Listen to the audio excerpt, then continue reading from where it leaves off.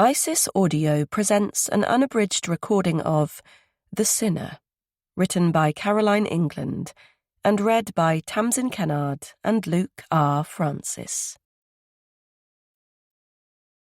The Manchester Crematorium. Another coffin, another crematorium, another grieving crowd. Sometimes it feels as though I'm surrounded by death, but aren't we all? Industrial accidents, car crashes, drownings, ill health, old age, earthquakes, ethnic cleansing, executions, tsunamis. They buzz all around us on the radio, in newspapers, on the internet and TV. Background noise. Faces here are like that, listening to the grief in the air but not really hearing, paying their respects but not engaging in sorrow. Friends of friends, neighbours, work colleagues, hangers-on. It's not personal for them. Or maybe they're bewildered first-timers who haven't been here before, haven't felt that slam of gutting emotion we try to keep hidden. Because we're in a public place, and we're too bloody scared or embarrassed to let it all out. But when you've already been there, it brings it all back. The real thing. God, I hate funerals. A stupid thing to say, who doesn't? Yet it is cathartic on many levels. Respect for the dead, a final goodbye, continuity and hope for the living, an acknowledgement that one's relative was loved, a celebration of their life. Or maybe just the nailed-down confirmation that the bastard is dead. Chapter 1. New Year's Eve. Cordelia. Perched in my usual pew, I watch the tall, handsome and impressive vicar move to his lectern, smooth back his shock of thick hair, and take a deep breath before speaking. "Sisters, brothers, family," he begins, his voice echoey in the red sandstone church. He gestures to the 40 or so parishioners who comprise his regular flock. "Thank you all for joining me tonight. Admittedly, it's late for the little ones, but what better reason than to welcome in a brand new year?" He smiles at the line of his front row ladies. "And to kneel in prayer, joining in unity to celebrate the glory of the Lord, to catch God's heart and ask him that the new year will be one of opportunity and transformation for ourselves and our community, to mend broken lives and work together for each other. To say thank you to God for all our blessings, the many good things he has offered us this year, the friendship, the healing, the fraternity, the love." His expression more grave, he lifts his arms to the 19th century stained glass window above him. "To confess our sins in penitence and faith." Though Abby is squashed between us, I hear Harriet's intake of air. My mother-in-law has never committed a sin, unless one counts gluttony, greed, and sloth. Berating myself for such an unkind thought, I revert to my husband's eloquent tones. "In the name of the Father, and of the Son, and of the Holy Spirit. Amen. The Lord Jesus Christ be with you, and also with you. Let us pray." Mindful of the disabled and the elderly, Vincent doesn't insist on actual kneeling, but out of habit I do, and I drift as the prayers waft over me. I'm eventually brought back by my daughter's elbow. "Mum," she hisses, "don't be embarrassing. It's nearly time." "Sorry," I reply, quickly scrabbling to my feet at her usual reprimand. The 6 bell ringers head for the tower door. Tonight they are here to chime in new beginnings. 13 years ago, I was one of them, fervent and joyous, my eyes on my heavily pregnant stomach and thanking the Lord for his blessings. Blinking the memory away, I smile as Vincent approaches. He cups Abby in one arm and me in the other, then pecks the tops of our heads. "My family," he says. "I am one blessed man." He bends to Harriet's powdery cheek and plants a kiss. "Made complete by my dearest mother." He reverts to his congregation and grins. "I hope you are all wearing your hats, gloves, and scarves. It's somewhat nippy outside, but once we're accustomed to the chill, we'll breathe in the night air, watch the bells as they peal out their joyful chimes from the tower, and pray." His elderly ladies pull up their collars and nod enthusiastically. And though the younger generation look a little dubious, as ever, Vincent's persuasion and enthusiasm are hard to deny. "A few words before we brave the weather," he says. He glances at me with the secret smile he gave to me in this very spot 2 decades ago. "On New Year's Eve, groups of church bell ringers gather all over the world to pray, reflect, and ring in the new year, so we are participating in a long tradition. At the great turning point of In Memoriam, Tennyson's wonderful exploration of time and eternity, mortality and resurrection, doubt and faith, come his famous and beautiful lines, which begin," he clears his throat, "Ring out, wild bells, to the wild sky." It concludes, and do forgive me if I misremember a line, "Ring in the valiant man and free, the larger heart, the kindlier hand. Ring out the darkness of the land, ring in the Christ that is to be." As Harriet leads the enthusiastic clapping, her latest best chum whispers loudly in her ear, "Your son is a marvellous orator, isn't he? How he finds the time to write such exquisite, meaningful sermons and speeches, I'll never know." He takes a theatrical bow. "Thank you, Monica. Your appreciation makes it all the more worthwhile." He signals to the arched doorway. "Onward to our local benefactor's resting place in the graveyard." I rotate to take Abby's arm, but she's already slotted it through her daddy's. Feeling the usual tiny stab at their 2-person club, I smile at the mostly female throng and motion for them to go ahead. Bringing up the rear, I wonder what my prayers, or perhaps my contemplation or wishes or hopes, might be this year. There's no point asking for what has already been firmly declined, both by God and my husband. "Dee!" Hearing my big sister's voice, I stop and turn. She slides to a standstill on the icy path. "Bloody hell, I thought I'd missed it." Looking edgy and alternative despite the bobble hat, she catches her breath. "Happy New Year, Dee Dee. Well, almost." "And to you." I look over her shoulder. "No Brit? She's fast asleep." "Oh, of course. There was no need to trek out into the cold this year." Mary raises her dark eyebrows. "And miss all the fun?" She squints at the parish ladies circling Vincent. "Warmed by purple perm adoration, eh? Now I know why our debonair rector doesn't need a coat." I chuckle despite myself. "Mary, anyhow," she quickly continues, before I can admonish her. "It's nearly time to call our little bro." It is the one time we're guaranteed Ed will answer his mobile. Wherever he happens to be, he'll always pick up to wish me and Mary a happy new year, just after UK midnight. The thought of my beach bum brother brings a genuine grin. All for one, and one for all. Mary wraps her arms around me. "Always, even if the silly sod is on the other side of the world." As the bells start their knell, I sniff. Ed is the one musketeer who managed to escape. Chapter 2. New Year's Day. Cordelia. Though Harriet hasn't yet lifted a finger to help, I've been putting out food and replacing platters, filling glasses and flushing the downstairs loo since 3 o'clock. "So sorry. Like everything else in this cherished vicarage, it's as old as the hills," Vincent says to Mrs. Craven this time. Slipping his arm around my waist, he kisses my forehead. "Would you do the honours, darling? I know it's a chore, but we will get it fixed, I promise." He reverts to his audience. "I've no idea how my beautiful wife does it, but she has the technique. It must be her fair hands." Mrs. Craven pats my arm.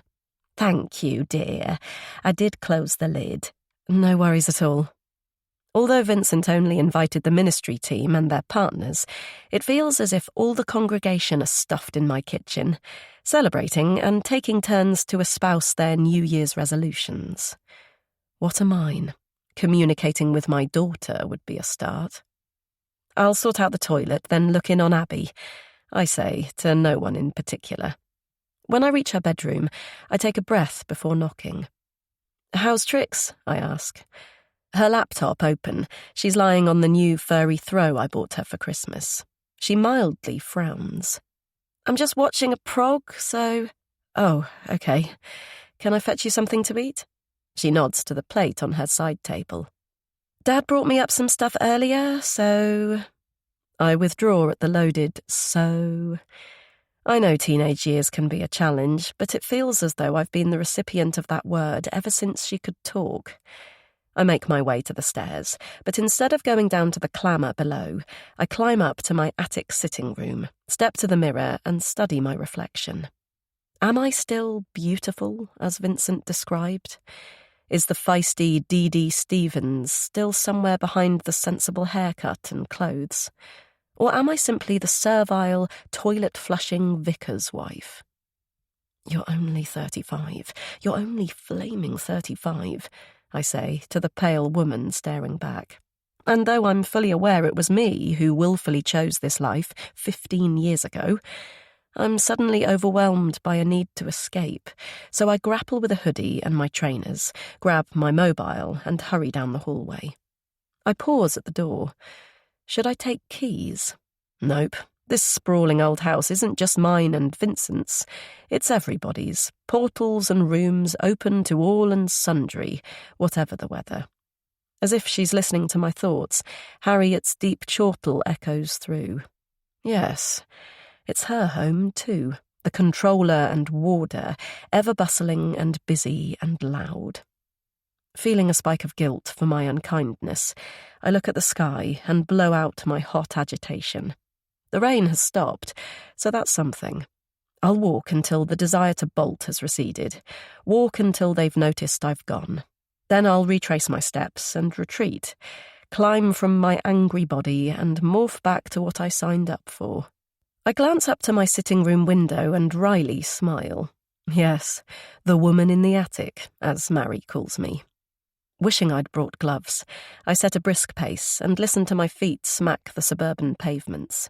Save for the flash and twinkle of Christmas lights, the dusky streets are still, the handsome Victorian houses seemingly empty and quiet. If only mine was too, I mutter out loud. Yet I know that isn't fair. A vocation's a vocation. Even at the tender age of 20 I knew that, and I really have nothing to complain about. I'm married to a good man who looks after me, a husband who went beyond the call of duty when I desperately needed him to. Pushing that thought away, I hunker against the fine drizzle, shove my hands in my pockets, and continue to tromp. Will either Vincent or Abby have noticed my absence? And why do I have the paradoxical need for them to? I chuckle to myself. Mary would have a theory. My psychologist big sister always does, even if at times she gets too close to the bone with her analysis of the relationship between me and our dad. Not that there is or has been a bond between us for many years. The rainfall abruptly full pelt, I take in my bearings and spot a covered bus shelter opposite. Though a car is approaching, there's time to sprint over, so I splash through the puddles. But when I reach the other side, I realise my mobile has fallen from my pocket. Snapping around, I scan the tarmac and see it glint in the path of the oncoming vehicle. My phone is the one thing that only I have sole access to, including my kitchen, my lounge, my bedroom, my books, even the flaming bathroom, not to mention my husband. So I lift my palm in a halt sign and step onto the road. Surely the motorist will see me and slow down. But the blinding full beam and shrill blare of a horn tell me otherwise, and before I can react, my feet have gone from beneath me and I'm thudding heavily to the ground. Winded and shocked, I stay frozen for moments, but when I finally glance around, there's no vehicle and no one else, just the steady rain still lashing down. Good God, the driver didn't stop. Sure, I was at fault, yet it wasn't as though he or she didn't notice me. The ringing in my ears and flashing shapes in my vision are evidence of that. I slowly hitch to the curb and test fingers and toes. Though my pulse is galloping, I'm actually okay. The bonnet caught my side and nothing feels broken. I'll have a bruised buttock and grazed palms, but I'll live. I rock forwards to stand, but my legs refuse to comply. Then my heart follows suit, thrashing as if to burst through my chest, so I lower my head and gently talk to myself like I used to. Breathe, Dee. Just focus on breathing. In and out. In and out. A shadow, then a voice penetrates my nauseous fug. "Hello?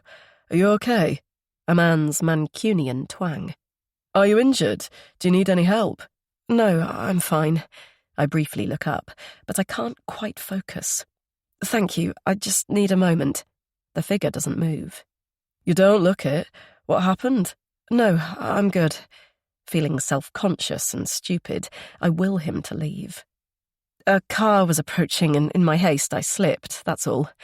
I'm just catching my breath." "Can I help you up?" "No, thanks. I'll do it in a minute." I suck in air. Thank goodness I didn't puke. That would be mortifying. It's still teeming, though, the rain like small spikes on my skin. "You'll get wet," I manage. "I'm really okay. Don't let me stop you going on your way." Sound filters through, the hum of a stationary car, presumably this man's. But when I squint through the squall, I see he's parked on the very spot where my phone fell. He follows my gaze. "What's the matter?" I sniff back the need to cry. "I think you've just run over my mobile." "Have I?" Squatting on his haunches, he peers beneath his vehicle and pulls out my treasure, which he rubs on his jeans. "You're lucky. It looks fine. Nothing appears broken." Handing it over, he frowns. "How about you?" I awkwardly laugh. Lucky, I'm not. I ran out of that several years ago. "All good, thanks. Well, except my pride." He eyes me a little strangely. "Pride? Yes, that can take a while to heal, if ever." Seeming to notice the downpour, he gestures to his car. "Do you want a lift home?" I do, preferably one that transports me directly from here into the privacy of my sitting room. But this man is a stranger, and it'd be too embarrassing to ask for a ride to the vicarage, of all places. Should I call Vincent and ask him to fetch me? No, I can't risk a throwback to those days when he thought I'd completely lost it, though in truth I had. Besides, he's been drinking all day. "Or you can borrow a brolly." The man's voice breaks into my thoughts. He looks vaguely familiar. Do I know him from somewhere? "Thank you." I quickly consider what to do. The rain has seeped through to my skin, and my hot flush has been replaced by icy shivering. This 30-something guy seems okay. "Thank you, that's kind of you. If you don't mind your car seat getting wet." Then picturing the millions of carriers in the boot of Vincent's Volvo. "If you have a plastic bag, I could sit on it." He laughs. "We're cool." He offers his palm. Though taking it feels strangely intimate, my limbs have solidified and a dull ache has set in. "Thanks," I say, as he hefts me towards him. For a beat and another, he observes me intently, then releases my hand and climbs into his car. When I've done the same, he tosses me a towel from a kit bag behind him. "So, where are we going?" Distracted by my mobile, I don't reply. There's no message or text from either Vincent or Abby. "Sorry, what was that?" "Do you want to go straight home or have a quick drink to dry off?" His chiselled features are softened by an easy white grin.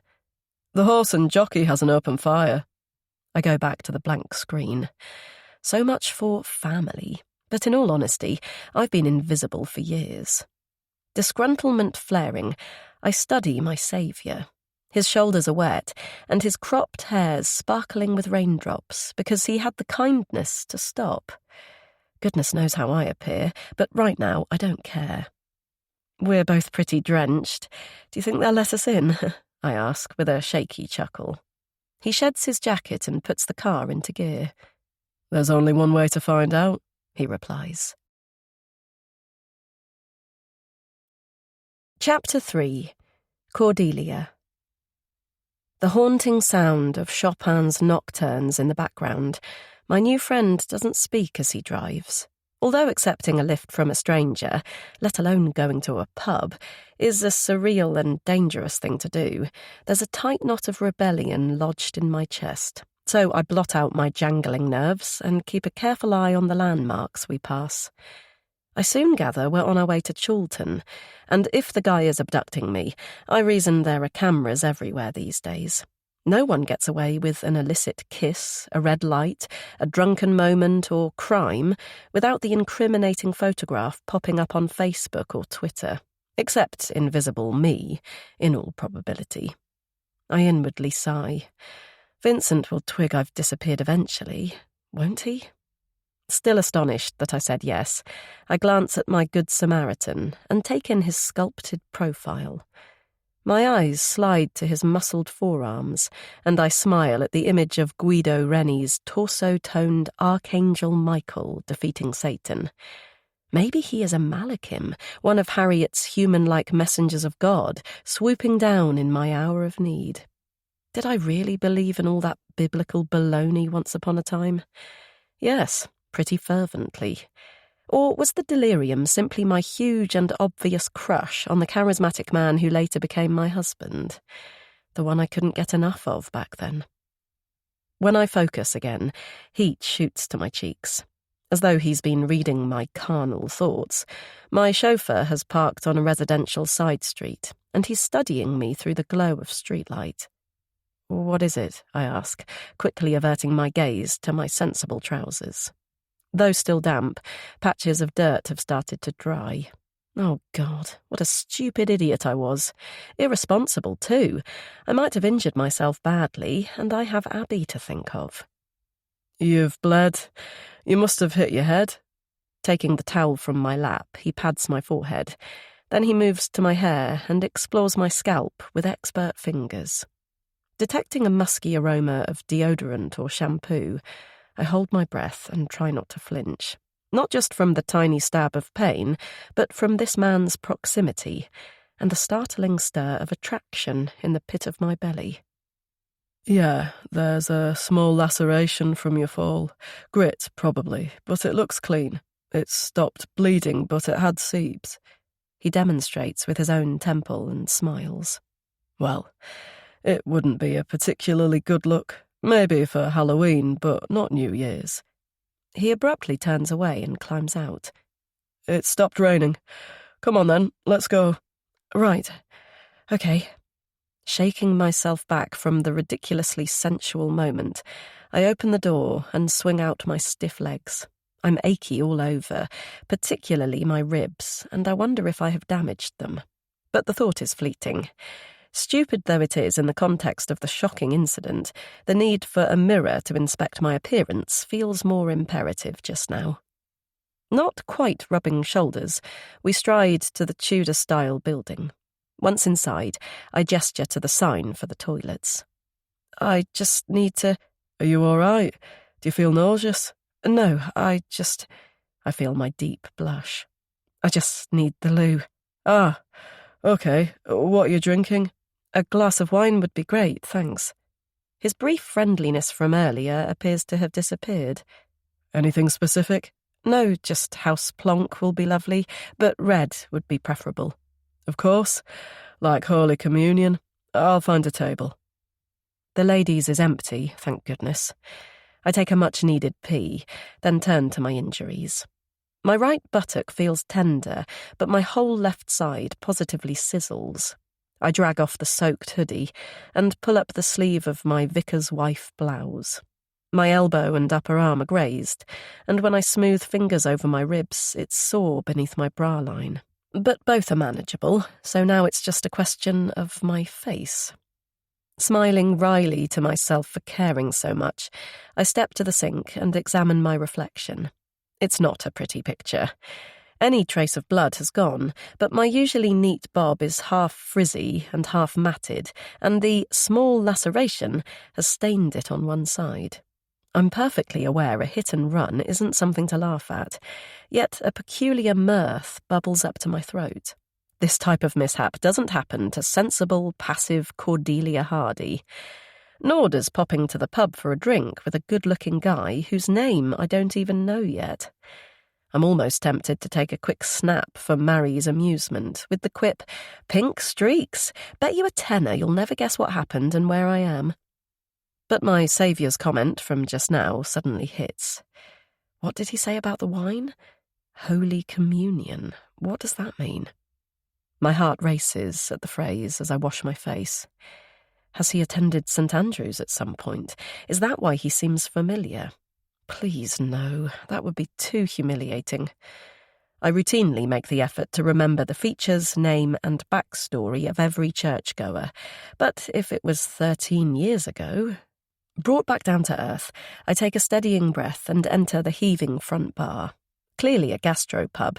The lounge is chock-a-block with diners, but there's no sign of him.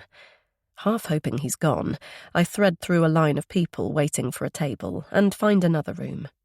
Will I even recognise the guy? Well, yes. Fairly tall and lithe, dark hair and stubble, striking green eyes and those muscled arms. I spot him near the open fire as promised, but as I gaze, another thought occurs.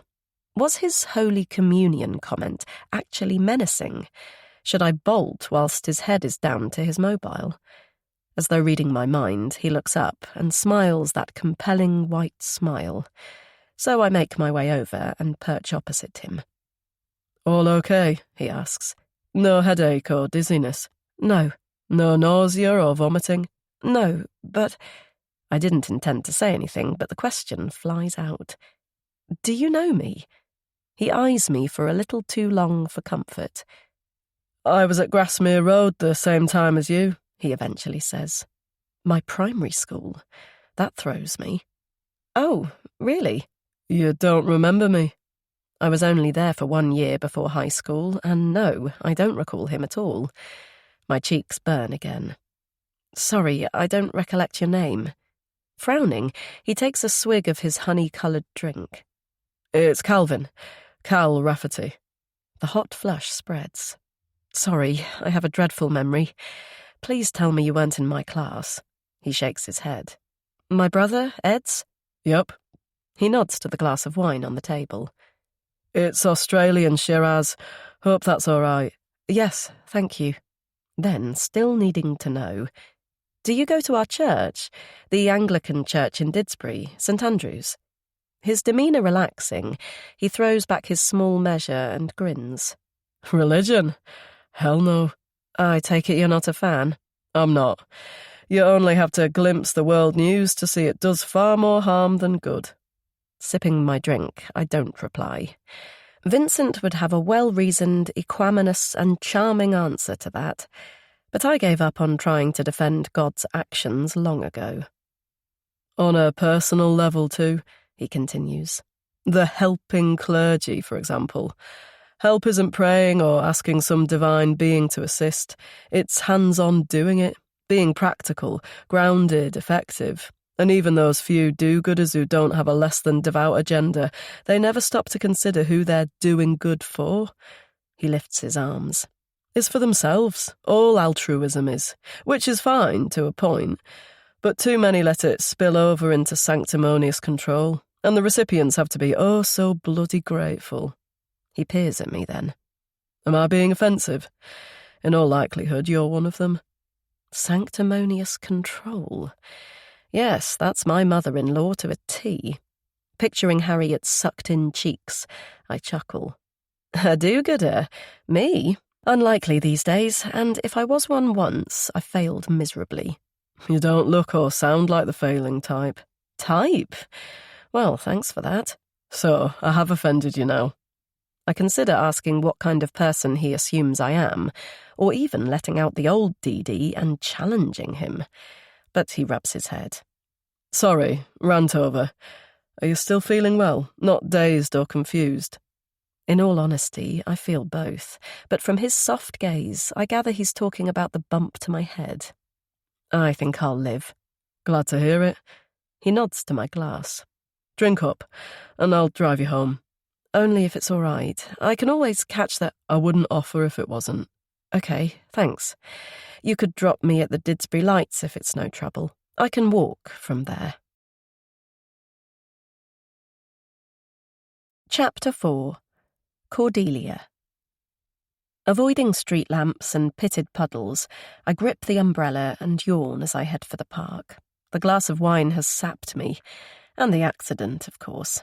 A hit-and-run driver a mile or so away from my sheltered middle-class village. It's shocking, but illusory. Despite my injuries, it seems dreamlike and long ago. Then there's my bizarre diversion home. That feels more tangible and real, slightly wild and exciting too, if I'm honest. Not that I am honest. Me and Vincent threw it out of the window long ago. I pull my thoughts back to Calvin Rafferty. Cal. Didsbury Lights if it's no trouble. I sigh at my own words. Why do I always do that? Humble, apologetic and hesitant, instead of just thanks. He dropped me at the intersection as asked, but as I waited to cross, he wound down the window and called me. Dee Dee, it's raining. Take this, he said. It felt strange to hear my childhood name on his lips. Except for Mary and Ed, everyone calls me Cordelia these days. Shaking the spark of something away, I close the umbrella and turn into the driveway of the large ramshackle vicarage, allegedly my home. Taking a deep breath, I hop up the steps and reach for the handle. Has anyone noticed my absence, or even locked me out? But as the door swings open, a cacophony of sounds and smells greet me. The roast we had yesterday, the mouldy, dank aroma I've never managed to vanquish, the heady smell of Harriet's hair lacquer, and her shrill voice. Should I say hello? It might be fun to witness the shocked expressions of Team St. Andrews. Yet outwardly I'm no longer deranged. I'm dry, and the blood was erased by that impenetrable stranger who seemed to swing between indifference and anger and tenderness. Deciding it best to show my face, I drag a brush through my hair and pop my head around the kitchen jamb. His flushed hairline a telltale sign that he has imbibed plenty, Vincent is surrounded by a fresh bunch of parishioners, hanging on to his every word. Darling, he says, calling me over. Have you met Jacqueline Carmichael? I'm persuading her to join us. A new year, a new church family. Convince her, Cordelia. Jacqueline titters. I think you've already done that, Reverend. She offers me her hand. Lovely to meet you, Cordelia. What a thoroughly charming husband you have. He's been singing your praises, and you are indeed very beautiful. A jolt of guilt hits my belly. That's very kind, thank you. I duly chat to Jacqueline about St. Andrews, and Vincent's undoubted achievements over the years. Then he takes me to one side. Are you having a lovely time, darling? More partygoers, which is wonderful, but I think we're running short of nibbles and so on. Any more of where that delicious bruschetta came from? I'll see what I can rustle up. Marvellous. I'd be lost without you. Are you coping, dear? Her ears ever hound-like, Harriet has bustled forward to join us. If you need any help whatsoever, Cordelia, I'll just be over there, listening to poor Monica's woes. Vincent squeezes his mother's arm. A stalwart as always. He pecks me on the forehead. Thank you, darling. Then gesturing towards the hallway with a theatrical grimace. And when you have a moment, could you do the honours with the downstairs loo? Unsure if the image it invokes is hilarious or tragic, I swallow back my mixed emotions and nod. Of course. Chopped tomatoes and nibbles first, then I'll get right to it. Chapter 5. Calvin. Breathing in the chilly night, Cal hops up his front steps and glances at the moody sky. The heavy rain has stopped, but a smatter of wet splashes his cheeks. Fine hail? Even snow? Not the latter, he hopes. Too many painful memories from childhood come with a downfall. And on a more practical level, Mancunians can't cope with even a small covering. There'll be slips, falls and accidents, gridlock on the roads. He and his colleagues are busy enough as it is, so it won't be a good start to the month. Cooking aromas from next door pierce the keen air. Tonight it's an intoxicating blend he can't quite grasp. The family are a recent addition to his long row of Victorian terraces, Indeed, his neighbours in general change pretty frequently. But Cal likes the nomadic and eclectic mix in his street. He welcomes the privacy. Sure, he says hello and exchanges a few pleasantries when he sees any of them, but intimacy isn't required. And that is just perfect. Not bothering with lights, he saunters to the kitchen, sloshes an inch of brandy into a tumbler and ambles to the lounge. He flops back on the settee and absently watches the sleet tap his bay window. What a night. The God Squad, do-gooders, religion, and stunning D.D. Stevens. During that tumultuous year at school and beyond, she never gave him so much as a second glance. He throws back the sharp nectar and grimaces. Well, she has now. Chapter 6. Mariana. Mary is completely awake. Why she went to bed at 11:30, she doesn't know. It isn't that early by most people's standards, but she's always been a night owl, which is why it's a bugger that her employment is mostly 9 to 5. Watching the shadows on the ceiling, she tries a different mindset. Come on, Mary. Look at tonight's sleeplessness as a good thing. Clear your head and think of strategies for your patients. With an effort, she shifts her troublesome thoughts to her appointments next week. In fairness, she loves her job. The desire to interpret and study human behaviour was there from an early age, wanting to climb in other people's souls, see what makes them tick, and ultimately help them from themselves. It's just a shame she's never quite understood her own feelings and failings, or been able to help herself, especially now, with these churning, jumbling emotions which plague her every night. She turns to her partner and softly combs the blonde hair from her forehead. Her skin is as smooth and shiny as an apple's. Then there's her perfect nose and those full, inviting lips. Bubbly and chatty when they get into bed, Brit always drops off the moment she pulls down her eye mask, gliding as effortlessly through sleep as she does sentience. Mary sighs and rolls away. Her smiley, beautiful Brit. She felt a shocking thwack of attraction the moment she fell into her glorious wake over a year ago now. It's still there, each moment, every day. Is that why she feels so bloody insecure and jealous? She puffs out a stream of trapped air. Yes, Mariana Stevens, the tenacious, confident woman who rarely worried about anything, is fearful now. Starting at the sudden peal of her mobile, she snatches it up and peers at the screen. Abby? Why on earth is her niece calling at this time? Abby, she says quietly. 1 minute. She slips from the mattress, heads to the bathroom and sits on the loo. Abby, are you still there? She asks, tugging on her robe. Yeah, I'm here. Are you okay? Is your mum okay? That's why I'm calling. Abby's posh voice sounds thin and slightly whiny, but that's expected when one has just turned 15. Whilst Mary and her siblings didn't have the questionable benefits of a private education, she was pretty peevish herself at that age. That or bloody bolshy, and not just as a teenager. What's up? She asks. Her niece audibly takes a big breath. It isn't unusual for her to moan about her mum. On the one hand, Mary feels a little disloyal. Dee is her younger sister, after all. But on the other, Abby needs to sound off from time to time, and that's far preferable to bottling it up, which is precisely what Dee does, what she's always done. And whilst Abby's complaints are mostly petty adolescent angst, they all arise from Dee's ridiculous downtrodden passivity. It drives Mary bonkers, too.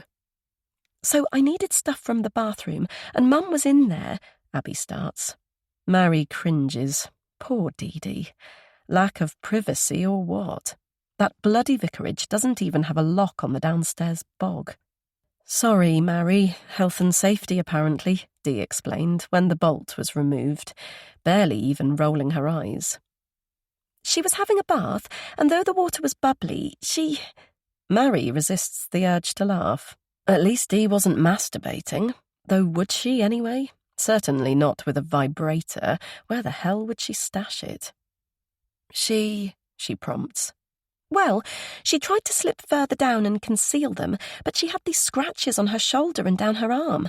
I mean, that's weird, isn't it? All she does is hide away and read books in the loft. Where did they come from? Mary straightens. What kind of scratches? Not cuts like that. I'd have said if they were. Okay, glad to hear it. What did they look like then? Grazes, I suppose. That does seem a little odd. Did you ask her? Of course not. I just left the room, but I couldn't get to sleep for thinking about it. Mary snorts to herself. Communication, or rather lack of it. Same old story she hears every day. I'm sure she'd tell you if you asked. No, she wouldn't. She'd just say it was nothing. She mimics her mum's voice. Nothing for you to worry about, love. Her tone becomes derisory.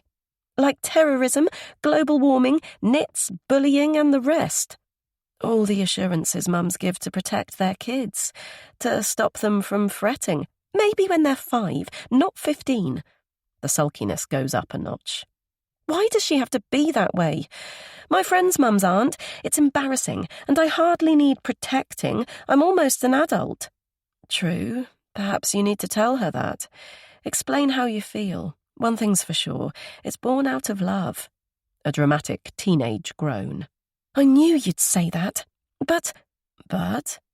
Do you think she's okay? I do, Abby, honestly.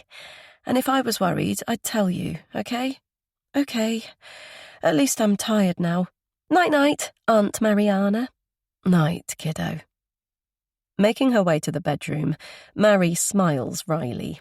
That child is far too like her. She called her Aunt Mariana to wind her up. But she likes her vitality and humorous defiance. She wants her to be a strident and strong young woman like she was. She abruptly stops at the door. A figure is sitting at the end of her bed. It's not Brit, but Mary's mum, Felicity. Though dead 14 years, she turns and smiles softly.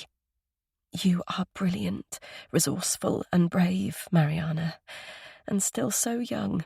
You can reach the very top. Don't let anyone or anything hold you back. Mary blinks her mother and the familiar words away. Yes, the spirited woman Mariana Stevens once was. Her eyes slide to her sleeping lover. Where the bloody hell has she gone? Chapter 7. Cordelia. Hello, Vincent. You're looking particularly dapper today. Thank you, Mariana. A compliment from you always brightens the hour. Cordelia is having a well-earned rest in her padded cell. Lovely sitting room, I feel, is a more apt description. Right you are, Vinny. Mary's conversation with Vincent floats up to my attic snug. Moments later, she appears in person. Those flaming stairs creak more each time I come up. She rakes back her tousled mass of dark hair. Tell me you have something to drink. I'm parched. Silently wincing, I stand from the sofa. The grazes have stopped stinging, but my top ribs seem to have worsened. When I peer in the mirror to examine them, I expect to see a massive bruise beneath my bra, but nothing has appeared. It's disappointing in a weird way, but good too. What on earth would I say to Vincent if he happened to notice before bed? I have red wine, tea or coffee. If you want white, you have to brave the kitchen. Bloody hell, hot drinks. Mary turns and squints at the sideboard. Praise be, it's a miracle. You've finally bought a kettle for up here. I chuckle. It was a Christmas present to myself. Just don't tell Harriet or any of Vinny's harem. Yes, Team Harem. It even rhymes. It looked as though there were half a dozen downstairs even now. She glances at her watch. Don't they have homes to go to? It seems not. What are you having? Mary flops down on the sofa. I'm tempted to go for the white wine just to ruffle a few feathers, but I can't be asked to track down again. Red, a large glass, please. I smile in anticipation. Red wine. Every time I feel a twinge of discomfort, it reminds me of my New Year's Day adventure. I swing from disbelief, guilt, and embarrassment to a sense of danger, but there's excitement too. And in truth, my dull daily routine has been lifted by the prospect of unravelling all these emotions with Mary, the one person I can confide in. I pour us both a glass and take a big breath. Guess what happened? Mary speaks at the same time. Sorry I'm later than planned. Viola called and I couldn't get rid of her. Tensing at the mention of my half-sister's name, I fall quiet and sip my drink. She's trying to get Dad into a home, poor sod. Or rather, Jilly Witch is. One fall when he was a bit pissed, and the bloody woman is determined to get him under lock and key. I already knew about it, though, as Dad got in first by ringing me. She raises her eyebrows. You'll know what his first words were. How sharper than a serpent's tooth it is to have a thankless child. She pauses. Oh, come on, Dee. Even you can see the humour in that. Or satire, perhaps. I study my fingernails. There was nothing remotely funny about the shocking discovery that our father had a mistress and a baby on the way. Though years have slipped by, I haven't spoken to him since. Mary peers at me. Come on, Dee, you're 35. You can't just put your hands over your ears and not listen, or pretend Dad and Jilly don't exist. And it isn't poor Viola's fault she was born. Her features crease into the usual concern. Bottling it up isn't good for you. You know that. I'm fine, thanks, Mariana. Are you, though? Dad made a choice, a crappy one for all of us, but you've let it rule your life for too long now. Rule my life's a pretty strong statement. I'm happy. I have a daughter and a husband who's so busy selling God to his parishioners and showing off that he's never here for you. Heat spreading in my chest, I don't reply. Mary does this straight-talking analysis from time to time. I know she wants the best for me, but I wish she'd just stop. Look, I'm not saying Vincent is a bad guy, but let's face it, you were on the rebound when you met him. Rebound? From what? From Dad, of course. Mary sighs and takes my hand. Look, I know you don't like to speak about it, but you'd been his special girl for 14 years. You were certain of his adoration. You must have felt, well, dumped, I imagine. A memory flashes in of Dad cowering away from me. Needing to diffuse the rising panic, I smooth the worn arm of the sofa. Very technically put. Can we talk about something else, please? The discovery that he wasn't who you'd thought was debilitating. It left a gaping, confusing hole, so you went for the opposite. Security, stability, and control. The ready-made family of the church. It was perfectly understandable, but you were, well, still pretty young when Vincent took you under his... Enough, Mary. I don't know what's eating you today, but you have no idea how I feel, or felt, about anything, so tell me then, Dee.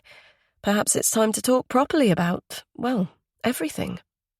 Though I grit my teeth, my anger flies out. It seems to me you're doing all the talking, and actually you're just being a bitch. Clearly surprised, Mary jolts back.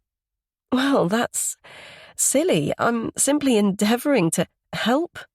Identifying a liberating fury, I stand. Let's try it on you then, shall we?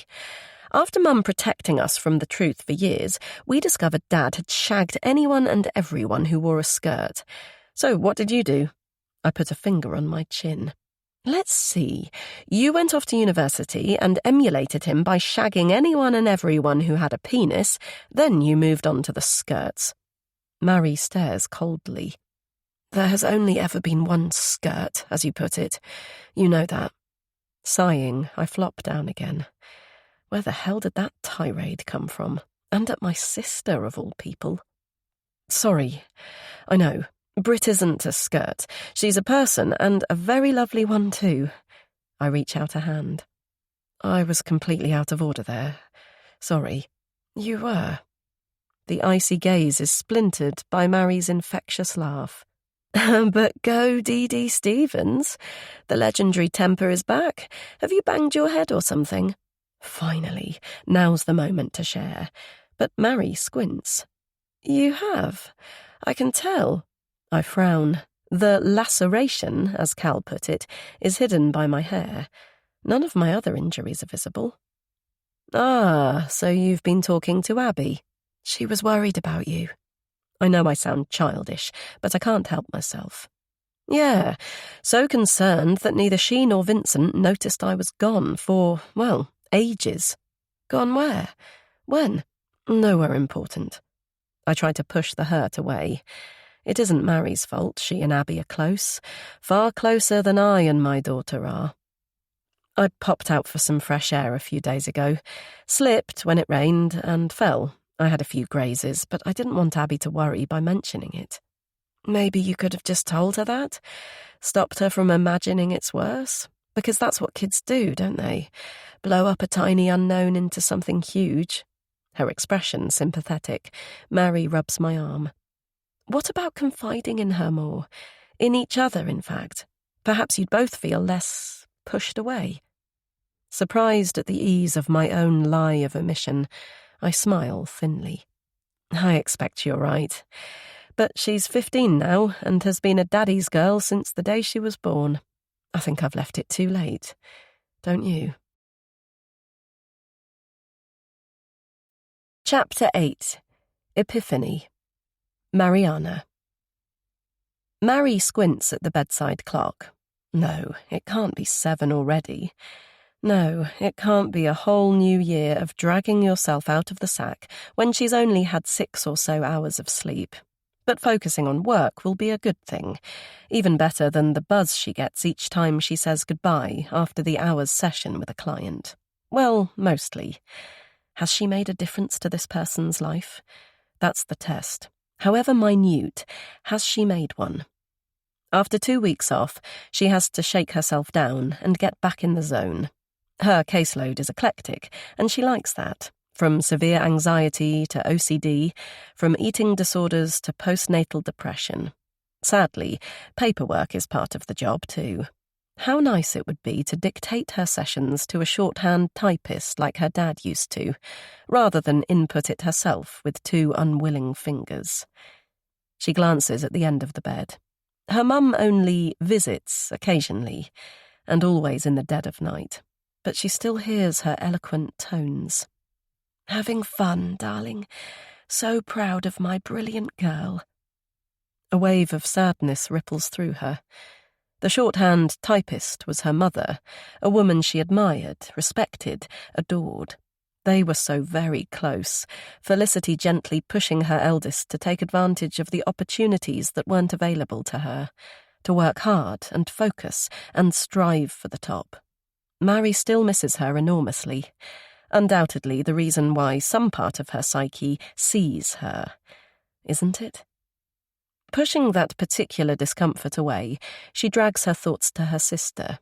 Dee's relationship with Felicity was more distant, like the one she has with Abby. Over the years, she's tried to persuade her to talk to a therapist, but she has always politely declined, which is why Mary attempts to do it herself now and then. Of course, she's too close, and Dee is too clamped, so they are generally bungled and angsty. But parental behavioural traits are a funny old quandary.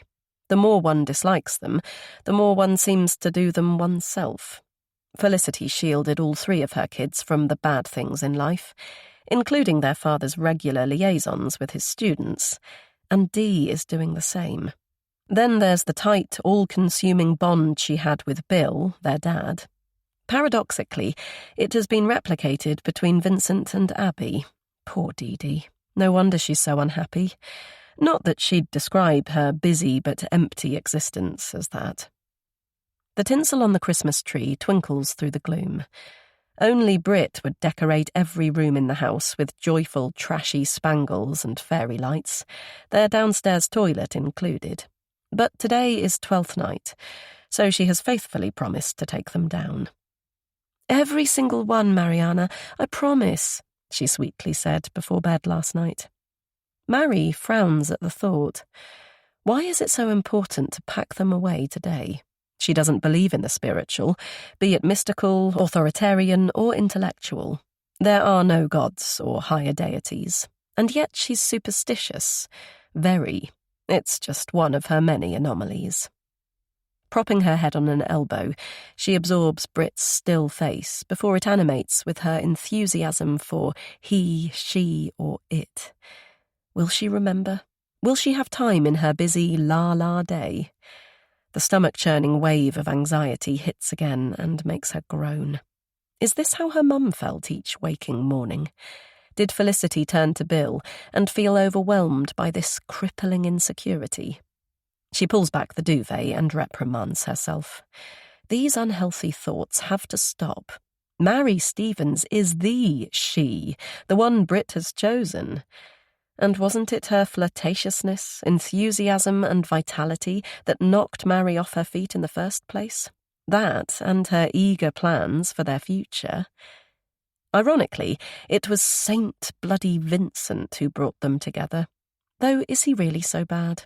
She might even like Vinny in another life. If he wasn't her brother-in-law, if he didn't consume and control her sister's life, if he wasn't such a smug king in his castle with his team minions buzzing around him like flies. Yet, in fairness, he excels as the village rector. In Church of England terms, he's incredibly progressive with diversity and inclusivity, including the lesbian and gay community, which is how she met the love of her life. Another thing she didn't believe in before now. As though reading her thoughts, Brit stirs. She pulls off her eye mask and squints. "Oh, Mariana, you're back at work today. I'll miss you," she mumbles. Then, when Mary doesn't reply, her tone a little sulky, "You're meant to say you'll miss me too." Mary gazes for a beat. She wants to say, "No, you won't. You'll be so busy and smiley and making everyone feel special, you won't give me a second's thought." But she isn't a psychologist for nothing, so instead she leans forward and pecks those lips lightly. "Christmas decorations, please. Don't forget." "I won't. It's too cold to venture out anyway. Phone me at lunchtime. I might need a treat to make up for you abandoning me." Maybe." Brit chuckles. "You know you will." Then, when Mary swings out her legs, "Hey, don't go before I give you a—" Catching Mary around the neck, she plants a lingering kiss on her lips. Though desire spreads through her body, Mary's mind is analytical. This woman is perfect. She doesn't even have morning breath. Or is it simply that she can't smell it, made senseless by love or desire, or by this? She gently rests her head on her lover's huge, pregnant belly. Yes, this incredible but wholly confusing gift? A baby, their baby, due in a short, anxiety-inducing 11 weeks. Chapter 9. Cordelia. I scoop up the late morning post from the doormat, move to the hall table and sort it into the usual piles. Junk mail, private and confidential for Vincent, even though Harriet opens it more often than not. Then the rest in a heap for me to sort out at my small desk in the attic room. I could do it down here in the office, but Harriet plants her ample behind on the leather chair and doesn't budge unless there are visitors, a team meeting, or her stomach demands it. Still, upstairs means I can escape from the telephone and the inevitable sniping from parishioners for a while, if Harriet deigns to answer it. The woman's deep tones now filter out from the kitchen. "I don't think an apology is appropriate when no offence was intended, Naya. The point is that I feel offended, which is why I'm here." The family's team leader arrived 10 minutes ago, and from what I have gleaned, discord is afoot within the hallows of the church squad. Per se, it's funny, something to quietly snigger about with Mary, but it'll come my way somehow, so it's best I go in and smooth the ruffled feathers. Her arms folded and expression truculent, Harriet's sitting at the table, and an equally angry-looking young woman is perched opposite. "Hi, Naya, how are you? Sorry to interrupt." I make for the kettle. "Can I get either of you ladies a tea or coffee?" "Case in point, Naya. Cordelia did a similar thing only last night, didn't you?" Harriet has a rare talent for turning the tables rather than simply saying sorry. Wondering how she'll do it this time, I glance over my shoulder. Oh, really? Yes, about seeking permission from the diocese before attaching a new roll of toilet paper. It's almost true, and Lou-related again, but she's clearly been eavesdropping on my conversations with Mary. That was just a joke with my sister, Harriet. Precisely! With a triumphant look, she goes back to poor Naya. There we have it, a little jest with no offence intended. I'm sure neither of us will be asking the vicar's wife to phone the Archbishop and apologise. Giving up the losing battle, Naya smiles thinly. No drink for me, thanks, Cordelia. I have a busy day. She scrapes back her chair. I'll let myself out. When the front door slams, a sizzle of irritation flares up at Harriet's self-satisfied expression. Naya was obviously upset about something. Is it so hard just to say sorry? Perhaps you should look at your own behaviour, Cordelia. Sorry? Mocking the church. That was a private call, Harriet. And not pulling your weight on any level, especially as a... Blocking out the usual rant, I stare at her wagging chin. She does this occasionally, espousing her general dissatisfaction with me as a daughter-in-law, a mother, a wife. A human being, too, or so it always feels. But only when her son is out of earshot. Even after all these years, it still hurts. I puff through the astonishing urge to shout in her face. I take it Vincent is on visits this morning, I say instead. Don't assume there's no gossip. I beg your pardon. People notice things and come to me. Oh, God. New Year's Day. I hold my breath. Noticed what? Your absence. When? At the team meetings, of course. The way you cherry-pick which you're apparently willing to attend. I'm there at every one, supporting my son. I let out the trapped air and pat her arm. There's no point saying that Vincent excused me from the gatherings many moons ago. Well done, you. I'll let you know when lunch is on the table. A sense of freedom enveloping me, I climb the stairs to my sitting room with a smile. For a sheer moment of panic, I thought I'd been seen in the car or the pub with my handsome archangel. Why the thought makes me feel exhilarated and alive, I really can't say. Chapter 10. Calvin. Cal throws down his house keys on the sideboard and rubs his face. God, he feels exhausted. The 6 to 6 daytime shift is usually okay, but he had a series of vivid sleep terrors last night, so he was knackered even before he began. He loves his job. He even likes navigating the traffic jams when every second counts, and the life and death situations are invigorating and rewarding. But the downside is that folk don't always appreciate interference in their lives. He's had verbal and physical abuse many times, and despite being twice the size of the guy, a homeless man tried to land him one today. Sighing, he stretches his stiff limbs. A shower, dinner, or something more immediate to relax him? Should he, though? He's managed to hold off smoking for 6 months, and even before that it wasn't worth the grief Sadie gave him. But she is long gone, and it would be good to escape the horrors of his nightmares which stayed with him all day. He trots down to the cellar, flicks on the fan heater and spends several moments rolling a perfectly cylindrical joint. But when he puts it to his lips, he remembers a conversation he had with the psychiatric nurse who occasionally travels with him in the rapid response vehicle. So, does the think of a happy place, memory or moment help? He asked her. As though reading his mind, she looked at him curiously. Yeah, it does. Are you okay? Want to talk? He so wished he could. Me? Nah. Now closing his eyes, he pictures the happy memory he's been mulling on for a month. The bustling schoolyard at break time. Waves of kids parting like the Red Sea as the Year Sixers swish by. Just the usual until... Wow, there she is. The new girl everyone's talking about. Tall, slim, and with beach blonde swinging hair, she sachets like a model. But the smile, what a smile, flashing directly at him. He lights up and inhales deeply. He was deluded, of course. The stunning beam wasn't reserved for him. He was a good-looking boy, sure, but a little younger than her.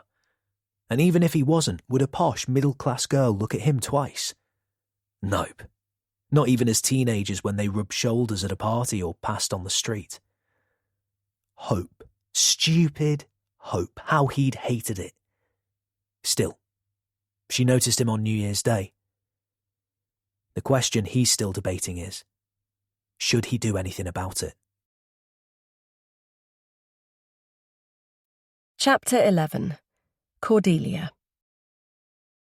Though nearly 2 weeks to go until the 14th, I study the Valentine's display at Tesco with a strange sense of wistfulness and regret. Parish duties dictate that we rarely dine out, but Vincent always buys me an elaborate greeting card and a showy bunch of flowers for the hall table. And, if I'm lucky, one of the vicar's wife blouses he's so keen on me wearing.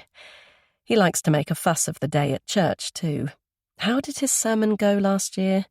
It started with an interesting historical resume about St. Valentine, then continued along the lines of, "The feast day of St. Valentine invites us to mark and acknowledge the all-loving God. He blesses those who love one another, whatever their background, their sexuality, their culture or creed. Let us love one another, for love comes from God. Love is the Lord." I pick out 2 cards. An affectionate but spiritual one for Vincent, and a silly one about the importance of hugging for Abby. She'll probably deride it, but it's just a bit of fun, and an oblique opportunity to tell her I love her. I sigh and amble on, dully throwing the usual toiletries in the trolley. Own-label shampoo and conditioner, bars of unperfumed soap, and whatever toothpaste and mouthwash is on offer. I choose a couple of actual brands for Abby, then put them back. I'll get it wrong, and anyway, she buys her own from the generous allowance Vincent gives her. At the sanitary protection shelving, I have to stop and breathe for a minute or 2. But I shake myself down, retrace my steps, and randomly select a pair of expensive skincare products, then move on with my list for the bi-weekly food shop. Finally, through the checkout, I politely thank the cashier and take the receipt, then smile at the security guard as I pass. The usual surge of relief hits when I inhale the fresh air. I've stolen 2 Olay facial items I'll probably never use. Why I occasionally do this, I don't really know. I sometimes bump into parishioners, and 1 or 2 of the staff recognise me as the vicar's wife. Is it simply for the tingling, heady taste of danger? Or does this need for a high go much deeper than that? Chapter 12. St. Valentine's Day. Cordelia. It's a relatively balmy evening, and the budding crocuses suggest early spring is on its way. I stretch my hamstrings and wonder how the flowers do it. Against the odds, they manage to push through the hard, hostile soil, then appear so delicate, serene, and sweet. If only my existence with Harriet was that easy. But at least I resisted the urge to retaliate for another verbal attack this morning. Sticks and stones and all that. Yet the words ineffective, lacking, hopeless do get to me, probably because they endorse how I feel about myself. Still, I'm trying to be positive. My New Year's expedition reminded me that getting out of the house makes a huge difference to my happiness. So I did make resolutions after all. A walk or a run every day is one. Not belting down the stairs each time the phone rings is another. Though the grazing is long gone, my top rib still feels uncomfortable at night. It's sort of pleasurable, if I'm honest, a small reminder that there's life beyond the 4 walls of the vicarage. I never did tell Mary about that surreal day. On reflection, even she wouldn't approve of my reckless disregard for my own safety, both in foolishly saving my phone and for accepting a lift from a stranger. But Cal isn't a stranger. He knows Ed.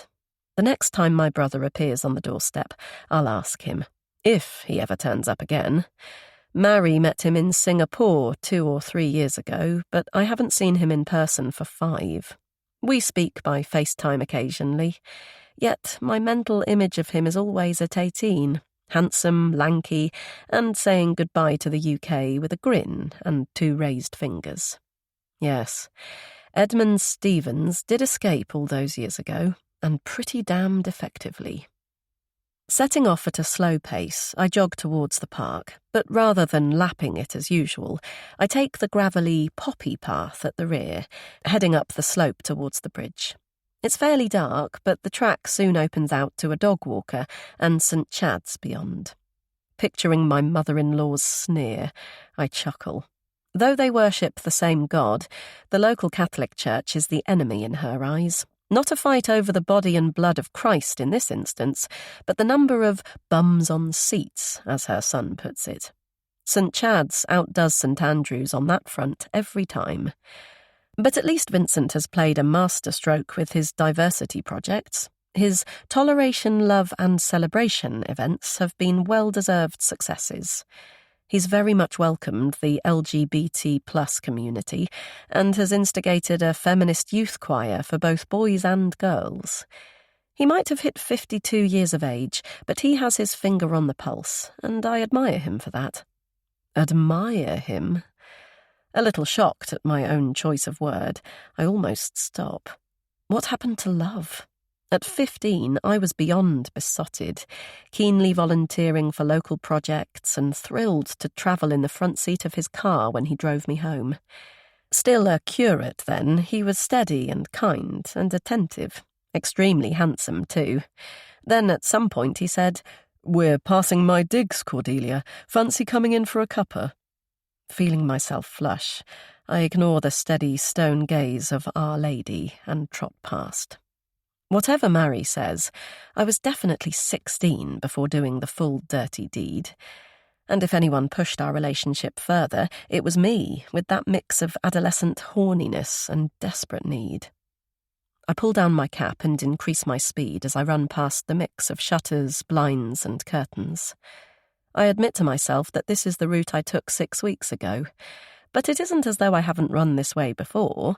It's my non-slushy route around the outskirts of the village, and though it isn't raining tonight, it's safer than the dense wooded paths in Fletcher Moss.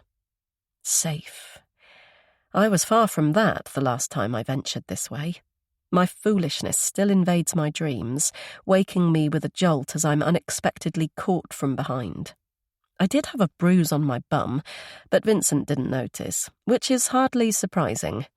Save from the rare occasions he forgets his caution, any intimacy between us passed long ago. Clocking every vehicle driving past, I listened to my own steady respiration. Was the offending vehicle silver in real life?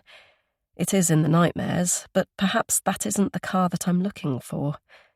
I check myself short. Oh God, Dee Dee, really? Even admitting it to myself is embarrassing.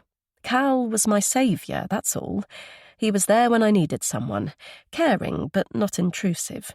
He sweetly gave me his umbrella, now hidden at the very back of my wardrobe. An excuse to get in touch and say thanks? But I don't have his number, he didn't offer it. Suddenly deflated, I halt and take in my surroundings. Hurling myself forward with some kind of vague optimism is one thing, but I have to schlep back. I tighten my hair elastic, replace the cap, and set off at a desultory jog the way I came. As I approach the bus shelter, I glance over the road. Almost past it, I look again, pull up to a stop, and turn. What the... Breathless, I stare for several moments. His fingers laced between his spread knees, a man is gazing back at me. He doesn't move, or smile, or lift a hand in greeting. Is it really him? That tingling sense of riskiness rising, I deeply inhale. Carry on towards home, or cross the road and say hi? But suppose it isn't him, or what if he blanks me? But if I'm honest, very honest, this is exactly what I hoped for after today's debacle with Harriet. Escape, excitement, and I'm bloody fed up of playing safe. Attempting to hide my nervous smile, I stride over. Cal, right? Yup. He hitches along the bench. Taking that as an invitation to sit, I squeeze into the small space beside him, then find myself prattling to fill the silence. No rain or speeding car today, thank goodness. God, why did that sound so plummy? It's really silly, but since then I feel nervous near roads. It's as though... He turns and studies me. As though what? As though my body might hurl itself in front of a car. You know, against my will. I laugh thinly. Sorry, I told you it was silly. Nope, not silly at all. It's a weird but fairly common experience after a scare like that. It's trauma. Even if your physical injuries aren't life-threatening, emotional and mental anguish happens. Trauma. Deep, paralysing trauma. I know about that. Needing to cry out of nowhere, I lower my head. Like post-traumatic stress disorder? Yes, exactly like that. Floating above thoughts of my precious boy, I stare at Cal's feet. What did my mum always say about men and first impressions? That one could assess them by their teeth and their shoes. This guy has a lovely white smile. As for footwear, do designer trainers count? Too used to hush puppies, I'm not in a position to judge. Vincent wears commando soles at gravesides to avoid slipping, and disrespectful though it is, the incongruous sight always makes me want to chortle, a surge of hilarity I have to quickly swallow. Cal bumps my shoulder with his. Interesting cap. Self-consciously, I touch it. Yes, stolen from some poor soul who left it at the vicarage. It's so no one recognises me, you know, from the parish. Otherwise I'll get stopped by the Purple Perm Brigade and assailed with the usual gripes, ailments, or... God, that sounds disloyal and horribly judgmental. I try for a quip.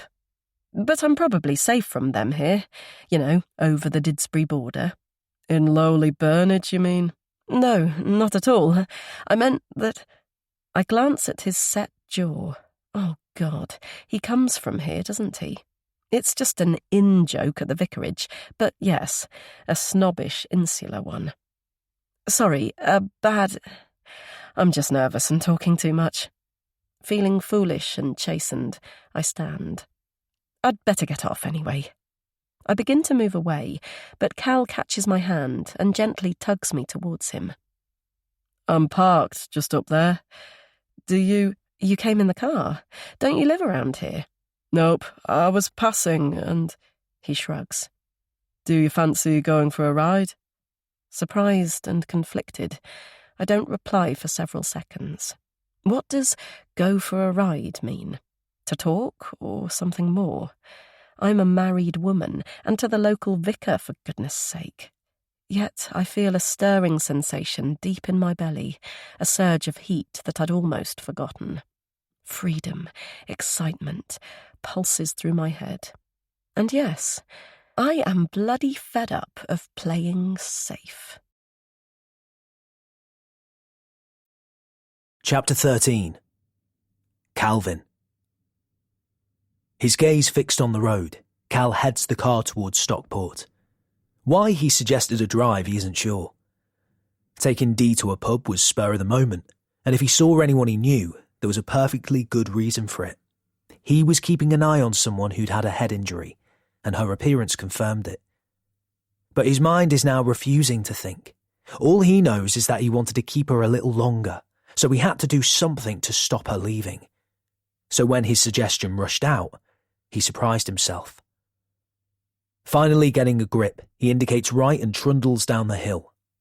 Though it's not far from his childhood home, he's never been down this road before, but he guesses it leads to the River Mersey. When he reaches a farm gate, he turns the car around and pulls up against the trees. Once the headlights dim, he turns to his companion. "Why were you out on New Year's Day?" he asks, breaking the silence.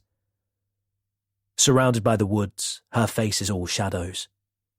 She studies her entwined fingers, then quickly glances at him before looking away. Escape, I suppose? Though she's even more beautiful than she was years ago, He struggles to reconcile this cowed woman with the girl he remembers. I assume there's a path nearby. Shall we walk? Sure. He spots a fenced track, lit by the slice of moon. Looks like this is the way down to the bank. Okay. They reach the dark riverside. Right or left? He asks. I don't mind. Their knuckles touching, they amble and hesitantly chat for a while. A scurrying sound filters up from the reeds. Dee chuckles. Is that a duck or a rat, do you think? Or a European otter, a watervole, an American mink, a beaver? She smiles. A river mammal specialist, eh? That's me, not just a pretty face. What do you do job-wise? Tending to head and other injuries, as it happens. Huh, I should have known. So... She takes a breath to ask more, but he speaks at the same time. Why did you need to escape? How long have you got? Then she frowns and presses her palm to her chest. From this, actually. Her heart. Wondering what she means, he looks at her quizzically, then realises she's shivering. It's a bloody cold night, and she's only wearing a running kit, so he unzips his puffer jacket and opens it. Climb in, he says. And she does, slipping her arms inside and reaching them around his back. He rests his chin on her silky hair and gazes at the glinting, winking ripples. She's so slim, so docile, so needy somehow. Thank you. It's just what I needed to warm me up. I'm glad to oblige. He finds himself planting a kiss on her head. No cuts you need me to check out today? Looking up, she smiles that stunning smile, and before he can stop himself, he leans in for a kiss. She pauses, wide-eyed, and just at the moment when he thinks he's made a humiliating mistake, her lips are on his and they're soft and pliant, yet energizing too. Then he's pulling her in, drawing her so close that it feels like they're one, deeply kissing and lost. Sheer desire pulses through him, burning his whole body. Christ, he's aroused and so hard, made all the more exquisite by her hand on his jeans, gently pressing his groin. But reality snaps in. He's told a barefaced lie and she's another man's wife. What the hell is he doing? Really, what the hell? Chapter 14. Mariana. So pleased it's Friday evening at last, Mary strolls up Clothorn Road and stops outside her handsome Edwardian home. Save for a crack of light through the window, it's in darkness. Drapes are a fairly new addition, chosen by Brit. Though she was only a few weeks into her pregnancy at the time, she'd pressed Mary's hand against her belly. Curtains will be much more cosy for this one. Prettier, too. We'll choose together. They hadn't, of course. Mary returned home from work one day and found the fabric, swags and pelmets in situ. But that's more her fault than Brit's. Rather than fight any losing battle, it's easier to step away. Not that there's ever a set to. Any conflict is entirely in Mary's head. Like now, like the past several months. She has to rid herself of the turmoil, and soon. Pulling out her mobile, she nods to herself. There's no time like the present. She types, "Just remembered I need to drop off something at Dee's." Will Brit have cooked dinner? Even a basic salad waiting in the fridge? She doubts it, but still. "Hope dinner can wait. See you in half an hour." Mary taps at the back door of the vicarage and waits. Harriet has already seen her through the kitchen window, so she must have failed the admission criteria. Nothing new there. She raps a little louder. Her cheeks predictably sucked in, the dragon opens up and peers over her glasses. "Evening, Harriet. Can I come in? We're about to sit down. I'll be as quiet as a—" "Mariana," Vincent appears, towering above his mother's shoulder. "How lovely to see you. Come in and join us for supper." His eyes sparkling, he gestures to a dish on the table. "We're sampling Mrs. Rankin's casserole. It smells delicious." Mary looks too. Unless the steam is coming from Harriet's nostrils, the grey-looking dish is definitely hot. Other than that, she has no idea what she's agreeing to. But Vincent is already pulling out the chair next to Dee's. Do sit next to my beautiful wife, Mariana. Can I tempt you to a glass of wine? I've opened a rather nice Malbec. You can indeed. Thank you. Good old Vinny. He's passable, really.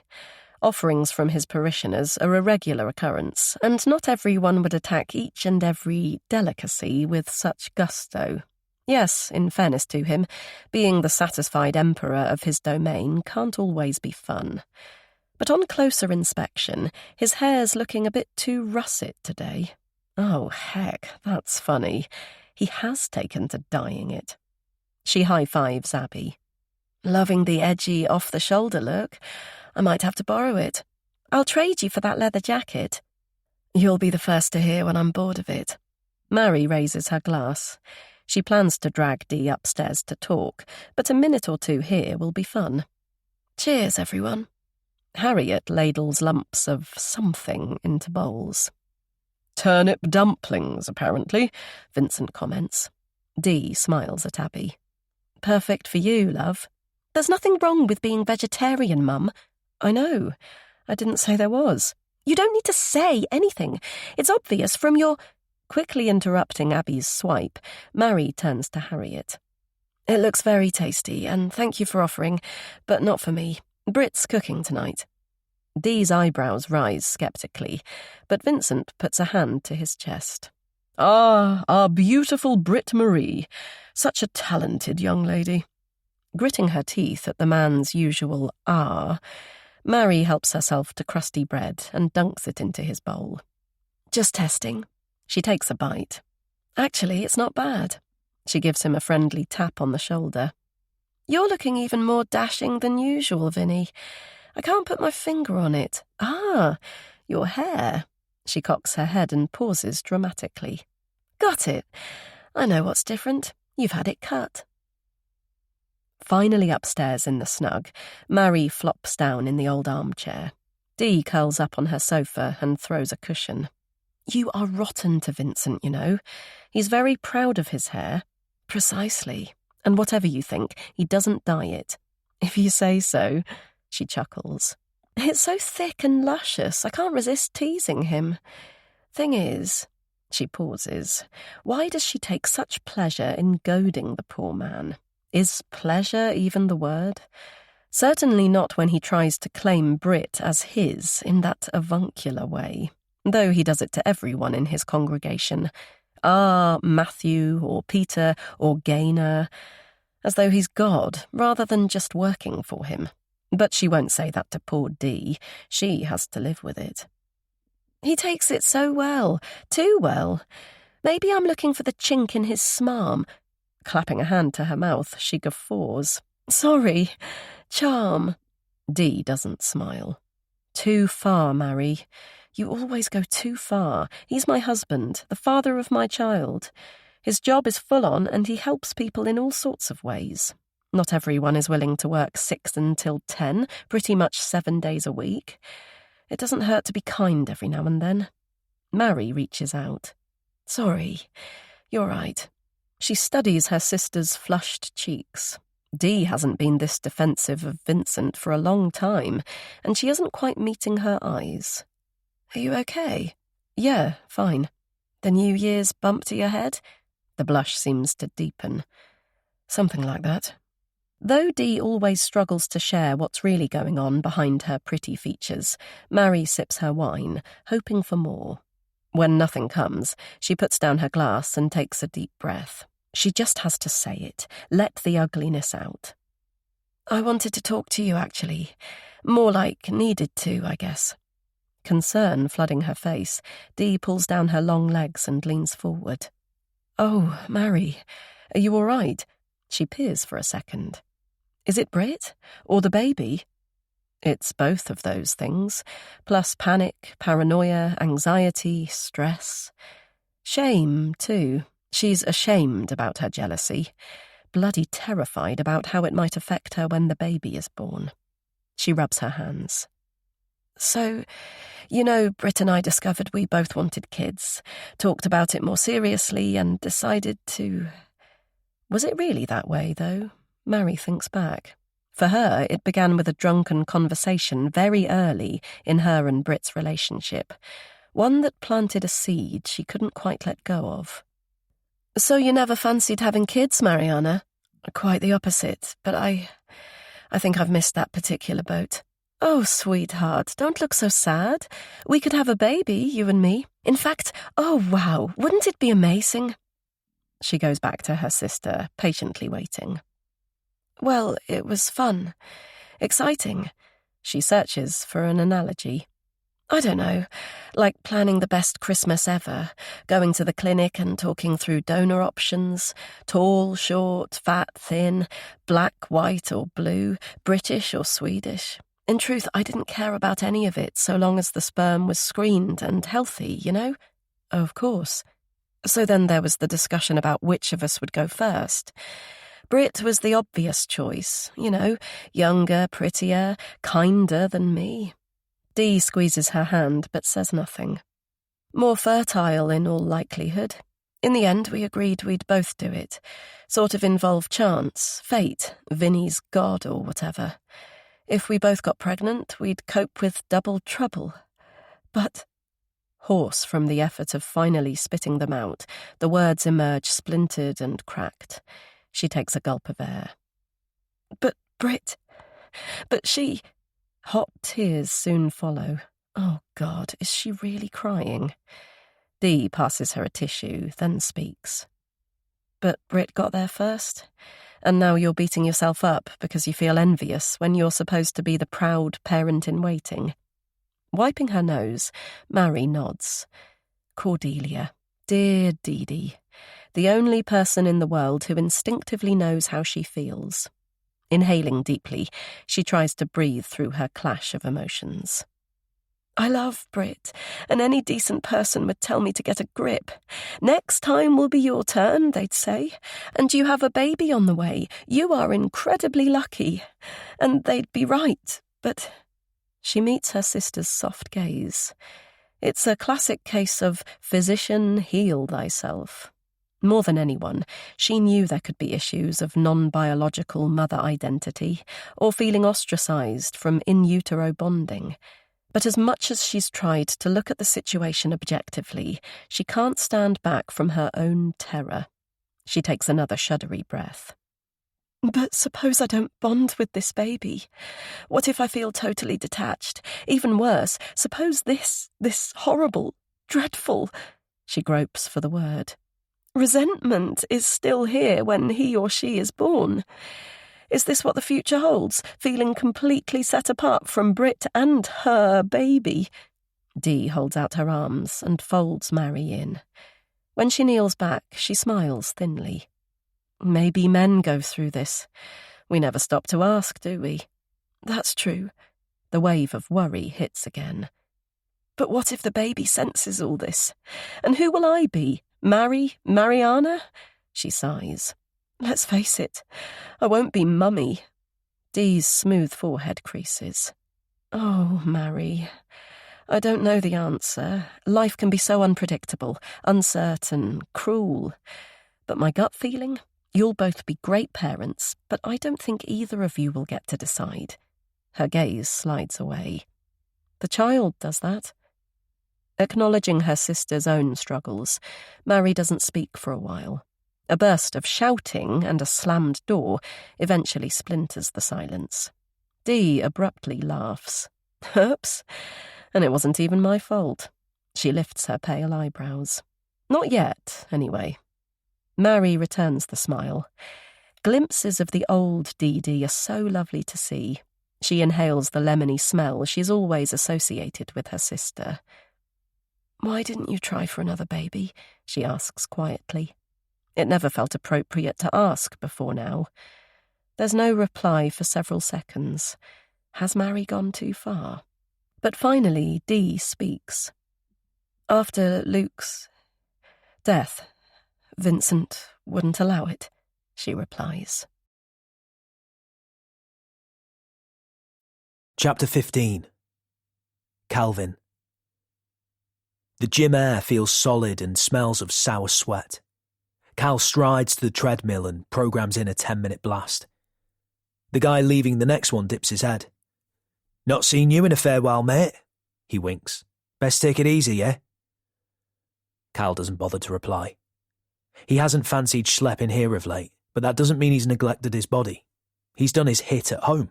Squats, lunges, push-ups, and a skipping rope is all that he's needed. He sets to work, running fast. Fat burning, muscle building, high-intensity interval training can work miracles, but you have to do it right. Less is more, which suits him and his long shifts. But if intensity training's going to work, then it needs to be, well, intense. When he's finished, he heads to the barbells. He'll do lunges, then squats, before moving on to the dumbbells. Then finish off with 2 sets of 15 dips, a total of 30 minutes without thought. Job done. Only today isn't without thought, is it? His mind has been buzzing since Monday evening. No, since the bloody New Year. And not just his head either. He's tried to focus on the dismissive, flaxen-haired girl from school, but the real woman has plagued him. What happened to the confidence which shone from her eyes? Even in the pub, she only met his fleetingly before looking away. Though determined to block her out, he still kicked himself for being, well, himself, he supposes. Not revealing too much. He should have asked for her number or put his in her phone. Finally, he gave in to temptation and drove home the same route he took that day. Trundled up Parswood Road, trying not to look too bloody obvious. No look until Monday. Her short ponytail peeping out from the back of her cap.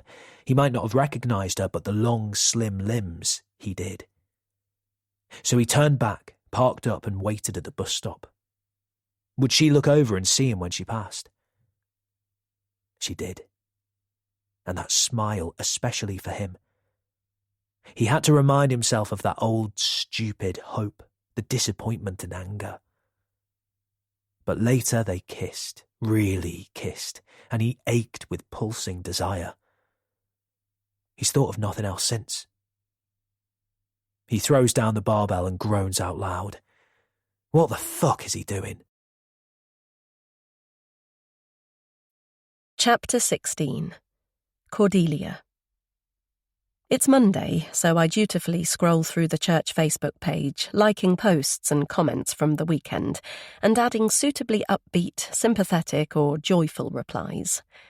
I stare at the yellowing water stain on the ceiling. What inspiring quote or helpful link can I post today?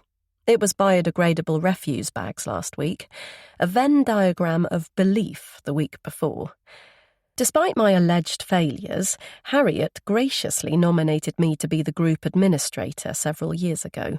Though she knows nothing about IT, she still inspects my efforts from time to time, complaining that I'm not sufficiently selective when allowing people to join. I wryly chuckle. As ever, Harriet hasn't quite grasped the meaning of inclusivity, even though the page banner sports that very word. And it isn't as though the world and his wife want to connect anyway. 4 poor souls this week, secretly hoping one has scandalous news or murderous intent. I've clicked accept for each one. Goodness, is this little spurt of defiant pleasure the best I can do to lift my day? I touch my lips. Actually, no, not by a long chalk, but I'm trying very hard not to think about that.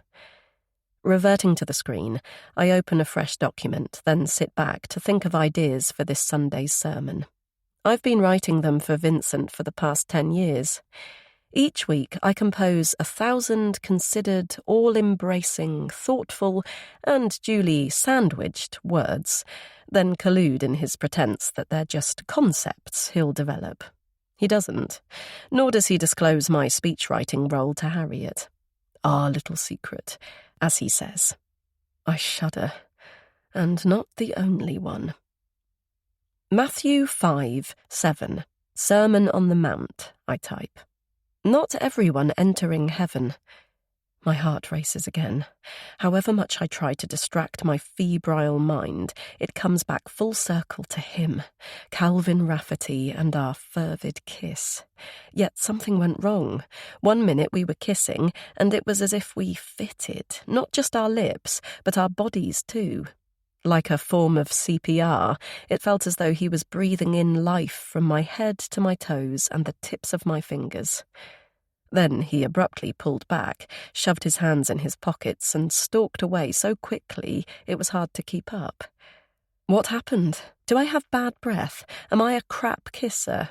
Did I say something to offend him? A loop back to our earlier conversation at the bus stop, perhaps? Or was it because I slid my hand to his groin? Oh, God, did I really do that? I blow out long and hard.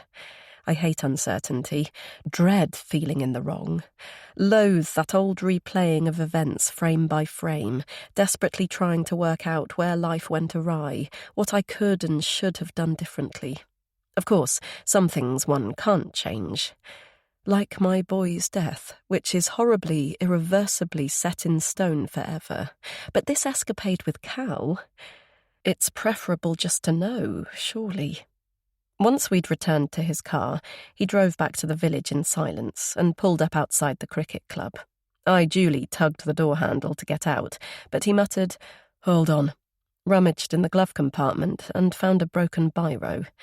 Then he handed me a business card and said, "Night then." My fingers slightly trembling, I now extract it from my running jacket pocket. The familiar yellow logo of a taxi firm is on one side and a barely legible number on the other. I chuck it on the desk. So he gave me his mobile number, but what on earth does it mean? Save for snogging boys at teenage parties, I've been with Vincent forever. I'm used to a dull but simple life. Do I want to get caught up in the intricacies of this, whatever this is? No, it's crazy. I'm the vicar's wife, for goodness sake.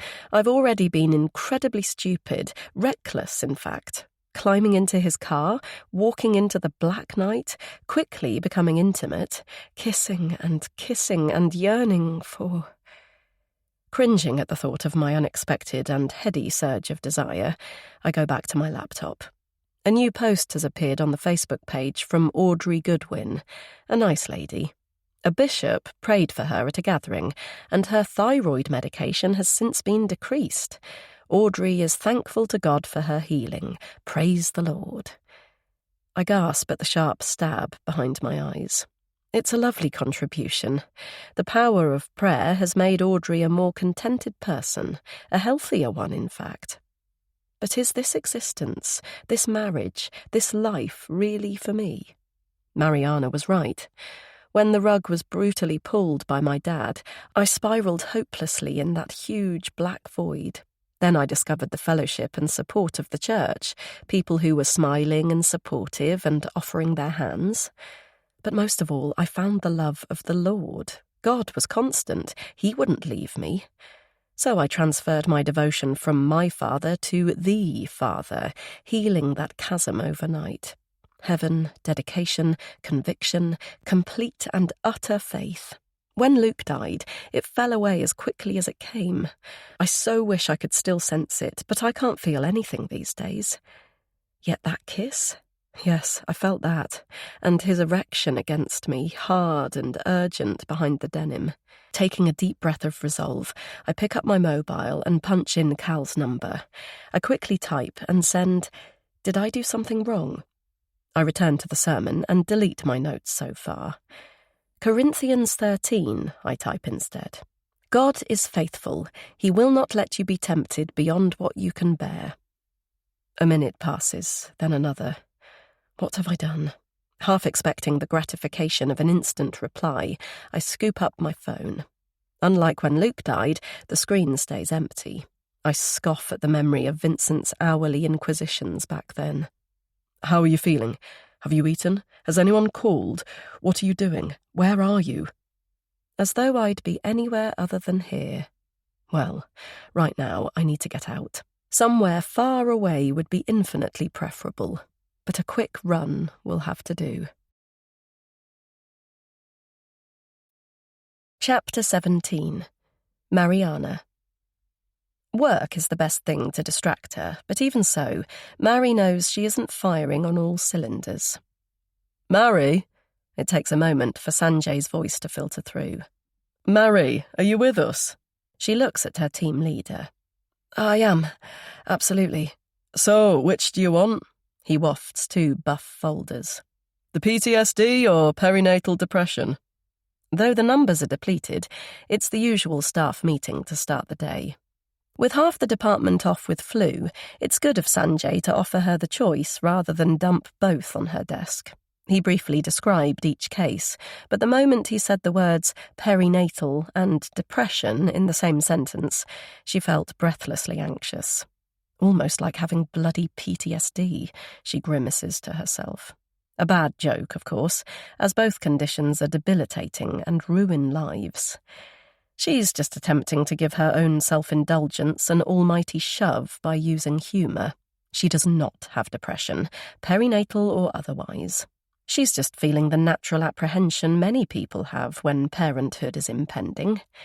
Still, she isn't in the right frame of mind to give that one her very best, so she opts for the other. She thrums her fingers on the cover. So this is the dad who just flipped 20-something years after failing to save his child from a house fire? Sanjay nods. Every parent's darkest nightmare. But at the time he just got on with life, picked himself up and carried on as usual. Until now. Mary sighs. Bottling it all up like her sister and brother, like their mother. And herself. She shared part of it with Dee, but not everything. Her abortion, for example. Because in truth, that's a vital ingredient of this whole jumbled, bloody emotional angst. But when she took a big breath to spit it out to her sister, Luke and his tragic, dreadful cot death at only 10 weeks loomed large. Though it was many moons earlier, she'd made a positive decision to terminate her baby, but Dee devastatingly lost hers for no reason whatsoever, so it felt wholly wrong to snivel about it now. And in retrospect, she feels rotten for raising it at all. Issues of babies and bonding must feel horribly close to the bone. Sanjay lifts his shaggy eyebrows. Yup, delayed onset PTSD. Delayed far longer than most, but it happens. How did it finally emerge? He freaked out in a restaurant. Badly. Threw plates, kicked chairs. It was his best mate's 60th birthday meal. He smiles thinly. Baked Alaska for Pud. Of all things, the flames brought it back. Mary's chest feels tight. Bloody hell. Poor guy. Just goes to show how we never really escape the past. And it's all the worse for not having dealt with it at the time. He sucks in air. As we always say, there's no scot-free. People kid themselves they've got away with it, but no one ever does. True. Very true. She swallows. Trauma, shame, sin, guilt, grief. And yes, regret or making the wrong call. When they're not eating you from inside, they're waiting around the corner, ready to make a tumultuous comeback. Chapter 18. Cordelia. Cordelia, hello. I didn't know you liked jogging. Goodness me, you're all skin and bone as it is, Cordelia. Don't wear yourself away completely. Cordelia, glad I've bumped into you. Could you give our dear rector a little nudge? I still haven't had a reply about my addition to the agenda. And the rest. As I head for Fletcher Moss, I tut to myself. A run is hardly a run when I'm stopped every 2 minutes.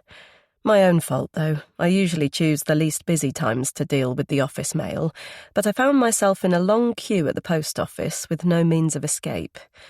The breeze buffeting my cheeks, I lope through the gates and pace past the tennis courts, pulling to a stop at the rockery to absorb the marching army of snowdrops.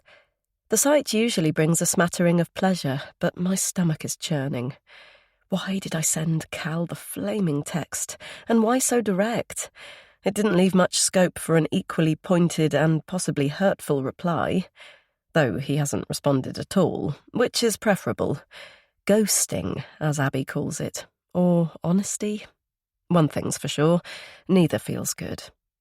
I set off again, trotting past the Alpine tea room and down the cobbled slope, taking care not to slip. Another fall won't look good. It'll have Mary peering at me in that mind-reading way again. But at least it isn't raining, and the plethora of winter grooves in the bushy path have been filled with sand, so that's good as well. Continuing my search for positives, I cross the boardwalk, its smooth decking a far cry from the previous rotten and rickety affair. When life was teenage perfect, me and my schoolmates came down here on summer evenings, the boys mucking around and making to push the girls in the swamp either side. But once my dad left, a towering version became part of my dreams. With his arms outstretched, he'd be at the far side, encouraging me over. Yet when I reached the middle, the slats were missing, and I'd jolt back to consciousness as I plunged. Passing a man with 3 dachshunds on their leads, I scramble up the slope, then puff along the worn path through the woods. I eye a huge upturned tree trunk, its viper's nest rhizomes slithering out, and wonder how something so firmly rooted can topple over. From being rotten, I suppose, but what damage it could do to innocent passers-by. A single magpie lands on the track, so I salute it, a habit passed on by my sister. I spot another and another, all alone. Why don't they clump together to give someone joy, a girl or a boy? The puddle ahead looks fairly shallow, so I splash on through it, but the freezing water soaks my trainers and saturates my socks. Typical, it was much deeper than I'd thought. My optimism completely annihilated by the plethora of allegories, or whatever the portents are, I hobble past the poplars and trudge back up the hill. Unsafe bridges, uprooted great oaks, profound pools, and soul magpies pretty much sum up my life. Still, there'll be useful parables for Vincent to eloquently elucidate at some point. And in truth, Cal's ghosting is probably for the best. No good will come of taking the fledgling, thing with him any further. Quickly bypassing the church, I cut through parsonage gardens. More snowdrops and crocuses wave, so I sit on a bench to admire them. Yes, accepting my lot and getting on with life is the way forward, and it's probably time to start preparing dinner. As though reading my thoughts, my phone rings. Harriet, of course, probably to complain I didn't fill out the form for day release from prison. With a sigh, I make to answer it, but a message flashes up on the screen. Oh, Lord, I didn't link his name to his number, but I'm sure that it's him. Breath stuck in my chest, I glance around. Only trees are leaning over my shoulder today. Well, I wanted to know, and now here it is. Half squinting, I poke the icon and read the short message. Nothing. Walk again soon? Chapter 19. Mariana. Mary isn't sure which she hates most, the bus or the tram. Right now, the carriage is packed so full that she can count the nostril hairs of the man to her left. The one to her right, with over-gelled hair, is composing a text with the little room he has. 2 thumbs, of course, unlike her with a long index finger. If you're there before me. It's you're, as in you are, she wants to correct him. Grammar police, like her mum. She peers again. Now her teeth are on edge. If you're there before me, grab a seat. Can't wait. The bus tomorrow, she promises herself. It takes far too long, but in general she finds somewhere to sit, even if it does involve squeezing between shopping-trolleyed pensioners, whose dull stares challenge her not to. The thought of oldies reminds her of her dad. Though the stylish charmer won't ever fit into the tartan bag category, and would stand to offer his seat, aided and abetted by his wife-witch Jilly, he seems more fragile each time she sees him. The aiding is precisely the trouble, in her view. Insisting on a stick and treating him like an invalid creates the very monster the woman wants gone. Or perhaps that's the plan. As he put it himself, though this be madness, yet there is method in't. He's probably right, the poor bugger. She wishes she could persuade Dee to see him. Even now, her sister is the first thing he inquires about. How is his little princess? Is she still with that insufferable prick? Dee Dee has always been their father's undisguised favourite. From time to time, Mary examines her own soul and asks herself if she was, or even is, jealous. Of course, Bill has Viola these days, but when he had only 3 kids, he never bothered to hide his adoration of one in particular. But that's just the way it was. She and Ed were close to their mum, so life evened out. Besides, examining her own soul is something she tries hard to avoid. Except when she's visited in the still, black night by her mother. It's inescapable then. A memory flashes in of her and Ed at 16 and 12. Ed splitting away from his mates and finally acknowledging his eldest sister on the last stretch of Clawthorne Road. Ribbing each other about hair. His fringe was so long he couldn't see where he was going. She'd gone for the opposite, having her long, dark locks cropped short, a reminder whenever she looked in the mirror that the next 2 years were for study, to get into Cambridge, and not for frivolous fun. But as the house came into sight, they stopped.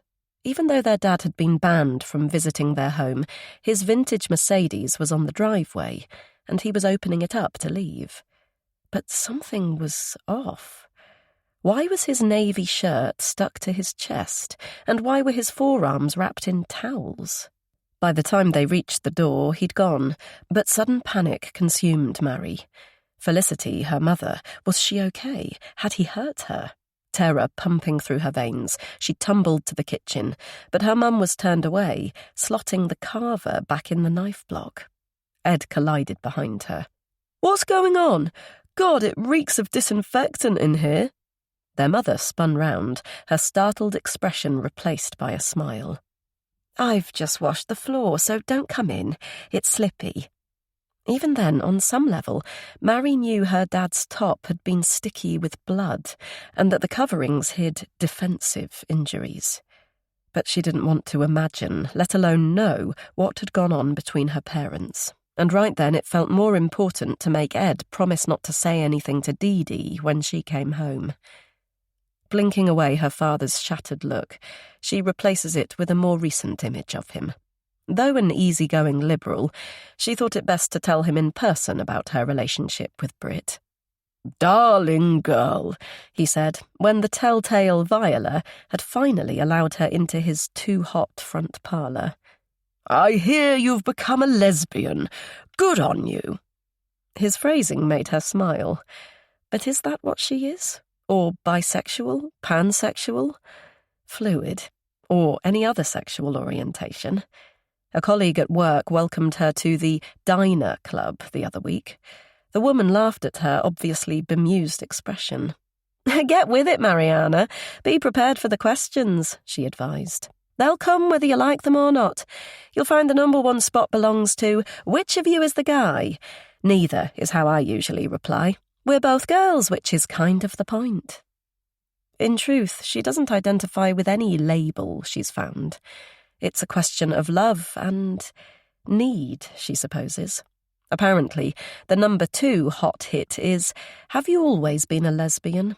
Her colleagues answer, "I was straight until I wasn't."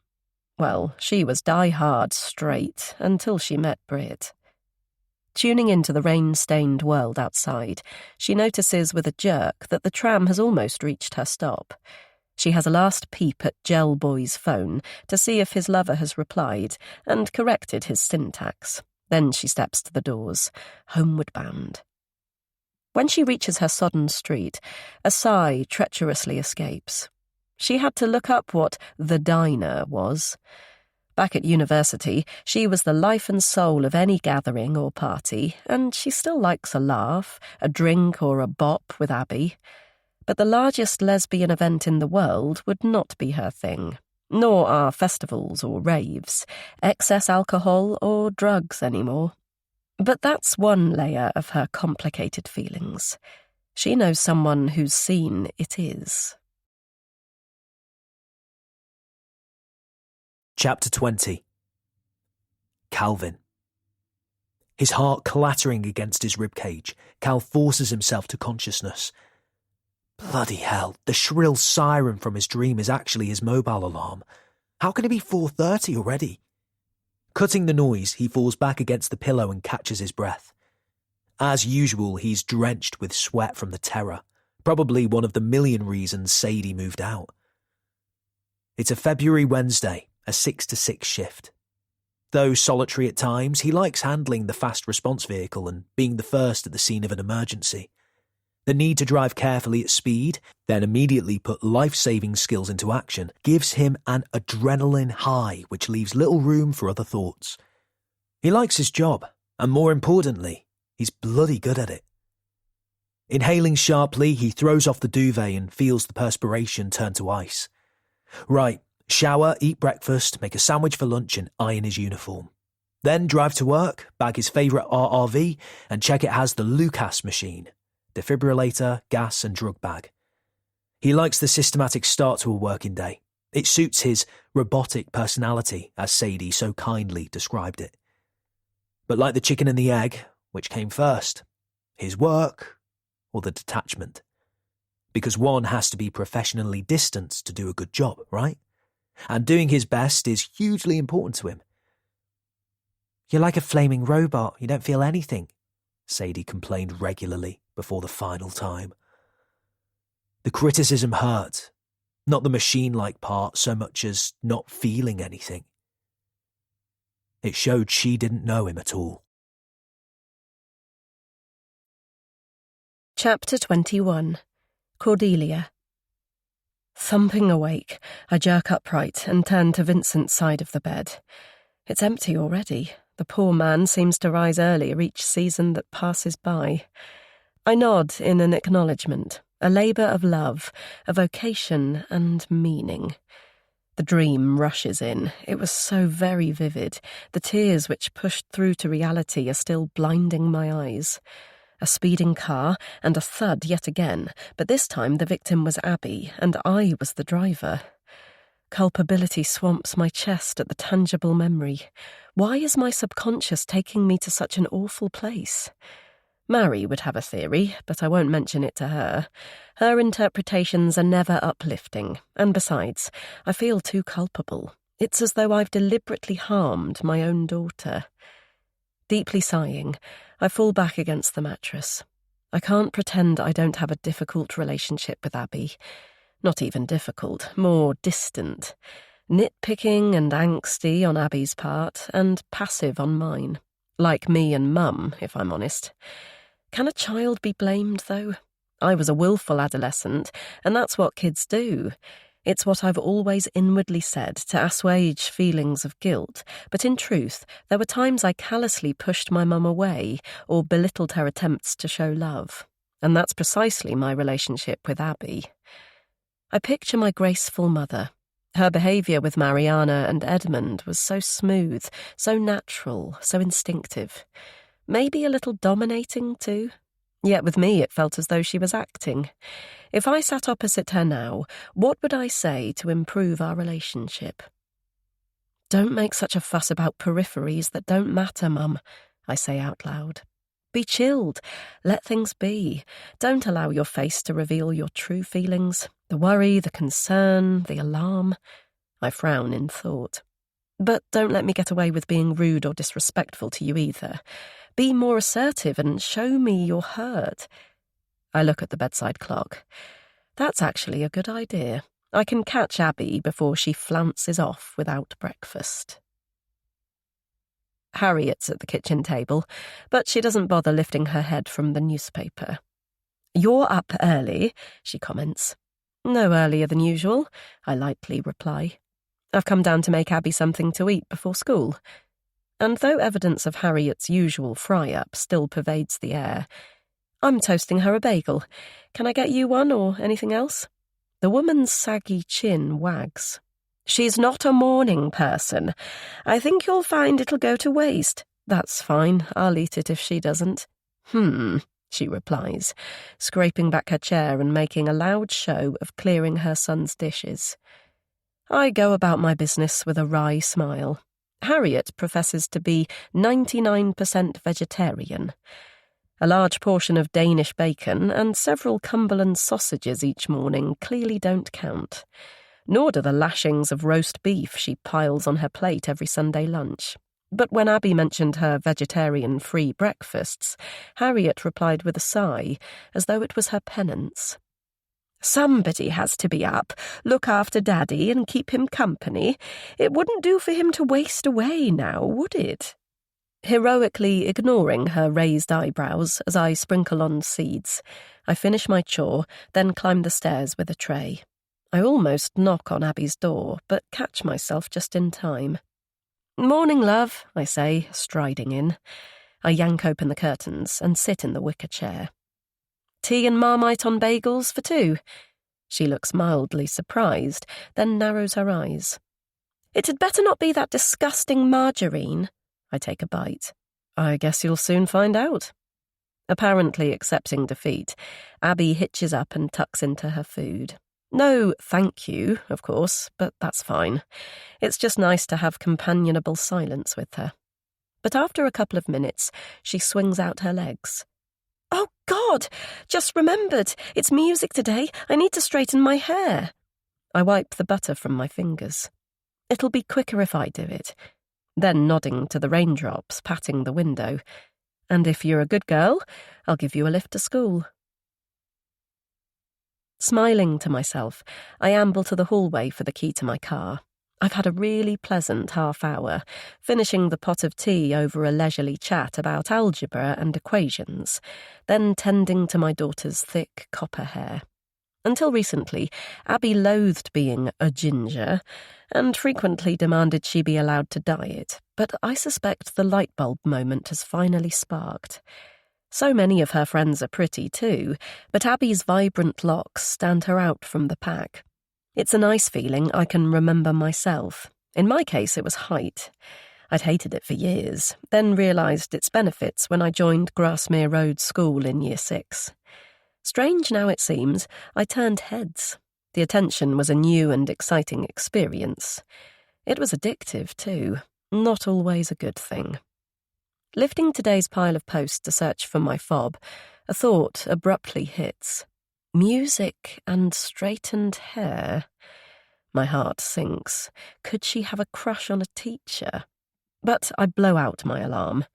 Infatuations are normal, part of growing up, and besides, times have changed in the last 20 years. If an older man is the object of Abby's affections, it'll hardly be reciprocated. She's smart and savvy, alert to male privilege and power, interested in the #MeToo movement as much as anyone. And today's a good day. I have to trust my daughter's judgment and stop this constant worry. Vincent's eloquent tones filter out as I near the kitchen. Hearing the word mum, I stop in my tracks. "It's kind of Mum to help, but we can always get you a tutor. I'm sure there'll be a couple of parishioners with maths degrees or even a teaching qualification. I know Mum means well, but even she will admit she's no academic, so she isn't really, well, an expert, is she? And if one doesn't know the methods, or—" He looks up when I enter. "Hello, darling. You look bright and bushy-tailed this morning." Then, following my scan of the dresser, "Are you after something?" "My car key. I'm sure it was in the drawer yesterday." He digs in his pockets and holds it aloft. "Sorry, darling. I didn't expect you to be down so early." He chuckles. "You and your parking. Thought it would be easier to borrow the Polo rather than squeeze by in mine and risk a scratch." He looks from me to Abby, then up at the clock. "Ah, I see. You're giving our clever girl a lift to school." He takes the violin case from her hand. "Don't worry, I've got it covered. I'm still wearing my coat, so it'll save you the bother. Might as well make a few more house calls while I'm out." He kisses my cheek. "I should be back for lunch, if not sooner, but make one of your delicacies that keeps, just in case, eh?" Deflated, I take off my jacket. "Righto." I try for a smile. "Your hair looks beautiful, love. Enjoy music." "Will do." As the rain spats in, I watch my husband and daughter climb into my car. It's a good job I don't need it this morning. Is it mine, anyway, though? Do I own anything surrounding me? The house, the furniture, the garden, the plants? Nope, not even my daughter. But the passenger door flings open, and Abby tumbles out. "Did you forget something, love?" I ask her. "Yes, this." She gives me a hug, and though only fleeting, she casts a smile over her shoulder. "And thanks for the hairdo. Love you," she adds. Chapter 22. Mariana. Mary glances at the dashboard. It's 4 o'clock, but her mind is still wired from her last appointment, and she doesn't fancy going back to Clothorn Road just yet. So she indicates right and heads along the tree-lined lane towards Cheshire. It's cutting off her nose to spite her face, as her mum would say, but since the onset of this stupid paranoia, she's spent more time out and about than at home. More hours worrying about the whole damn thing with Brit, rather than enjoying her company. The Christmas break was wonderful, though. They pretty much spent the whole holiday glued to each other. Did she feel insecure during that period? Not particularly, but when they had visitors, mostly Brit's fans from the parish, yes, it did needle then. She groans to herself. Brit is a flirt. She has to accept that. No, flirt isn't fair. She just likes to be the centre of attention, particularly with men. The good-looking new curate, the charming church architect guy, the personal trainer who lives next door, even bloody Vincent, polishing his ego and making it shine even brighter than before. Saint Vincent. Remembering Dee's reprimand, she mentally admonishes herself. There's no doubt he works extremely hard. She has to be kinder, both to and about him. He is ridiculously bountiful in his ways, but overall he's a good man. From dawn to dusk, his energy knows no bounds. Who can blame him for loving the praise and adoration of his minions? Sure, he's horrendously vain. He catches himself in every mirror with a satisfied smile, and he forbade the whole family to even mouth the word 50 when it happened, let alone say it out loud. Oops, she had, of course. But many people are like that. It doesn't make them a bad person. A signpost welcomes her to historic Knutsford, but she absently drives past the attractive medieval buildings today. Is Brit a bad person? Absolutely not. Quite the opposite, in fact. This obsessive anxiety is just down to her. So what has she done about it? She's evaded and avoided, distanced herself. Bloody classic case of dealing with worry. She talked to Dee, and that helped a little, but she only confessed part of the fear, which is why she found herself heading here.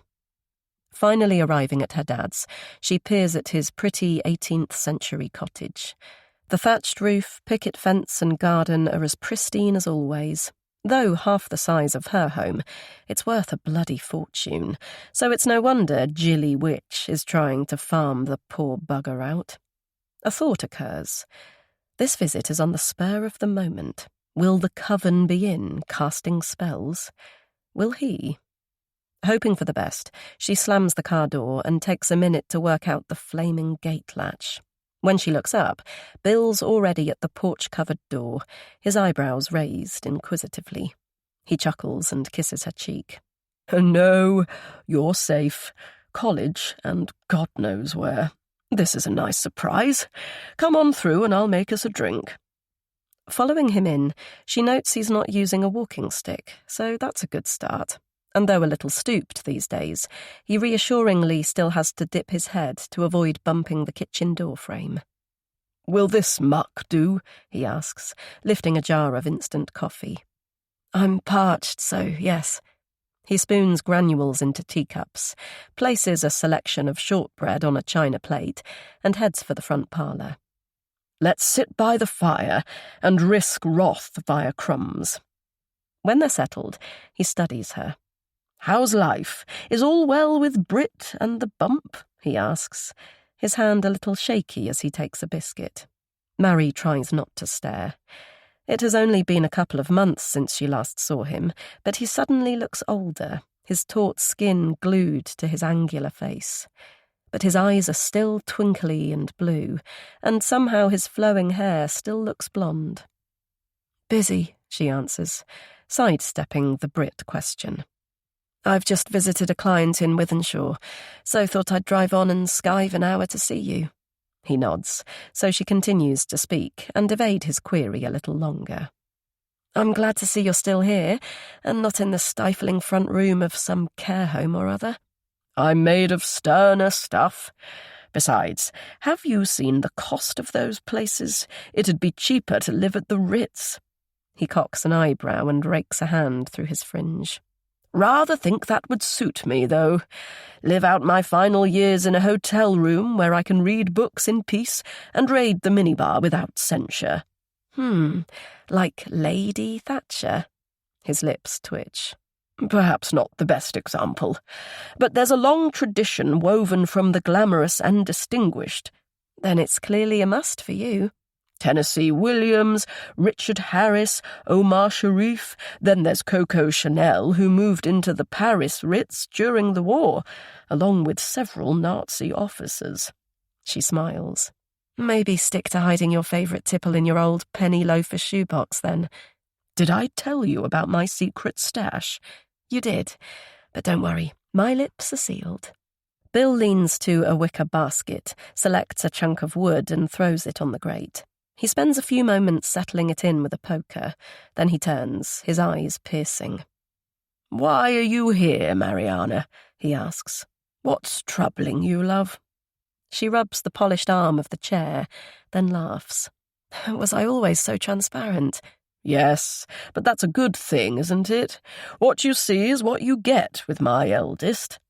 Bloody hell. She hopes that isn't entirely true. Then a thought hits.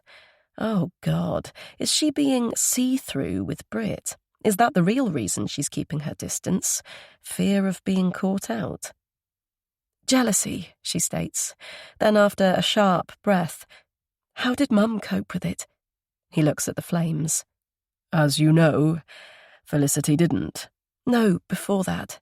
When we were still a family, she must have known about your flirtatiousness." He smiles thinly. "The euphemism is appreciated, but the answer, I don't know. She never challenged me." He frowns thoughtfully. "A pathetic explanation, of course, but that made it easy to be the man I was. I could get away with the occasional dalliance, so I did.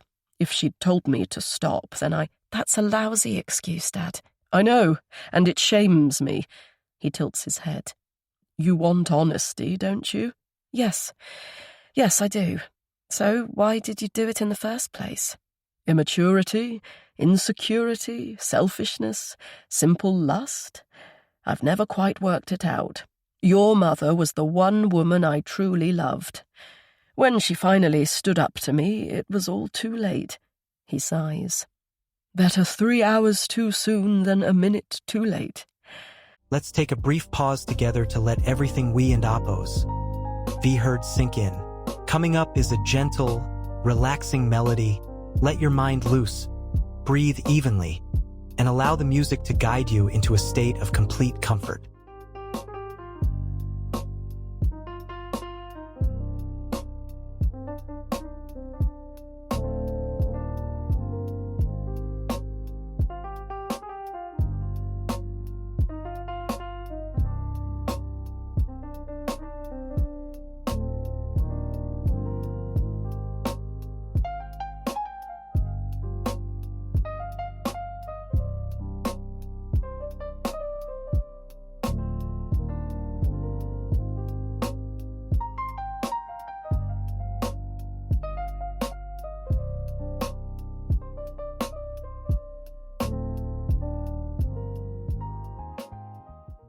I still miss her very much. Mary watches her father blow his nose. He has been punished in a way, she supposes, but that doesn't justify the swathe of damage he's caused. To Felicity, Ed, and Dee, but also to her, more than anyone knows. "Why didn't you save me, Mary?" Pushing those familiar words away, she stands. "The tea-time traffic will be dreadful. I'd best get off." "Righto," Bill catches her hand. "But before you go, tell me about Dee Dee. How is my little princess? Is she still with that insufferable prick?" Chapter 23. Shrove Tuesday. Cordelia. Hoping I'm behaving as I normally do on Shrove Tuesday, I mingle in the lounge with Vincent's minions, as Mary calls them, offering the finger foods I've been preparing all day from the silver platters which came with the house. A spiced chorizo pastry slice or a date, blue cheese and pancetta polenta stack? I ask Monica. Harriet's bestie looks a little crestfallen today, and if my mother-in-law's earlier diatribe was anything to go by, I suspect the poor lady has been demoted from the top spot. Still, it's a comfort of sorts. It seems I'm not the only one who gets caught in the slipstream of Harriet's strong opinions. The woman herself elbows in, and though she puts 2 stacks on her plate, she takes me to one side. "Not everyone is a fan of Danish blue, Cordelia." "That's why I'm mentioning it. There's more food coming, so eating one isn't compulsory," I reply.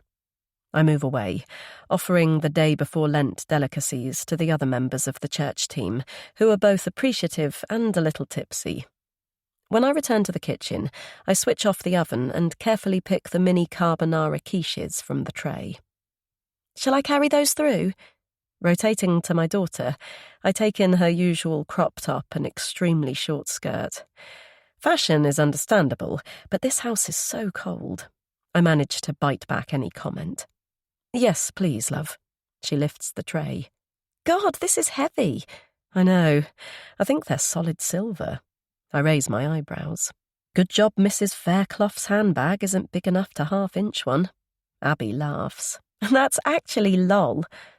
I follow her through with another platter. Catching Vincent's smooth voice from the back of the room, I make my way over and proffer the food. Simon, Gaynor and Matthew help themselves, but Abby tugs her father to the window. "Did you have a think about it? Please, Dad, everyone else is allowed out until 10:30. I am 15, not a kid." I gather they're discussing Abby's curfew. I consider butting in and saying that despite it being half-term, a later time isn't appropriate as the evenings are so dark.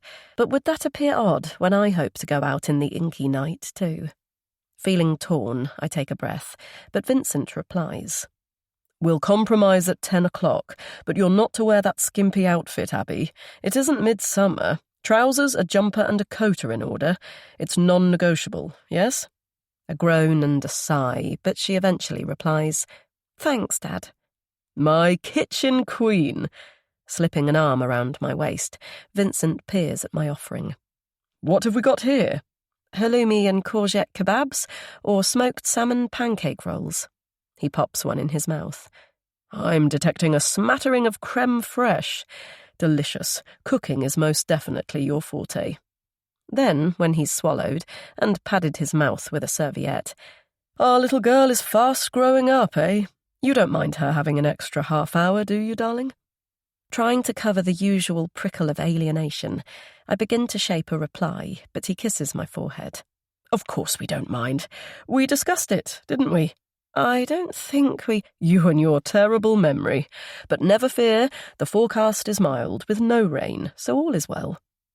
Relieved of the opening, I ignore his usual comment about my poor concentration. "Mild with no rain. That's good. It sounds like a perfect evening for an energetic run."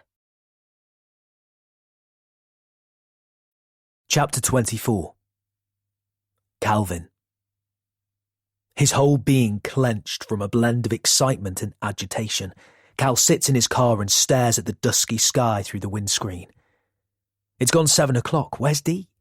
All day at work, his mind oscillated between trouble, why are you even thinking about it, to don't be soft, man, what's the harm? In the end, he thought, sod it.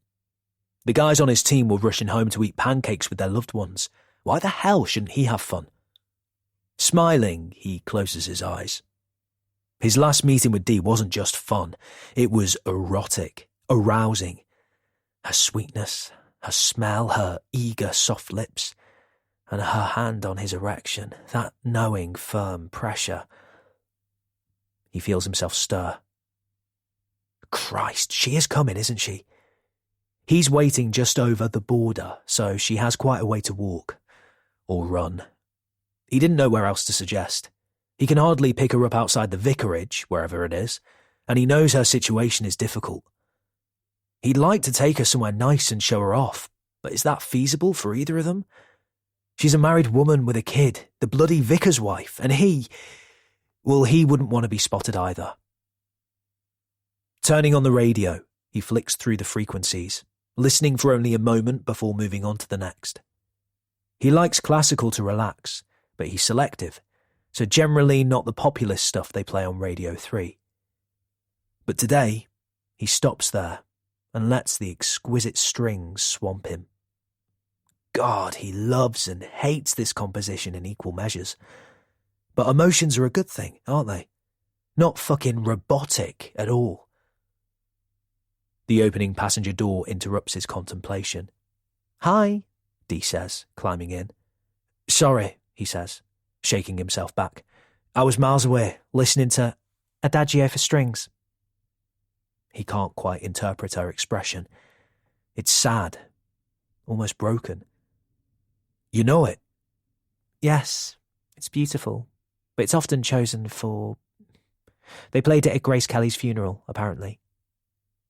He mutes the sound. Yeah, I heard that. Her chin is down and she's wearing the cap, so it's difficult to make out her countenance, but he instinctively reaches for her hand. Hey, are you okay? Then, trying for humour. Traumatised to be over the border and into the dreaded burnage? She lifts her head and smiles. Not funny. Then, I'm just a bit nervous. A rush of warmth hits his groin, then spreads to his chest. Lust and anticipation, of course, but there's more. It takes a moment to identify the sensation. For fuck's sake, is it really happiness? Or what do you fancy doing? We could find a pub, but... I don't know. Dee bites her lip. And I'm on a run, so time is fairly short. He turns on the ignition. Same again, then? Walk along the riverbank and see where it takes us? Yes, please. A bashful flash of white again. That sounds really nice.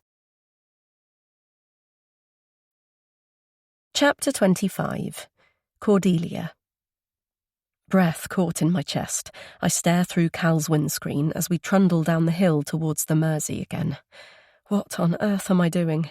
It feels as though I've gone through a gamut of sensations already this evening.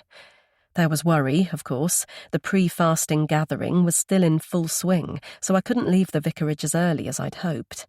So I trotted through the dark poppy path route to save time. What if I was too late? Suppose I was mugged? Would Cal even be there? Then there was relief. His car was parked in the same place as before. But when I opened the door, he was clearly far away, his expression so melancholic or moody that the whole thing felt wrong. Yet, seconds later, his look turned to concern, and in all honesty, I wanted to kiss him. Then he laughed, and I thought, yes, he does have lovely teeth. I glance at him now. It's our third meeting, but I still haven't looked at him as closely as I'd like to. Those cheekbones and full lips, his muscular arms, let alone what's hidden beneath his hoodie and jeans. Yes, I'd like to see him naked, and if I'm truly honest, I'd like him to undress me and... Embarrassed by my explicit thoughts, I shift in my seat. What the heck is wrong with me? The sound of his voice brings me back to reality. Someone has parked in our place, he says, gesturing ahead. Where now? He asks, almost to himself. Yeah, we can park further up and walk on the riverbank there. Though I'm terrified of being spotted, I pull my cap towards my nose, hunker down in my seat, and squeeze out an, okay. After a few minutes more, he swings the car to the left, so I peer through the window to get my bearings. There's a high wall on one side and housing on the other, but as we approach the bottom of the residential street, it becomes an unlit lane, thank God. Cal follows an inky track, pulls into a potholed area, cuts the headlights, and turns. I'm guessing this is by the river. I'll check. Okay. When the interior lamp dims, I puff out a nervy wheeze and glance around. Surrounded by looming trees, the space is isolated and empty, and it's very, very black. The moon's barely a slice, and I can't see any stars. So silent, I jump when Cal opens the door. Typical Manchester, he says, climbing in. It's just started to drizzle. Oh, okay, I reply, rubbing the chill from my arms. You're cold, he says. He drags his jacket from the back seat, tucks it around me, and pecks my lips. But instead of a proper kiss, he observes me through the gloom, then pulls off my cap. That's better. I couldn't see you properly, and you're very, very beautiful. They're the words that often slide off my husband's tongue, but the intensity of Cal's gaze makes me believe them right now. That's very... I begin, but the rest of my sentence is stifled by his mouth, and the hot kisses I remembered and bottled from the last time are here for real, delicious, insistent, urgent. After a few minutes, so are his hands, unzipping my hoodie, sweeping over my vest and down to my waist. Oh God, they find my bare midriff, slide into my leggings, and slip into my knickers. His touch is so exquisite that for moments I'm lost. Then I remember my manners and reach for his belt to reciprocate. He leans back with a smile, but when I move to his flies, he abruptly stills. Shit, did you hear that? He asks. Alarm immediately hitting, I drag on my cap. What was it? I whisper. The crunch of footsteps. Both sitting back, we stare out of the windscreen. Then Cal shakes his head and laughs. Can't see anything. It's just a dog walker minding his own business, I expect. He tugs me towards him with a grin. Do you still fancy that walk, or...? Quite honestly, I'd like to finish off what we started. I'm all tingly with desire and a little frustrated, but I have to be sensible. How long does my usual run take?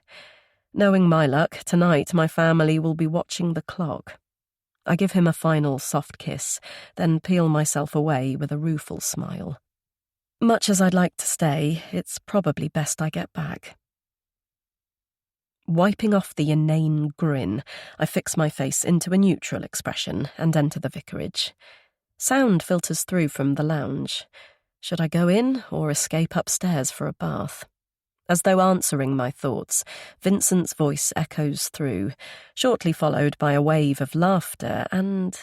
clapping? Really?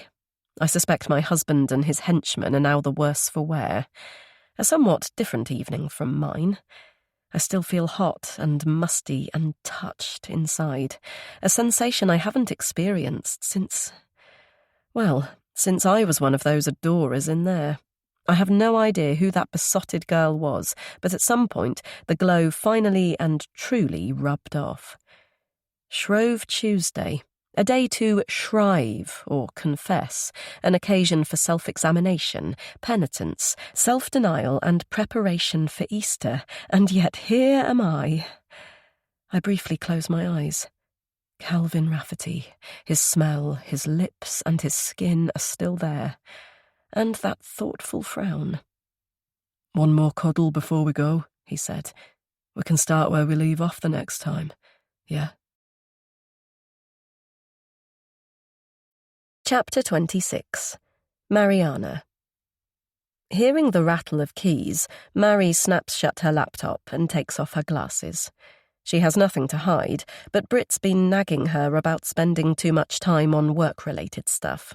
Mariana slogs ridiculously hard as it is. She shouldn't bring it home with her. Weekends are for relaxation, having time together, and so on. "I'm in here. Have you had fun?" she calls from the kitchen. Brit has been to a church event, a St Andrew's Got Talent fundraiser, but Mary declined the invitation, saying she fancied staying in to read, which isn't a word of a lie. She has been reading. Not the fluffy romances Brit devours, but research papers and a dissertation she foolishly promised to look over for a friend's son, Rowan. Well, sort of a friend. Connie is actually an embryologist at their fertility clinic in Wilmslow. At their first consultation, Mary realised she knew Connie from rubbing shoulders down hospital corridors, as well as through a mutual pal. So when Mary duly attended the clinic on ovulation day, Connie did the procedure herself, rather than pass it over to a nurse. On any other occasion, Mary would have pleaded lack of time to peruse a 20,000-word thesis, but the request was made halfway through insemination itself. With her legs akimbo as precious semen was inserted. Well, it was hard to refuse. She now sighs. Flaming typical. She's spending her leisure hours as an unpaid PhD supervisor, and the 4 goes at speculum and catheter conception haven't bloody worked. Connie even had the gall to chase her dissertation feedback under the guise of a "when are you and Brit next coming in for treatment" text. If she'd bothered to look at Brit's notes, she'd have known the answer is not any time soon. Still, her son's writing and analysis are pretty damned good, and the mention of her own name from a long-ago research paper is a surprising and pleasurable boost. The door finally opens, and her fresh-faced partner appears. "I can't believe that it's March. It's freezing out there." Bringing in a waft of cold air, she eases herself down on the couch and rubs her stomach.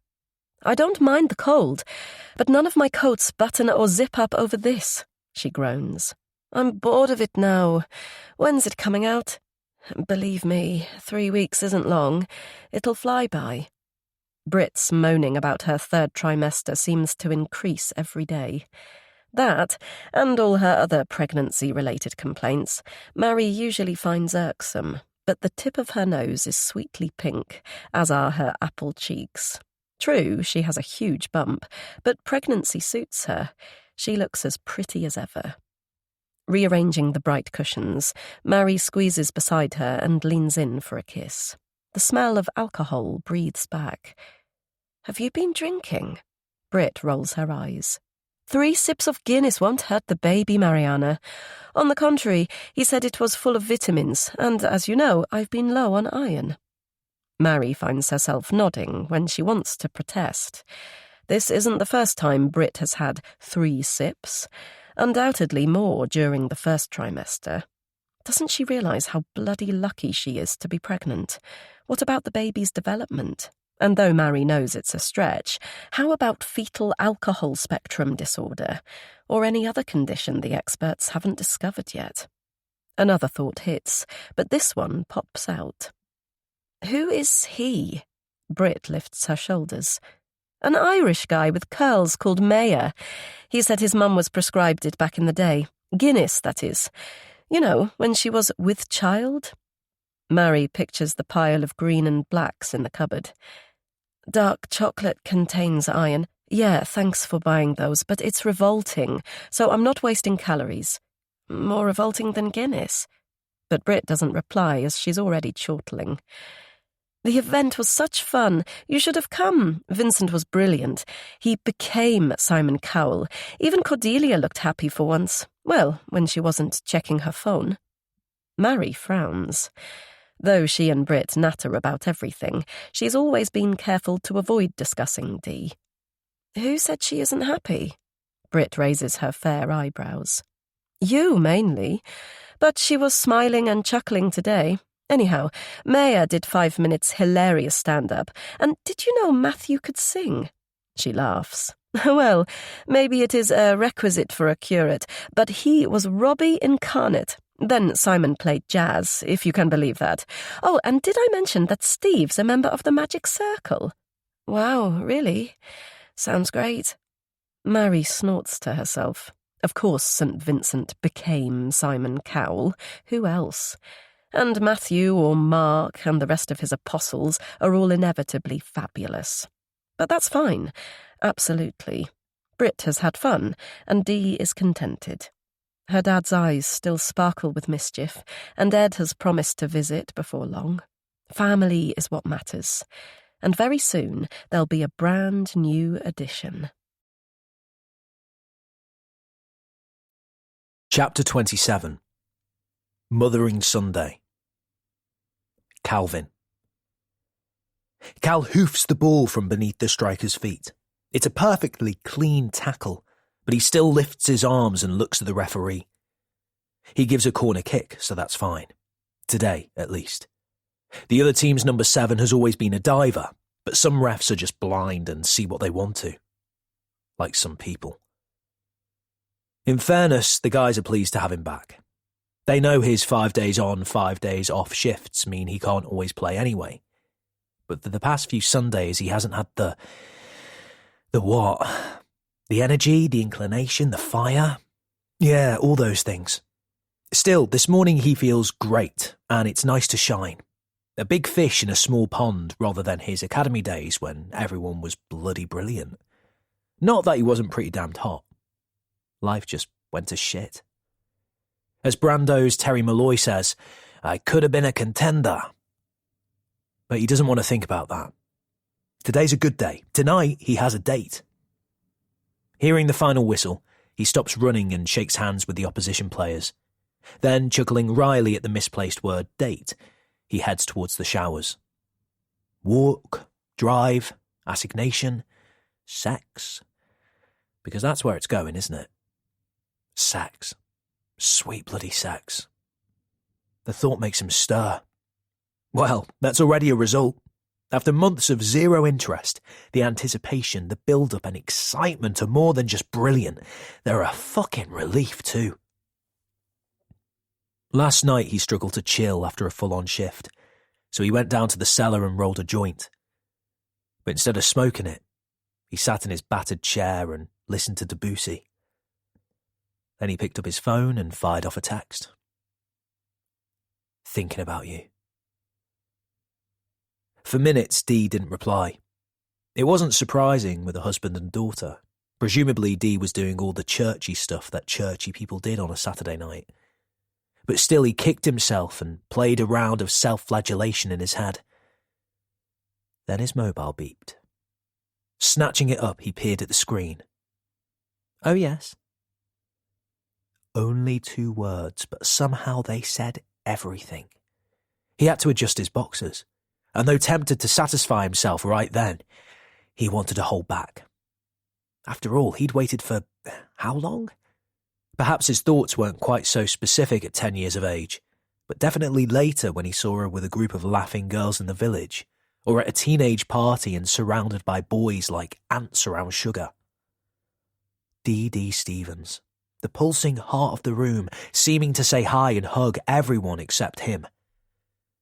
Then she all but disappeared until someone mentioned she'd got pregnant by a middle-class older man. The only real shock was that he turned out to be Reverend Vincent, the smarmy do-gooder curate from his mum's Burnage church days. Chapter 28. Mariana. Cuisine has never been Mary's strong point, but there's no doubt she's become more experimental the last year, mostly because Brit likes to be cooked for. She doesn't mind, though. Brit isn't demanding or exacting. Her pleas are more sweet and charming. Mariana, darling, I'm peckish. What delicacy can you rustle up for us? Us being Brit and the baby. Her baby, too. Mary sighs.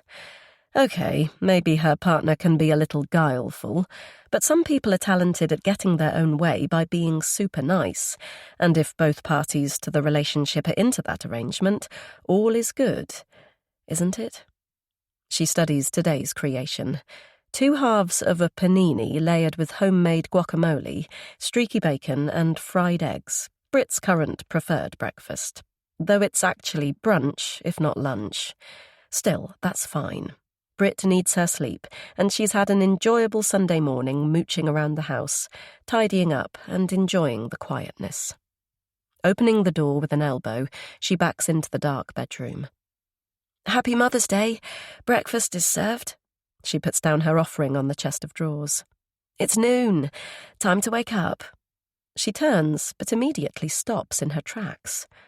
Oh, God, the form in the bed is rigid, too stiff and still for life or the living. Her whole being icy, she listens for sound, any sound. Nothing is there. No puffs of sleep, no snuffles, no respiration, no movement at all. And is that a stench, a clash of fetid smells? With a huge effort, she blows out the flash of sheer terror. No, Mary, no. This is Brit. This is Brit. It's not your dead mother. But her legs are insubstantial, and the walls are looming in. Christ, is she really about to pass out? Inhale and exhale, Mary. Hold on to reality and slowly breathe. Quickly falling to her knees, she lowers her head and drags in some air. When the dizziness finally passes, Brit is sitting up, her eye mask on her forehead. "Mary, what are you doing on the carpet? Are you okay?" she says loudly. Swallowing hard, Mary scrabbles for her normal voice. "Yeah, but I just felt faint for a second." Brit takes out her earplugs. "That's better. What did you say?" "Nothing, I'm fine. I've brought up your breakfast." A small frown mars Brit's smooth, shiny forehead. "It doesn't look like nothing. You're as white as a sheet." She claps a hand to her mouth. "Oh, my God, you couldn't be—" "No, of course not." Insemination or not, Mary's pretty sure she won't ever get pregnant. She forces a sardonic chuckle. "White as a sheet is not a good look with hair as dark as mine. I was just dizzy for a second. Low blood pressure, probably." She struggles to her feet. "All good now. Are you sure?" Endeavouring to hide her tremulousness, she places the food on Brit's lap. "Absolutely. Come on, eat up. Cold fried eggs aren't nice." Then, with a reassuring smile, "I'm sure, but I've forgotten your juice. I'll be back in a mo." Taking care to grip the banister, she makes her way down the stairs. Finally safe on a kitchen chair, she covers her face. She isn't fine or sure. She's freaked out, in fact. What the hell just happened? Where did the vivid flashback come from? She knows perfectly well that Brit wears an eye mask and earplugs, that she's dead to the world most mornings. Dead, but not dead like her mum. Her heart thrashes. Why has she gone back to that day of horror and panic and fear right now? It's 14 years since Felicity died in that very bed. 14 years since she made a decision to hide the horrible truth about their mum's suicide from her siblings. Wiping tears from her cheeks, she hears Sanjay's words. "There's no scot-free. People kid themselves they've got away with it, but no one ever does." Nodding in acknowledgement, she puts a hand to her stomach. Yes, regret. Making the wrong call. And trauma, shame, guilt and grief, making their tumultuous comeback. Chapter 29. Calvin.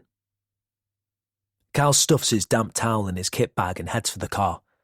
He inwardly groans at the prospect of today's diversion from home.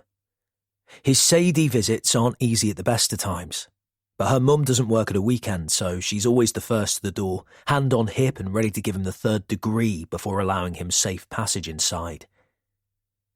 The glow of his date anticipation wearing a little thinner, he pulls onto the motorway and sighs. The cohabiting wasn't his choice. Neither Sadie's moving in, nor her walking out, or the rest for that matter. Of course, he's a robot and devoid of human emotion, but that wasn't the reason for Sadie returning to Bolton and her mum's house. Not the main one, anyway.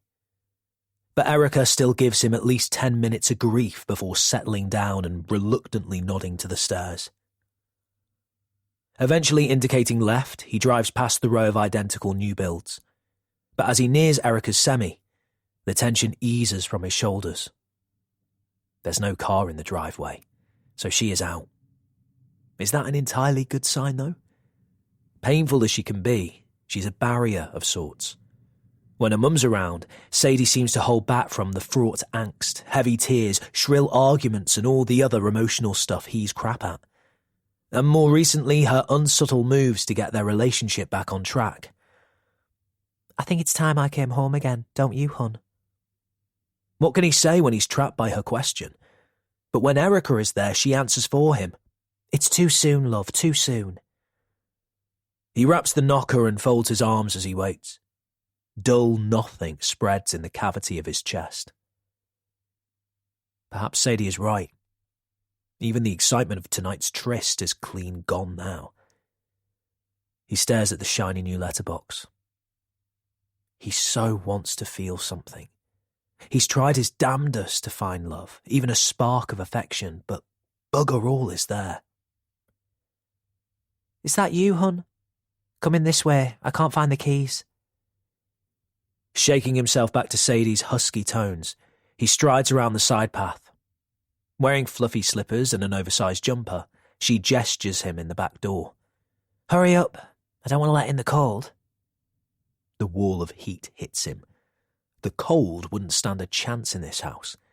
It has always felt like entering a huge ball of wool, but these days it seems even more tangled and suffocating. Psychological, undoubtedly. He knows that. Clearing his throat, he finds his voice. No car on the drive. Your mum not around today? Sadie smiles. You're in luck. She's gone to the Trafford Centre with a friend. She lifts her eyebrows. Which leaves just you and me. She holds out her arm. Come on then, hon. Let's go upstairs.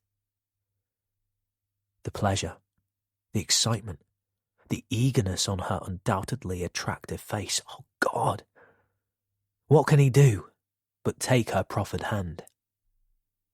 As she pulls in behind her, he watches the sway of her ample, firm bum. On the landing, she grins, opens the door and tugs him playfully towards the bed. Praying that today will be different, he closes his eyes before focusing again. Enveloped in a white blanket, the baby is asleep in his cot. Not a baby, but his baby, his 4-month-old son, and the reason why Sadie left him. Though he transferred to a permanent daytime 6-to-6 shift when she became pregnant, it didn't satisfy either her or her mum. They still complained that the new working arrangements meant he left the house at an ungodly hour and wouldn't be there to help in the morning. So Sadie moved back here to her mum's before he was born. Would it have made a difference if she'd stayed in Whalley Range? He truly doesn't know. And though he's digging deep to feel something, only emptiness is there. He tunes into Sadie's voice. Sorry, what was that? Her cheeks glow with pride. I said, isn't he perfect? Yes, he is. She motions with her hands. Shall I pass him over? Would you like to give him a cuddle? Cal shakes his head. No, it'll wake him. Then avoiding her eyes. Really, it's fine. He looks so peaceful. Let him sleep. Chapter 30. Cordelia. Inwardly fuming, I sit at the oak dining table and take in the Sunday lunch leftovers. Oh dear, rather badly judged, Cordelia. You need to remember you're not feeding the 5,000, dear, Harriet commented, when she'd polished off her second helping of the treacle sponge pudding I'd made especially for her. No flaming, thank you for making the huge effort for me for Mother's Day, or I know it's hard to anticipate quantities when the meal could be for 4 or 400. After slaving in the kitchen all morning, I was tempted to fire out a curt reply, but Vincent glanced at me with his, "Darling, you're too sensitive" look. Don't worry, nothing will go to waste, I said instead, as lightly as I could muster. Still, it's better than not preparing enough. It happened only the once, but the humiliation of having to resort to bread and butter to feed the extra surprise visitors has stayed with me ever since. Following his mother out, Vincent patted my shoulder. Better luck next time, darling. You know I'd help with the dishes, but it's time for me to get off. He studied me for a moment, then pecked my lips. Beautiful. Very beautiful. I knew a lighter shade of lipstick would suit you better. The slab of glistening beef evokes a childhood memory of my dad. As though he's sitting there now, I listen to him eloquently tell the story. So, dearest children, you will all be shocked to learn I wasn't always a debonair and erudite university don. I was actually a cosseted young innocent, brought up in a village in the sticks called—" "We know, Dad, called Netherthong." "And at 18 I left with my knapsack to discover the world. On my first foray to an inn, I was offered a joint. Naturally, I assumed it was a chunk of knock-off meat rather than a spliff, so I readily accepted." He related the tale so often, the three of us groaned and rolled our eyes, but he'd add a little embellishment each time to make us laugh. I shake the affectionate picture away. An innocent. Well, Bill certainly made up for lost time. As a handsome and charismatic professor of English literature, he had a pop star type of fame and behaved accordingly. Drugs, partying, student groupies and affairs, until he got Jilly pregnant. Of course, I only found this out later, when my mum expelled him from Clothorn Road and angrily spilled the beans of his double life to her astonished children. My charming father, the man who pulled out my very heart and chucked it away. Before then, he'd been the love of my life. Though Felicity's decision to oust him was unswerving, it didn't stop him turning up at our house from time to time, generally late at night, blind drunk and blathering his pitiful apologies to us all. On one occasion, he stumbled into me and Vincent in a clinch outside the front door. His face a livid red, he pointed at his future son-in-law. "You sick, sick bastard," he mumbled. Then he threw an ineffectual punch. I rubbed the pitted tabletop thoughtfully.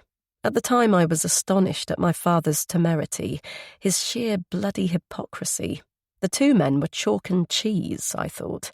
Vincent was solid, stable, a rock. My dad was a two-timing, flaky bastard who had betrayed not just his wife, but me. And yet, as the years have gone by, I've discovered they aren't so very different. Vincent has celebrity in his own realm, too. He revels in his christening, wedding, or funeral parties, and he sure has his adoring followers. Was their similarity the real reason I fell so deeply in love with him? Do I still love him now? Winded by my own thoughts, I remind myself that Vincent has never let me down, quite the opposite, in fact. He did something for me well beyond the call of duty. Whenever I feel unappreciated, I need to focus on that. I methodically gather the plates and dishes, but when it comes to the knives, I study the carver thoughtfully. After Luke's death, Vincent locked sharp implements away in a cupboard.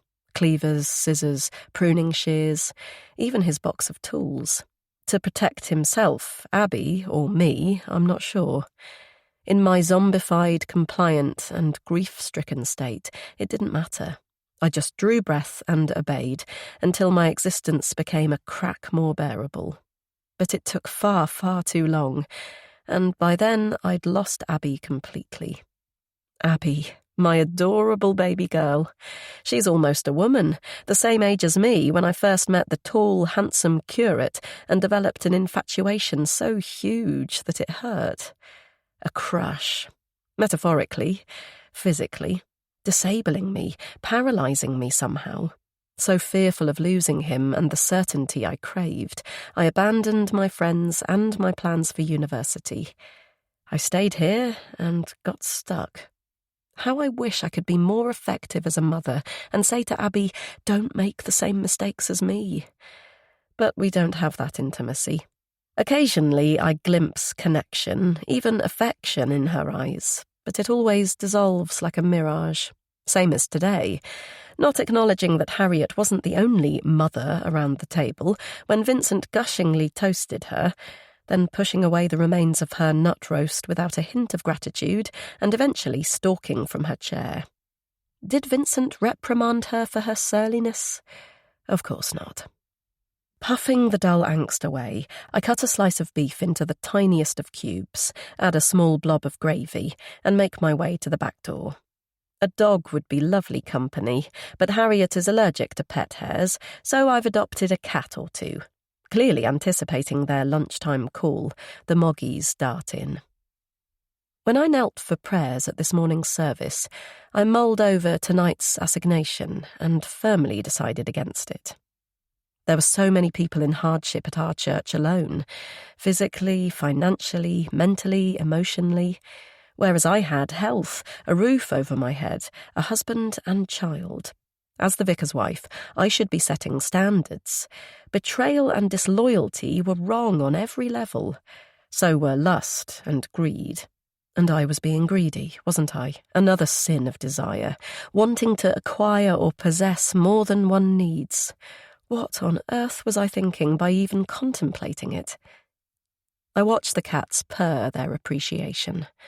But right now, I don't give a damn. Chapter 31. Calvin. His heart pumping with exertion, Cal stops at the bus shelter and bends over to catch his breath. He's pretty much sprinted the whole way from his home, so that's something. He's managed to squeeze a positive out of the dark gloom he's felt all afternoon. He so wanted to feel a sense of love for the baby, hoped this time would be different. Zachary. Zach. A bit biblical, but a good name. A nice child too, he can see that. Button nose, dark eyes and glowing skin. But today was no better than before. It was like peeping into a stranger's pram and going through the polite, meaningless motions. Isn't he cute? He's grown in just a week. How's he sleeping? Is he feeding okay? Slipping her arm through his, Sadie kissed his cheek. Weren't we clever to create something so amazing? She said. And he knew the next comment was on her lips even then. I think me and Zach should come home now, don't you? He swerved it like he'd swerved it the last time. Is your dad awake? He quickly asked. I'm on call later, so can't stay that long. It would be good to say hello. He now falls back against the bench. So much better with the dying than the living, he'd stayed chatting with Sadie's terminally ill father for some time. About football and cricket, the weather, his job, the usual bloody politics at work. He was mostly talking to himself, but he knew the poor sod was listening from the weak squeeze of his hand, the almost imperceptible nod. I'm so sorry, Cal wanted to say to him, but I don't love your daughter or your grandchild as I should. I promise I'll provide in any way I can, but I don't want them to move into my home. We won't be happy. I'm unable to do contentment, even for myself. What good would I be to them? You do understand, don't you? He sighs and wipes the perspiration from his brow. That elusive joie de vivre, catching glimpses here and there, only makes it worse. Indeed, he felt so negative that he composed a message to Dee. Sorry, can't come tonight. But instead of sending it, he found himself changing into his running gear. Not to meet her for sex or any physical contact, that desire had vanished, but to see her and talk. Tell her about Zach and how the feelings he should have for his son are simply missing. He looks down at his mobile to check the time. She's late. He snorts at the irony. Maybe he's pelted 3.5 miles for nothing. Perhaps she's stood him up. But when he lifts his head, there she is, looking left and right, then crossing the road at the very spot the car hit her. Hello. She's smiling that smile, bashful and sweet beneath her cap. Then it falters as she nears him. Oh, have you been running? Her eyes widen. Are we going for a run? I don't think I could possibly keep up with you. His own despondency slaps him. The sweat is now icy on his skin. He probably looks like shit. No, sorry, I felt a bit flat, so I thought some exercise would shape me up, and I didn't want to let you down by not coming. True words. That's exactly how he feels. And so refreshing just to say it out loud. She sits next to him and stretches out her long limbs. Same here after lunch today. Well, not just today. Flat. It's a good word. So very flat. I'm invisible. But this time I decided to be, she seems to search for a word, rebellious. He turns to study her face. Though the peak partly hides it, she's lifted her chin in a defiant type of way. It reminds him of the girl from primary school, someone he's almost lost sight of. Invisible. Golden Girl D.D. Stevens, hardly. It comes out more harshly than he intends. Yes, invisible every single day. Then she frowns and stands up. Anyway, what would you know about it? You don't live my life. Why her flash of anger turns him on, he can't say, but he reaches for her hand to stop her leaving. Sorry, don't go. I'm just in a shit frame of... Fine, but don't take it out on me. I came because I wanted to see you, to talk. Talking involves listening too, Calvin. I have enough self-absorbed people in my life without you adding to their number. He finds himself smiling. Bloody hell, self-absorbed, that's telling me. He tugs her back to his knees. So cruel when all I want is a kiss. She looks at him pointedly. Well, that's not going to happen. He laughs. Liar. At a bus stop in Burnage. I'm not 12. My place? In the morning, then? The words are out before he can stop them. But why the hell not? I'm not working tomorrow, so you could come round during the day. Say you're out shopping, I'll make lunch and I promise to listen. I'll think about it. And with that, she pulls back her hand and paces away. Chapter 32. Cordelia. My chest tight and stomach churning, I indicate left and drive past the long row of 3-story terraced properties. Number 11, Cal said in last night's text, but there's no space to park outside his house or his neighbours either side, so I continue to the end of the street. Stopping at the junction, I expel my snared breath. Am I going to do this? Because coming to Cal's house is huge, isn't it? It's far more than a walk or a smooch in his car. Should I just drive on to the big Asda and actually shop, as per my muttered excuse when I bumped shoulders with Harriet at the door? An old memory flashes in. My son was married to God, she once said. You pushed him to break his vows. You deliberately forced his hand and made him an adulterer. I straighten my shoulders at the thought. Does she really think that? Vincent isn't a Catholic, let alone a Catholic priest, and even she must be aware of his penchant for female adoration of any shape, age, or size. What did Mary say in her usual sardonic tone when I told her our marriage plans? Uh-oh, the lady's fave eligible bachelor bites the dust. Watch your back, Dee Dee. There'll be tears, tantrums, and hatpins at evensong. Adulterer. Is that why I'm here? Is it some sort of symbolic revenge on the woman? No. More likely the desire to be appreciated, wanted, cared for, even simply noticed. Or perhaps it's more carnal than that. Cal has aroused sensations which have hibernated for years. Do I simply want sex? My legs fizz with anxiety. I should stop this, shouldn't I? I should give myself a good talking to and just say no. Sure, his mother is a nightmare, but I'm married to a good, compassionate and loyal man. What am I doing here? I glance at my bright eyes and pink cheeks in the mirror. I'll turn the car around, park up, and find out. The doorbell is covered by ivy, but I eventually locate it and nervously push. Wearing my cap would be a little OTT, but I'm conscious of Cal's neighbours as I wait. Will anyone think it odd that some random woman is on his doorstep? Well, no, why would they? I could be an old friend, a district nurse, or here to tend to his spiritual well-being. Though I wasn't good on that score yesterday, was I? Ring again or just bolt? I'm on the point of retreating when the door blasts open. Dee! Cal looks genuinely surprised. I was upstairs in the... His face breaks into a grin. Come in, come in. He's wearing grey joggers, and his slightly damp t-shirt is moulded to his chest. He must have been in the shower. And yes, his torso is toned, if the outline is anything to go by. Wow, you're here, he says. Only for the promised lunch, I reply. Though I try for a sardonic tone, I can't help smiling back, and pleasure fizzes in my belly at his obvious delight in seeing me. He rubs his head. Lunch? Ah, you forgot about feeding me? Well, he laughs. As it happens, I have secret skills. Give me 3 ingredients, any ingredients, and it'll be the best food you've tasted. He gestures to his front room. Go on through. What can I get you? Tea, coffee, juice? He doesn't wait for an answer. I honestly didn't think you'd come. I perch on the leather sofa and take a breath.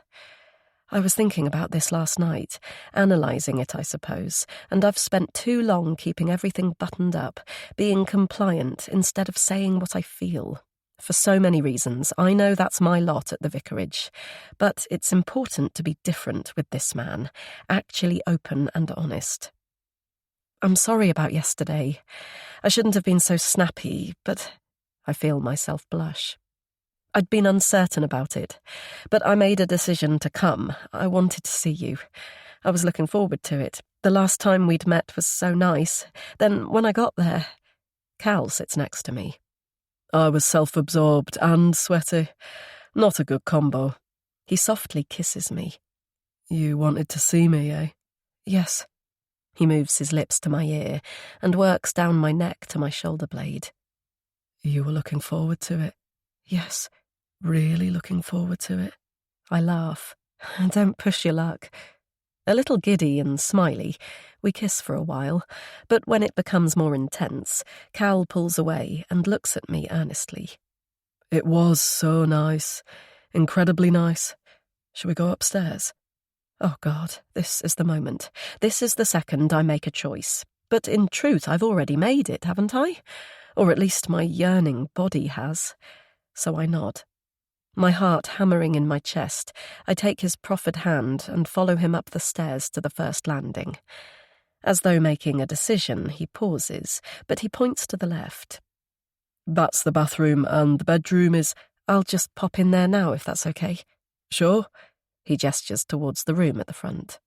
I'll be in there. See you in a minute? Yes. My voice is stuck in my throat. This is too surreal. In the early days of passion with Vincent, he stripped off my clothes and consumed me the moment we were alone. He couldn't get enough of my limbs, my flesh, my bum, and my boobs. Afterwards, he lavished me with kisses, compliments, and delirious thanks, but this whole experience feels different. Unbelievably arousing, yes, but tentative and tender, too. Just needing a few moments, I sit on the loo without lifting the lid. I couldn't force out a wee, even if I tried. Speaking, swallowing, even respiring is a struggle right now. After a minute, I stand on shaky legs, move to the sink and wash my hands. But I can't look in the mirror. Seeing my own reflection would make it more real. I softly push open Cal's bedroom door. Offering an arm, he hitches to one side of the mattress. All good? He asks. Yes. I glance at my boots. It seems wrong to lie on a bed with them on, but Cal is still dressed, so removing them seems suggestive. You're so pretty, he says, tracing a finger down my nose. Even more pretty than I remembered. My breath is trapped in my lungs. I need to exhale. It was only yesterday, I managed to croak. Yeah. I'm sorry about my moodiness. I don't always sleep that well. Oh no, why not? Oh, just overthinking stuff. What type of stuff? He laughs. Self-absorbed stuff you don't want to hear. I give his chest a little shove. I do, actually. Try me. Sometimes I have... His eyes flickering, he pauses, then he grins. Well, last night was pretty bad. Bad how? I was thinking about this. He pecks my lips, then kisses me more deeply. Tormented, plagued by it all night, in fact. As he moves to my throat, he smooths a hand over my clothed body, my breasts, my stomach, my thighs. And by this, and this. My belly flips. Funnily enough, me too. This plague must be contagious. He stops and studies me. You know what? No? I know I shouldn't. I really shouldn't. But I do like you. Chapter 33. Mariana. Have you managed to get out at all this week? Mary asks her client. Her eyes huge with concern, his wife Amancia answers for him. "We did, didn't we, love? We had a little walk on Friday, but out of nowhere he saw another house on fire. Of course, I looked too, but—" She shakes her head. "So now he doesn't want to leave here at all?" Mary nods. "How did the incident affect you, Seamus?" I was terrified. "You were afraid? Did you want to run away?" Yes. "And how did that make you feel?" Guilty. He covers his face with trembling hands. Guilty. Guilty. Guilty." Mary glances at the large crucifix adorning one wall. "Okay, let's go a little deeper. Just focusing on Friday, try and describe what you could see and hear, what you could smell or taste." She carefully listens to his reply. Of course, objectivity is the key, as well as empathy, impartiality, and communication, honesty and integrity. But it isn't always easy. Her work covers a whole gamut of problems, but some cases affect her more than others. Though she'd deny it if asked, she knows which common denominator brings the burn to her nose. Guilt. Loathsome guilt. Every bloody time, the ravages of remorse catch her short. Today is no exception. Right now, she's gazing at the fragments of a man. Though tall and broad, he's withered, physically, mentally, emotionally. He's undoubtedly suffering from late-onset post-traumatic stress, but it's his failure to save his child which has crippled him.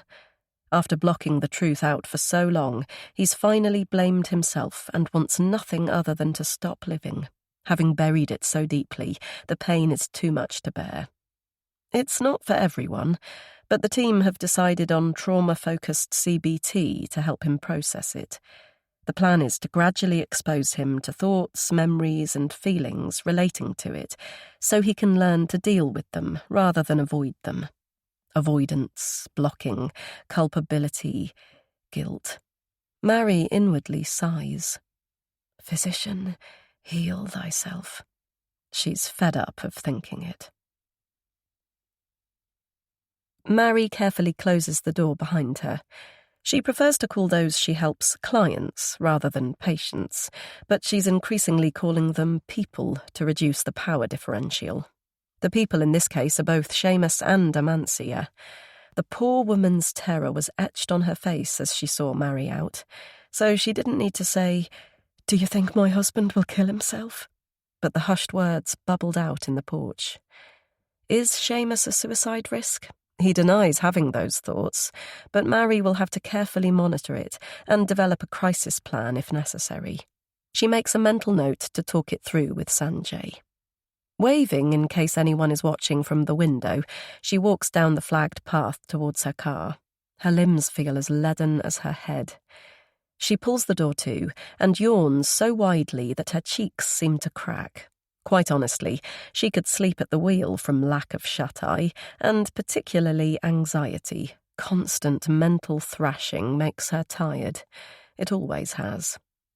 She turns on the ignition and shakes herself down. Only last week she read an article which stated that 46% of national health psychologists suffer or have suffered with depression themselves. Perhaps with their day job it isn't surprising, but right now her trembling fingers are not from work stress. She's still winded from her panic attack yesterday. What brought it on? And more to the point, will it happen again? Fighting another yawn, she stares through the window. If she shared her episode with Sanjay, she knows perfectly well what he'd say. That new trauma often has a snowball effect. It rolls along, dragging up old stones and historical dirt as it spins. And he'd be right. So it's down to her to stop overthinking and douse it with salt. Not just the past, but the present too. Swill the stupid paranoia and apprehension away. There's no time to dwell now anyway. Though she could steal a short break for a sandwich, it'll take her more than half an hour to get back to the clinic, and she has, another 3 or 4 patients to see this afternoon? God, she'd better get a move on. Putting the car into gear, she navigates the warren of identical council houses, clocking several youths who should be at school. One of them makes to step out in her path with a grin. She blares the horn. Stupid bugger. Like Ed when he was that age, reckless almost to the point of a death wish. She misses the silly sod. "When are you visiting us?" she demanded when she last spoke to him. "I need to pin you down." He laughed. "At some point, during the first 6 months of the baby's life. Which, by her brother's terms, is pretty damn soon." The thought of Brit and the baby reminds her that her phone is on silent, so she pulls up on the pavement and peers at the screen. Oh, hell. Missed calls from Brit, followed by several messages. Her heart thumping, she scans them. The first, "Just called you. Think labour has started. Can you turn back right away?" Followed by, "Where are you? Call me. Why aren't you answering?" "I'm in pain, Mariana. Where are you? Are you on your way? Bloody call me." Then the last, "I think my waters have broken. Can't believe you're not here. I'm calling a taxi." Chapter 34. Calvin. I do like you. Cal's own words jangle in his head. Shit, why did he say that? But Dee leans forward, puts her lips to his and kisses him so tenderly it's hard not to squeeze her tightly and crush the aching sweetness out of them both. And though his penis, his body, his whole bloody psyche longs to explode, he can't quite read Dee, their relationship, or this situation.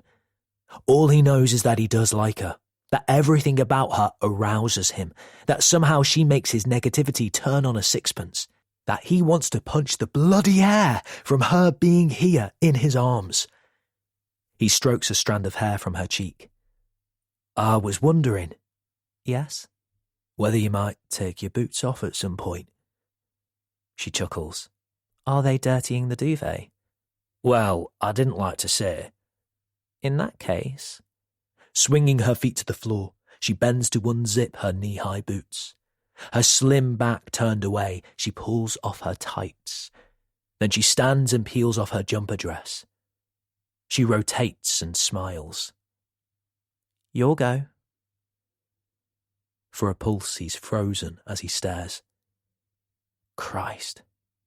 A black, silky camisole and matching briefs. And clearly no bra. His erection urging him on, he quickly rallies, standing from the bed and shedding his clothes. Aching with desire, he meets her toe-to-toe. Then taking a heady breath, he slides down the thin straps of her slip. Chapter 35. Mariana. Finally in the maternity car park, Mary shoots into a corner space and grabs her bag with fumbling hands. How she's arrived here in one piece she doesn't know, but she jumped a fair few amber to red lights. Tumbling out of the car, she rushes past the ticket machine and hurtles down the steps as fast as her heels will allow. Bloody hell, Brit's first message was not long after she'd left for the first home visit. It's professional practice to put a phone on silent for consultations, but 3 hours have gone by. While she was more than empathising with feelings of self-recrimination, Brit was in labour. Fucking ironic or what? What must Brit have thought when no reply to her calls or messages came? Mary is her labour partner. She's been with her to all the NCT classes. Broken waters aren't just flaming theory. What if she's missed the actual birth? Almost skidding to a stop at the reception, she has to take a moment before speaking. "Hi," she says when her panting is under control. "I'm here for..." But a familiar deep timbre is echoing her way. Frowning, she turns to look. Bloody hell, it's Vincent. What the... His back turned, he's on his mobile and strolling away. What the hell is he doing here? Hot annoyance strikes her chest, swiftly followed by another choking thought. Oh God, he's a vicar. How does he laughingly describe his job? Hatch, match, dispatch. Has something dreadful happened, to Brit or the baby? Her limbs tingling with fear, she inches down the corridor towards him. When she's almost at his shoulder, he suddenly spins round. He jumps, but not half as much as she does. "Mariana! There you are at last." The air squeezes from her lungs. Even Vincent wouldn't look so jolly in the face of a tragedy, but still, she needs to know. "My mobile was on silent. How's Brit? Is everything okay?" He gestures to an open door. "Ask her yourself." Almost sick with apprehension, Mary walks towards it and peeps around the jam. A monitor around her huge belly, Brit is propped up on the bed. Her arms are folded, her expression closed and surly. "Finally," she snaps. "I heard you out there. Why didn't you check your phone? We're about to have a bloody baby." Both the relief and the "we're" feels like a pleasurable ache in Mary's chest. She steps towards her irascible lover. "I know, and I'm so sorry. I turned it to silent for the home visits, but I still should have checked." Vincent's aftershave wafts in behind her, so she turns, trying to control her irritation. Civil but firm is the approach. "Thank you, Vincent. I think I can take it from here." Almost tapping his heels, he gives a little bow. "Any time, Mariana. Always glad to be of assistance, especially for family." "Right. Thanks again." Brit shakes her head when he's gone. "What was I supposed to do, Mariana?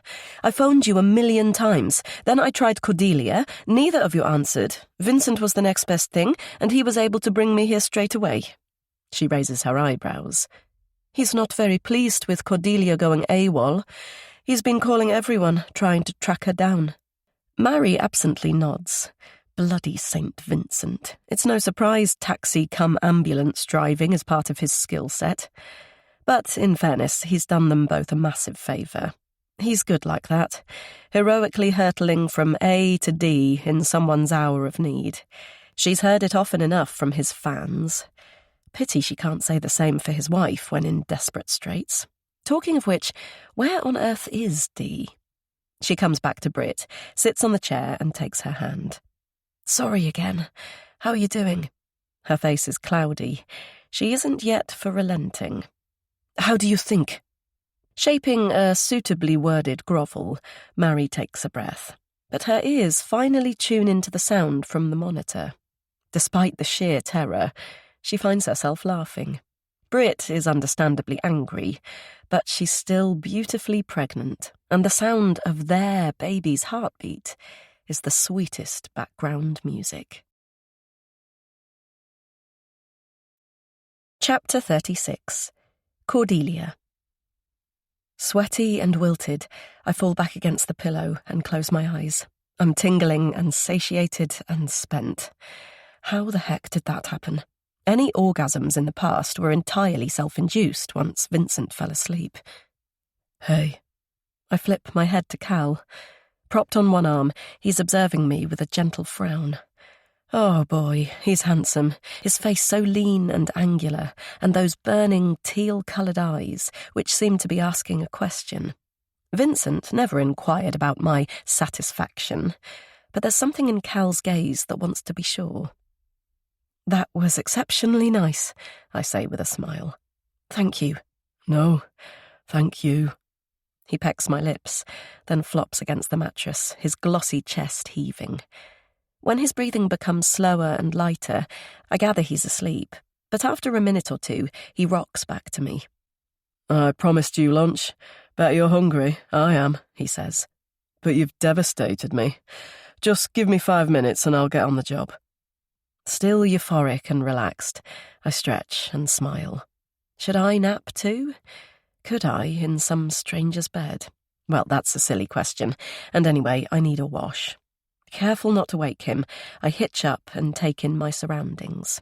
Plain, pale grey painted walls, a tall IKEA bookcase against one, a chest of drawers and a slim wardrobe on another. Not much to go on. Would my bedroom tell someone looking through the keyhole more? Probably not. Double bed, double wardrobes, double married lives. My personality is reserved for my attic sitting room. Vincent's is locked in his corner of peace study. Neither room has an actual lock and key, but each of us respects the other's private space. Feeling a little intrusive, I step over the discarded condom and peep at the contents of the bookcase. A few of the usual thriller suspects, but the shelves are mainly stacked with CDs. I tilt my head to read the spines. Classical mostly. That's interesting. Scooping up my clothes en route, I tiptoe to the bathroom and take it in properly this time. Compared with the minimalist front room, it's a bright, warm surprise. Renovated with Victorian fixtures and fittings, the white replicas are shiny, clean, and draped with colourful floor mats and towels. I move to the sink and peer at my reflection this time. My cheeks are flushed and my hair needs a good brush, but do I look any different? I have just lost my virtue, after all. And not only that, I've broken my marriage vows. I've committed adultery and betrayed Vincent. But sensations of culpability are noticeable by their absence. True, I've now crossed a huge line, but I'm not sensing the weight of it. On the contrary, I feel light, almost glib. A shower seems overly familiar, so I rinse my body with soap and pad myself dry. Once dressed, I glance down the stairs. Cal was right, I am starving, but a cuppa will be a start. Surely he won't mind if I make us one. Curiosity defeating my nerves, I pad down and check around the banister. The kitchen door is ajar, so that's okay, and though the blinds are half down, it's friendly inside. Mismatched china mugs on a tree, decaf and regular coffee, a terracotta pot stuffed with tea bags, and a wooden tray slid to the side. I fill the kettle and flick it on. Then I look at the fridge. Opening it feels more invasive, but with a quick breath I do. Apart from milk, there are bottles of beer, half a dozen eggs, and a packet of bacon, one piece of steak, butter and cheese, half a quiche. It's clearly a single man's, nothing like the packed one at the vicarage. My lips twitch. Cal wasn't joking about the 3 ingredients. He'd clearly forgotten about his lunch promise, but that's fine. I feel so calm and carefree when so much could have gone wrong. The sex might have been stilted or strange or disappointing. Suppose I'd freaked out or asked him to stop halfway. And what if he hadn't or became aggressive? I'd willingly come here and put myself in possible danger. But it was so flaming nice, his kisses silky in all the right places, his fingers gentle but knowing. And I responded in kind, exploring his beautiful body with eager lips and hands. It was fun and natural, passionate and romantic. And as for that intense, heady ending... Good God, the vicar's wife has a lover. Feeling myself flush, I squeeze out the tea bags and add a dash of milk. Does Cal take sugar? I chuckle to myself. I know he has a tender spot just below both his ears, that kissing his inner thighs makes him groan, but I don't know something as simple as that. Placing it on the tray with the drinks, I retrace my steps to the bedroom and peep in. Other than his light snoring, Cal is motionless. So what now? There's nowhere to sit, so the lounge is the best place to go. My handbag's in there too. I can check the time on my mobile and drink my tea. If he isn't up in 10 minutes, I'll slip away and drive on to Asda as planned. Mug in hand, I amble away. But instead of going down, I look up to the next floor. Cal's fast asleep. Why not have a quick look? Hoping the distinct creak won't give me away, I climb to the top landing. There are 2 doors again. Spare rooms or maybe a study? I turn the first porcelain knob, glance in, then stare in surprise. Covered with bright scatter cushions, a king-sized bed fills the cosy carpeted room. Smart fitted wardrobes and a dressing table adorn the far wall, and expensive-looking drapes frame the window. Goodness, it's a very nice guest room if it is one. A thought suddenly hits. Perhaps Cal has a tenant. Feeling bad for violating someone's privacy, I quickly pull away. I intend to retreat, but I catch the decorative plate on the other door. I step closer and read it. Zachary. Who's he? Surely not another lodger. Placing my drink on the floor, I lightly push the pine panel and the portal sways open. Realization hits like a sharp slap. A box room. What else do people use them for? For a cot, of course. One with blue bedding, soft bolsters, and toys. And though I don't need to confirm what's blindingly obvious, I find myself crossing the supple carpet to the framed photograph on the wall. Zachary, presumably, with his smiling mum and dad. Sick with shock, I spin around and clatter down the stairs to my handbag. This man has a wife or partner, but more importantly, a baby son. The old grief grips my throat. Luke, my lost boy. I have to get away. I have to leave before panic consumes me completely. Almost at the front entrance, I look down to my toes. My boots, they're still upstairs. Feet barely touching, I dart back up to the dusky bedroom and reach for my footwear. "Where were you?" The sudden roar takes my breath. His features distorted and eyes almost bulging, Cal is sitting upright and glaring. "I was just—" "Get out!" he yells. "Get out! Get out! Get out right now!" Chapter 37. Mariana. Though a good 20 minutes have passed, Britt remains sullen. A trainee appeared in lieu of Vincent, chatted for a little too long about herself, but finally asked if Mary was okay and whether she'd like a cup of tea. That certainly hasn't helped Britt's mood, but Mary's struggling to maintain her apologetic face. She's just pleased to see her, so relieved nothing's amiss, and that she hasn't missed the birth of their baby. Because he or she is their baby, and being here at the start is the key. Like Felicity at the other end of life. "Where are you, Mariana? I need you." Blocking out her mum's plaintive voice, she inhales deeply to hide the discomfort. But the stab of grief is still there. If circumstances were different, her mother would be here, beautiful, contained and gentle, waiting patiently on the sidelines for her grandchild to appear. She was there for Dee Dee when Abby was born, but not for long. Although a huge effort, Mary holds out a metaphorical palm to stop the mental flagellation, to firmly halt the snowball's progress, and focuses on matters more imminent. Britt still looking away, her expression stony. "You know how sorry I am," she squeezes her hand. "But I'm here now, and I'm so excited. What have they said so far?" She thinks back to the NCT sessions. If she's honest, she isn't sure how much she took in. She was the passenger in the car, not the driver, and that stupid resentment was like constant road humps. But the jealousy has now gone, a miraculous blessing. All she can feel is intense love for this woman and their unborn child. She briefly glances around the room. The classes included a quick tour of the delivery suites, but again she wasn't fully there. She does remember Britt looking pretty terrified at the sight of the birthing forceps and vacuum delivery kit, or instruments of torture, as she named them, and she complained about the stench. But Mary works in a hospital clinic. She's used to looking at all sorts of strange implements, not to mention people, and if there's a smell, she no longer notices it. She sighs inwardly. Oh, hell, she's been a crap birthing buddy so far, hasn't she? She needs to up her sensitivity and her game. She comes back to Britt, who hasn't replied. "Any major contractions yet? They won't take you to the birthing pool until 5 or 6 centimetres, right?" Britt rolls her eyes. "You're not very observant, Mariana. Aren't you supposed to be a doctor?" "Well, a doctor of—" Mary peers more closely at the equipment attached to her partner.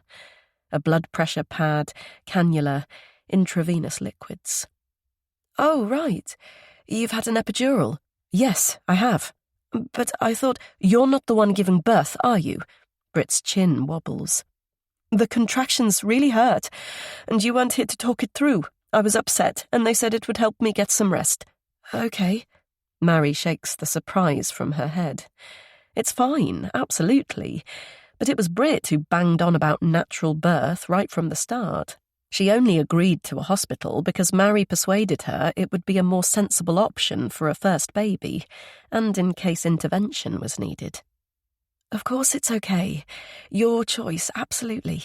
She cups Brit's cheeks. Look, I am so sorry for not being here earlier, but now I am. Can I get you anything? She tries for humour.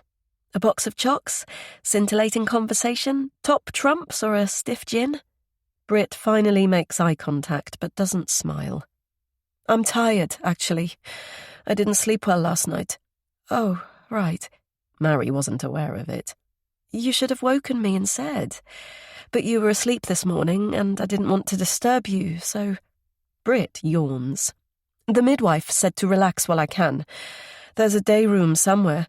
Right, good. Attempting to ride the ridiculous surge of rejection, Mary nods. So where is the midwife? A shift change, she said. Okay. Mary studies the monitor and frowns. Is it okay just to nap when contractions are clearly going on? I'll go and see who's taking over. Back in a bit. Fighting a battle of emotions, she closes the door behind her and looks at her feet. Culpability fizzes. She should have known about Brit's sleepless night. She should have been more sympathetic about odours and instruments of torture.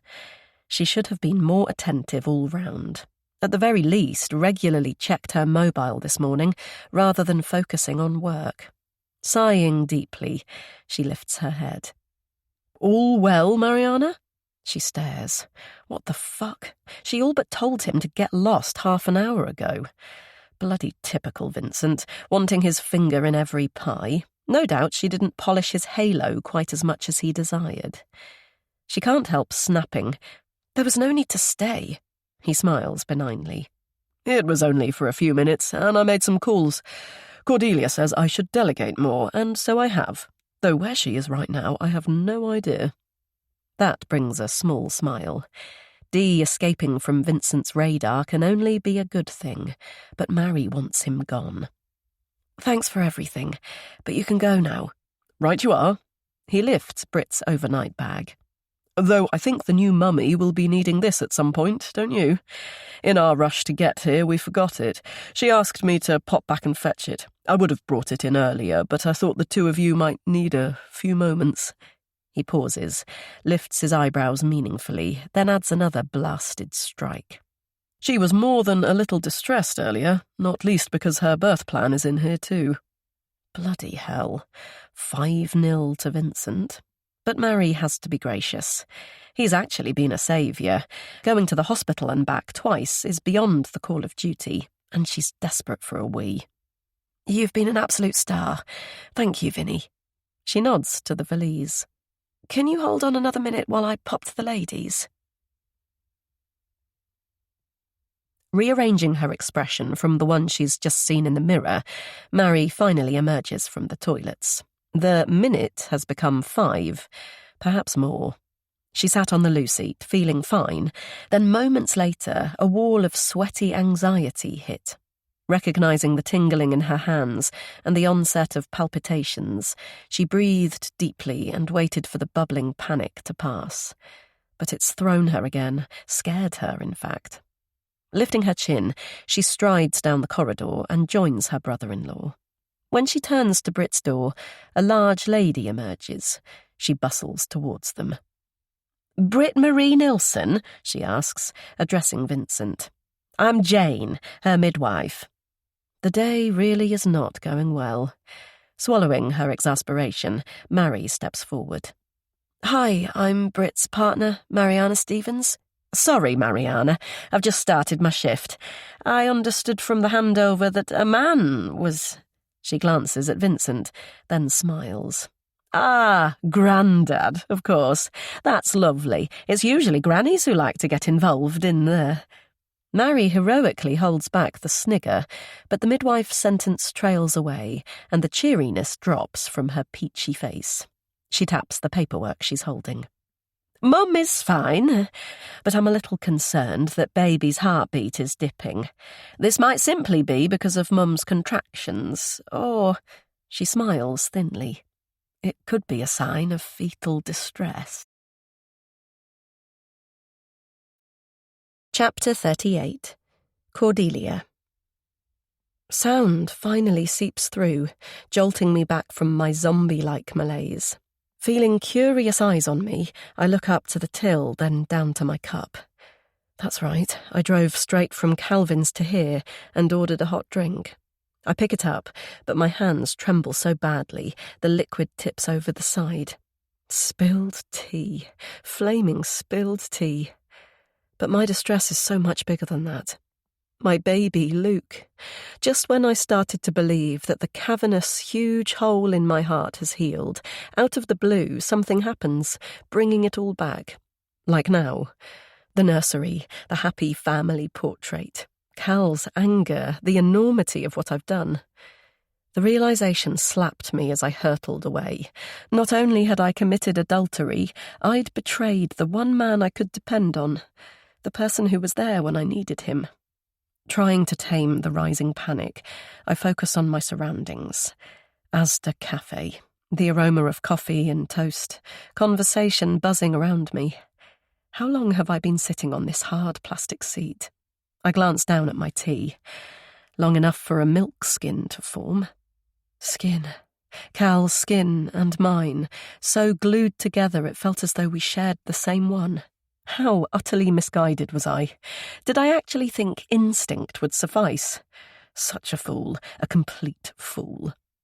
I take a deep breath to steady my nerves. Should I go home? No, not yet. And besides, my legs feel like jelly. What exactly is the time? I delve into my handbag. A purse and my folded shopper are in there, but no mobile. The young girl at the counter has been joined by an older lady, and they're both glancing my way. Are they talking about me? Do I look ill or even deranged? Possibly. Probably. Oh, God. I just need someone to tell me that everything is fine, perhaps even hold me, then I'll be on my way. But I can hardly do it with a stranger. I've already done that, and look what has happened. Mariana.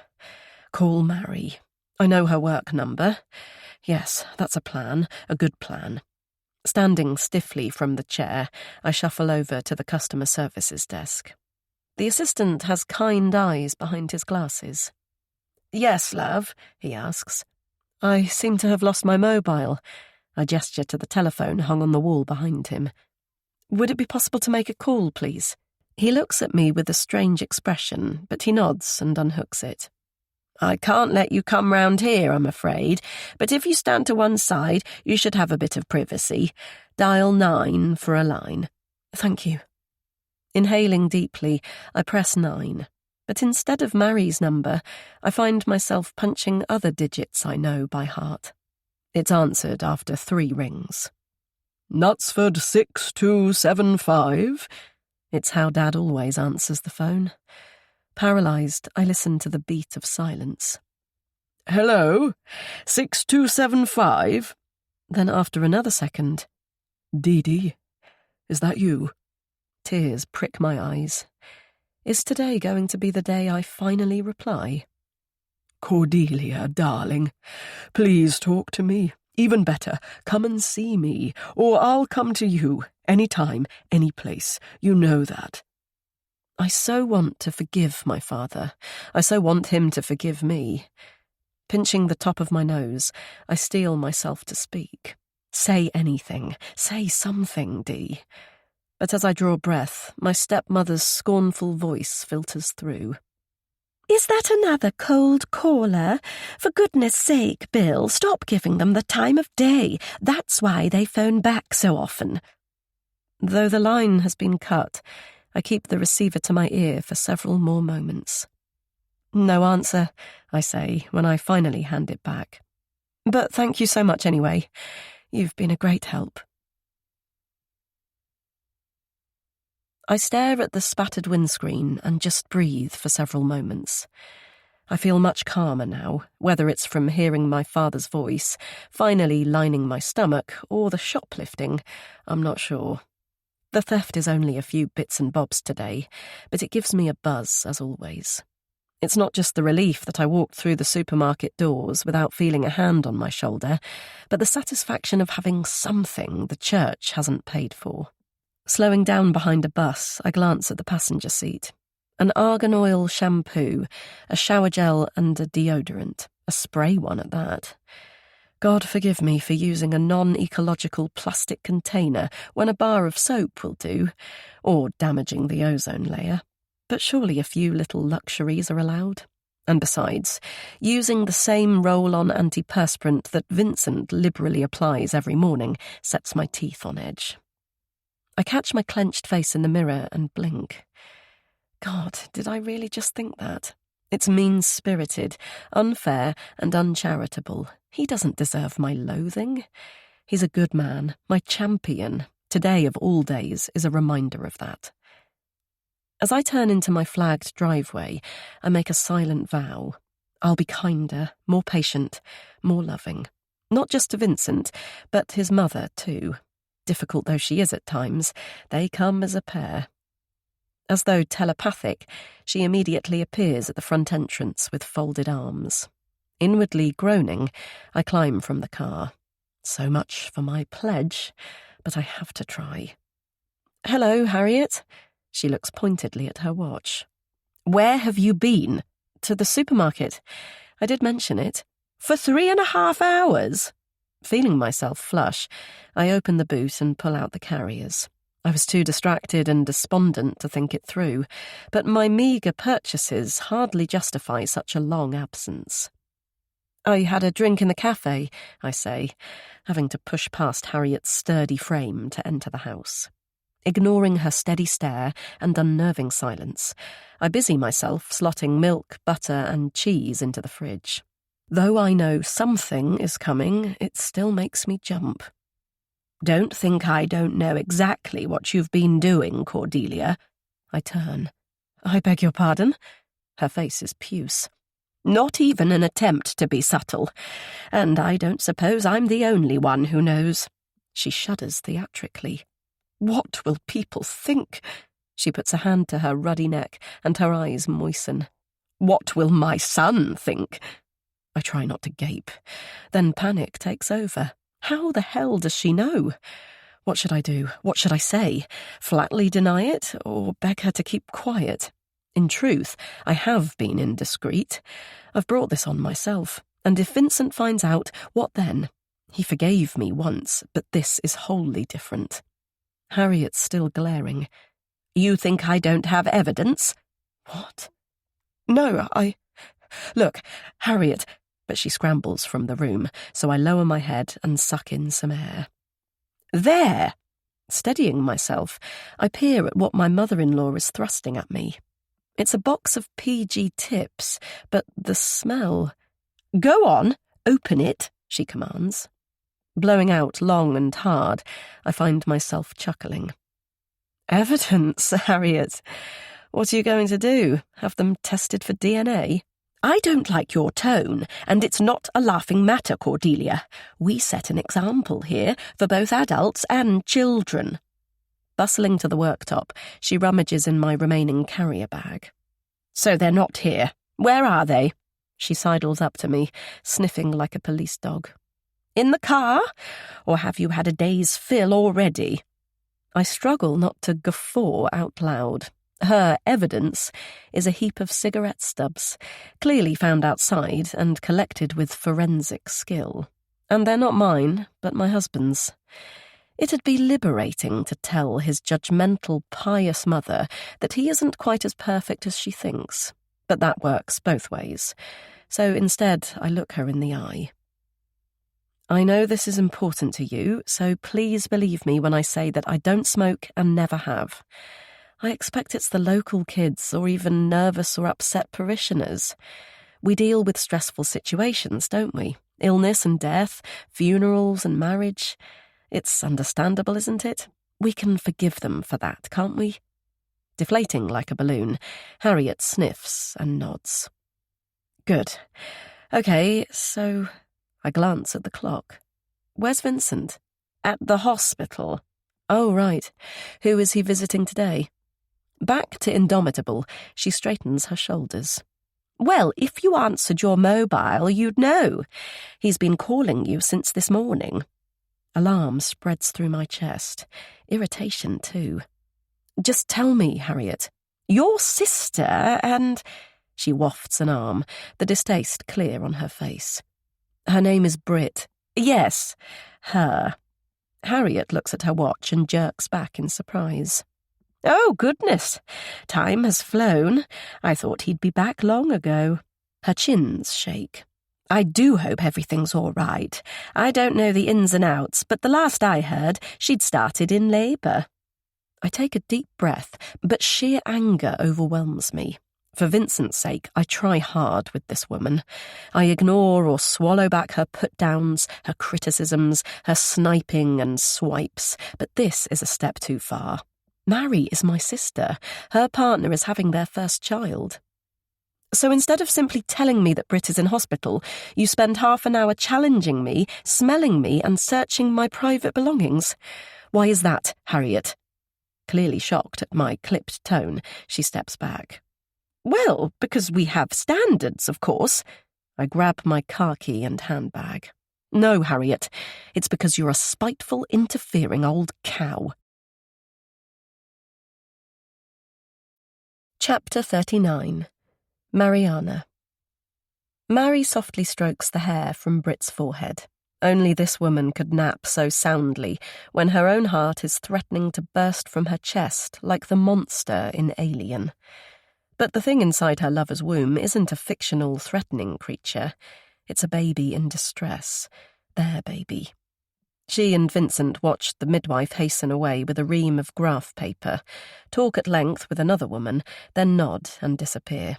Long minutes later, she returned with the sort of forced smile Mary sometimes has to use at work herself. "The consultant is on his way," she said. "He's just attending another patient and won't be long.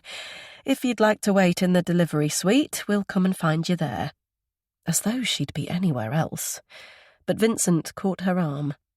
"Are you all right? Would you like me to stay?" So shaky and tremulous, she was tempted to say yes. But they were in a hospital with professionals, for God's sake. And Vincent, of all people. "Thank you, but we'll be fine. You have your flock to look after." "She was quite distressed earlier." He frowned as though searching for words. "Not her usual sunny self." Mary now looks at Brit's smooth, sleeping face. Fueled by frustration and impotence, her irritation is back. What does bloody Vincent know about anything? God, that man is a prick. And where the hell is the consultant? She inhales slowly through her nose and breathes out through her mouth. She, of all people, understands that the National Health Service is brilliant, but that it goes at its own pace. The door opens eventually, the room suddenly full. A suited man with a bow tie steps forward and introduces himself to Mary. As though she's been feigning sleep, Brit snaps awake. "What's going on?" she asks. The consultant speaks to the ceiling. "Jane asked me to look at your readings. Your contractions have stopped and the baby's heartbeat is dipping. This isn't unusual and there's no need to panic, but I'm recommending an unplanned caesarean section. I've discussed it with Jane, taken all the relevant factors into consideration, and we agree this should ensure the best possible outcome for you and the baby." Wide-eyed, Brit simply stares. "But the good news is—" Textbook speech done, he finally lowers his gaze. "The good news is that you already have the anesthesia in place, so it's just a case of topping it up and taking you in for surgery. Then you'll be awake and soon meet your newborn." "No!" Brit's yelp makes everyone start. "No, no, no!" She jerks her head from side to side. "You want to cut me open when I'm awake?" Clearly surprised, the obstetrician steps back. "It's very straightforward. It'll be over in minutes and you won't feel any pain.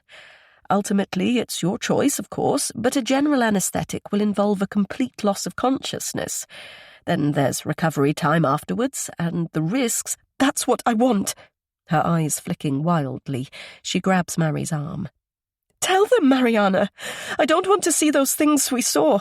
Not tools or knives or even the inside of an operating theatre. I don't want to be awake." Her tone is shrill and pleading. "Don't make me do it. Please, I want to be asleep. This is really, really important, Mariana." Stunned at Brit's terror, Mary takes a deep breath. I understand completely. I'd be scared too. But let's just take a moment to think what's best. You've already gone through the epidural, so there won't be any pain, and you're halfway there. No! I said no! Britt glowers at her. This is your fault. Your fault! She pushes Mary's shoulder. You made me do it! Covering her face, she sobs.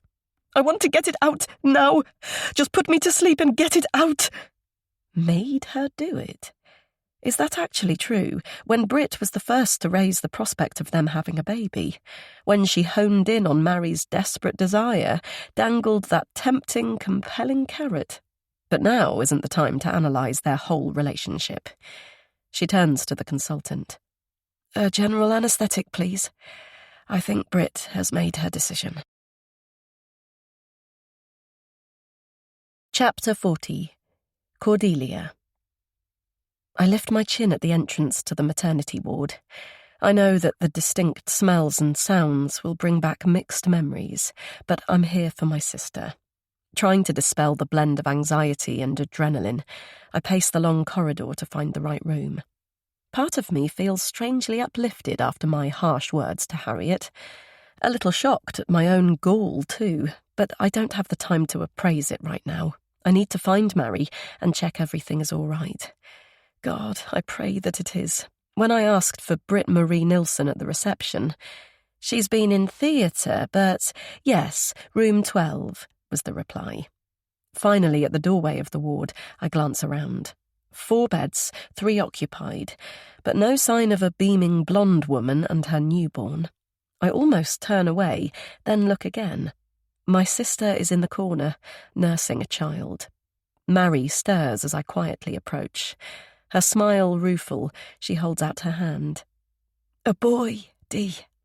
Hiding the sharp slice of emotion, I pull up a chair, peer at the baby, and speak in a low voice. Gosh, she's so beautiful. Congratulations, Mary. Then glancing at the sleeping figure. How's Britt? A tough labour? Mary kisses the tiny tot's brow. All's well that ends well, thank God. But pretty much everything that could go wrong did. She snorts softly. Starting with me. I didn't even know she was here for hours. I was visiting clients, but I'd turned my mobile on silent and forgot to check it between appointments. Apparently she tried you, then resorted to Saint... She frowns and shakes her head. Sorry, that's unkind. Vincent was brilliant. He brought Britt to the hospital, went back to fetch her bag, then hung around until I arrived. An image of Cal's face pops into my head. Not the contorted one when I left, but the one before that, soft with tenderness. I push it away and clear my throat. Mobiles, eh? I would have been here like a shot, but mine went missing. I pull it from my handbag. I found it down the side of the driver's seat just now. I actually did, but it sounds so feeble. I haven't had a chance to look at all the messages yet. Sorry. Mary cocks her head. Are you okay, Dee Dee? Yes, of course. Ignoring the heat which hits my cheeks, I take my sister's hand. I'm so thrilled for you. Really, today is your big day. Britt's too, of course. How are you feeling? Tears swell in her eyes. Unimaginable, actually. They let me in the theatre as soon as the procedure was over, and she swallows. Everyone was so lovely. They all clapped and suggested I might like to do skin to skin with the baby, so I did. I never dreamed for a moment how completely awesome it would be. His perfection, his beauty, his smell. Her voice cracks, so she pauses for a few seconds. God, just listen to me. Who would have thought? Skin to skin, and skin to skin. Pushing both memories away, I kiss the top of her head. I did. You were there for me and Ed, always. You were our rock. Needing to weep myself, I glance at Britt. So, what happened? Mary snorts. Best laid plans and all that. From a natural water birth to an emergency section. She softly strokes the baby's cheek. I feel a bit guilty for having first dibs, but Britt... Well, she pretty much insisted on a general anaesthetic, so... She came round in the recovery room, but she's been sleeping on and off since. Would you like a cuddle? Absolutely. I hold out my arms, but Brit abruptly moves. "Mariana," she mumbles. She tries to sit up. "Ouch! Oh my God, that hurts." Mary stands. "Shall I raise the bed? Then you can try holding him again." "Just give me a minute. Still feel so groggy." She drifts away, then pats her throat. "Is there some water? My mouth's unbelievably dry." Seeming to drift off, she falls silent, then her eyes flash open. "Mariana," she says, her voice tearful. "I feel really sick." I shift position in the day room chair. My hand a little shaky, I stare at the coffee from the vending machine. It smells pretty rank, but it's better than my first attempt with the tea. Batting that thought away, I focus on the joyous aspect of today. Who would believe it? Mariana Stevens has a child. What did she always say to me and Ed when we were growing up? "I'll never have pesky kids. You two and all your whinging have put me off for life. Anyway, I'd rather have a car."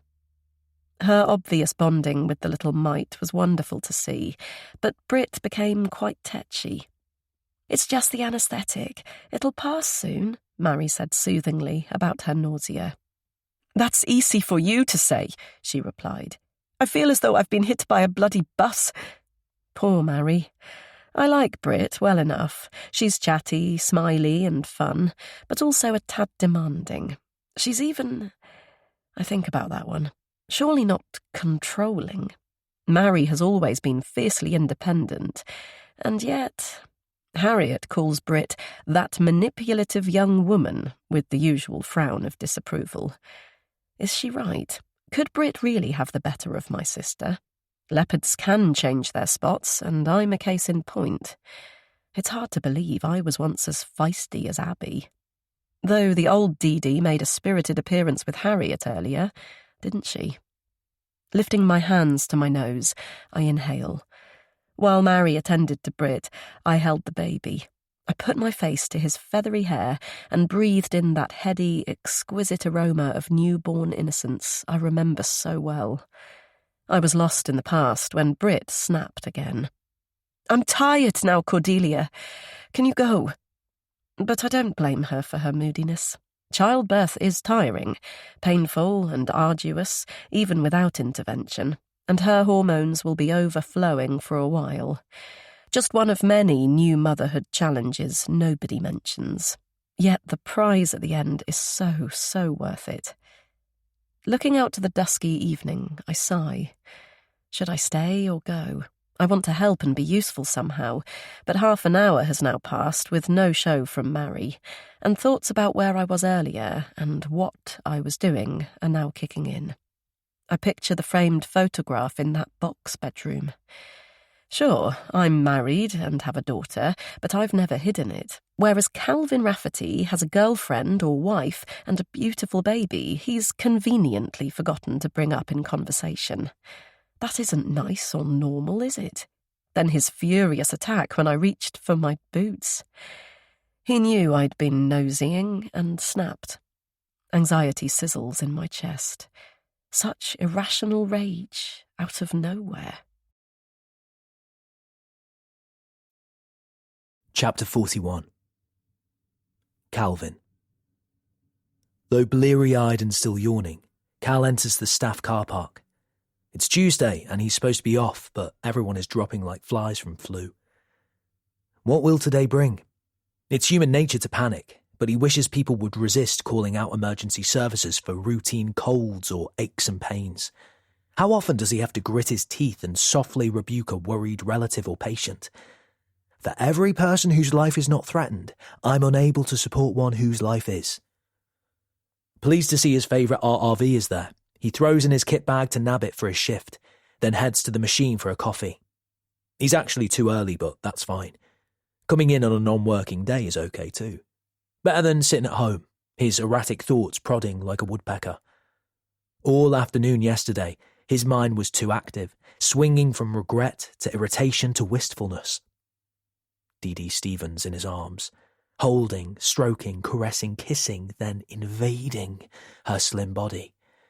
She was, well, Everything from shy and funny to so sexy and arousing, knowing exactly where to plant her lips and teasingly linger. He wanted to reach her physically, but also intuitively, and quite honestly, he thought he'd succeed on both scores. But he fucked it all up. Like an idiot, he gave in to the temptation of sleep. He can't recall what happened before he heard the slamming front door, but he shouted at her. He knows that. The weight of despondency thumps like a wave again. Perhaps if he'd told her. Maybe if he'd warned her about the parasomnia, night terrors, or whatever they are. And she did give him that opportunity.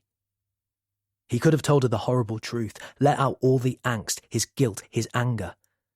But he's contained his emotions for so long, he doesn't know what damage the deluge will do. He wrote several texts to explain, but none sounded right.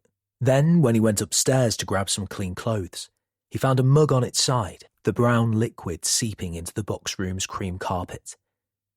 That threw him again. He should have told Dee about Zach, but what else might she have looked at or unearthed? Cal stretches in his parked RRV. Starting with 2 falls by elderly patients, the morning has been slow. No trainee today, so he's working alone, and in the long silences he's found his mind straying back to Dee. He didn't deliberately omit mentioning a son to her. It's intricate, his feelings, or lack of them, are bloody difficult to explain, even to himself. And if he opens that can of worms, so many more might wriggle out. His mobile in his hand, he absently gazes at the rain spattering the windscreen. A simple text to explain that it's complicated? Or maybe ask to meet Dee and tell her in person. He spends a few moments composing another message, then deletes it and tries again, but his efforts are interrupted by an emergency call. A male in his 30s with a severe foot injury, fairly nearby. Glad of something constructive to do, he belts up and pulls out, negotiating the back streets and arriving at some electronic gates in an impressive 3 minutes. They duly slide apart, and when he reaches the front door with his kit bag, it swings open too, and a man ushers him in. The bloke smiles. Cheers for coming so quickly. So, where am I going, mate? In here will do, he replies, gesturing to a glossy kitchen, then walking ahead with a limp. The penny drops. You've called emergency services for yourself? Yup. The man rolls up his trouser leg. Hurts like buggery. Out drinking last night. Managed to get home and sleep till lunchtime, but maybe it's broken? Hiding his frustration, Cal nods. I suggest you ring your GP or get yourself to a hospital for an x-ray. How am I supposed to do that? A taxi, a bus, a friend, a relative? But you're here now, you can take me. Sorry, emergencies only, mate. Cal turns to feed back to HQ, but his shoulder is grabbed. Firstly, I'm not your mate. Secondly, I pay more in tax than you earn, so I have a right to bloody treatment. Cal stares for a beat. It'd only take a couple of jabs, a cross and a hook to toy with him, and then... But he'll save that for the gym. He steps away. Emergencies only, I'm afraid, sir. Good luck with the foot. Puffing out his hot irritation, Cal manoeuvres the BMW around. What did his mum always say if he was left out or derided at school because he didn't have the branded trainers or latest cool clothes? Keep your head up, son. Remember, you are as worthy as the next human being. Don't ever let yourself down by showing otherwise. His mum. Picturing her dancing to Whitney with her easy white smile, he breathes through the usual hurt. Her absence in his life is loyalty to his dad. That's all. Can he still blame her for it? Relationships are complicated, that's for sure. Perhaps it's time to get in touch and reconcile. Chapter 42. Mariana. Trying not to show her exasperation, Mary watches Astrid pad into the kitchen and yawn. She looks like her daughter, but she's wholly different personality-wise. Unlike Brit, she doesn't smile, and her whole demeanour is like a shrug of indifference, albeit a very graceful one. Mary collected her from the airport yesterday and suggested they visit Brit and the baby en route home. What? Today, Astrid said, as though it was an off-the-wall suggestion. Well, yes, I thought you might like to see your new grandson straight away. She simply looked out of the passenger window, so Mary took that as a yes. Eventually, she spoke. Does this baby have a name? A slightly contentious point. Until the birth, she and Britt had agreed on Oliver, but since meeting him, Britt declared he wasn't an Ollie and firmly suggested the name Cosmo, the Greek word for harmony and beauty. God knows where that idea had come from. As she said to Dee on the telephone, "Can you imagine when I say, 'pass me Cosmo'?" Still, Astrid saved the day. She took one dismissive look at the newborn and nodded. Isaac, I-S-A-K, after your grandfather. Thanks, Mum. I like it, Britt replied. Hello, little Isaac. Mary clearly didn't warrant a role in the consultation, yet it was still a relief after seeing Britt's set-jaw determination over Cosmo. And Isaac is a good name, though, as she also mentioned to Dee, the poor boy will have no end of trouble correcting the spelling. Her lips twitch at the thought. Bloody hell, she's sounding like a granny herself. She now comes back to Britt's mother. Wearing a dressing gown remarkably like her own, she languidly brushes by and heads for the cupboards. Chatty she's not, and now Mary looks properly, the internal light bulb flashes. It is her dressing gown. But she shouldn't be surprised. Last night, Astrid helped herself to her bedroom, too. She threw her suitcase on the double bed and said, "Night, then. I'm exhausted." Mary considered directing her to the pristine spare room, clean towels and bedding, but she chickened out and said, "Just give me a sec," while she quickly collected what she needed for the night. Pyjamas, toothpaste and face wipes, and clothes for today, though she forgot clean knickers and socks, so had to hand-wash the dirty pairs in the main bathroom sink and hang them overnight to dry. They're still a little damp even now. She watches Astrid move on from the dry food shelves to the fridge. She peers in, then closes it again. Mary tries not to guffaw. Clearly, this hotel isn't up to scratch. "Anything I can get you for breakfast?" she asks. As well as cleaning the spare room and scrubbing the bathroom suite until it shone yesterday morning, she had belted around Tesco, bundling a whole host of delicacies in her trolley. "We have eggs, cold meats and cereal, then there's croissants, crumpets, pancakes and a seeded loaf in the bread bin." As though surprised she's there, Astrid's blonde barnet wafts around. "Thank you, but I'll get brunch in town." "Oh, right. You're going into Manchester?" "How could I not while I'm here?" "Well, I thought you might—" "A little shopping, a mooch around. It's a beautiful city." "Shopping? Really?" Mary tries not to gape. Astrid barely looked at Isaac yesterday, but she put that down to travel tiredness, and she's hung around all this morning waiting for her to wake up. She'd stupidly assumed a new grandma would want to see as much of her grandson as she could. Her own mum would have. She'd have been joyous, generous, helpful and sweet. It's an uncomfortable thought that's been prodding since Isaac was born. Breathing away the emotion, she nods. "Okay, then I'll get off to the hospital. Have you any idea what time you'll return? I can come back here to fetch you and save the cost of a taxi if you like." Astrid pulls a stray hair behind her delicate ear.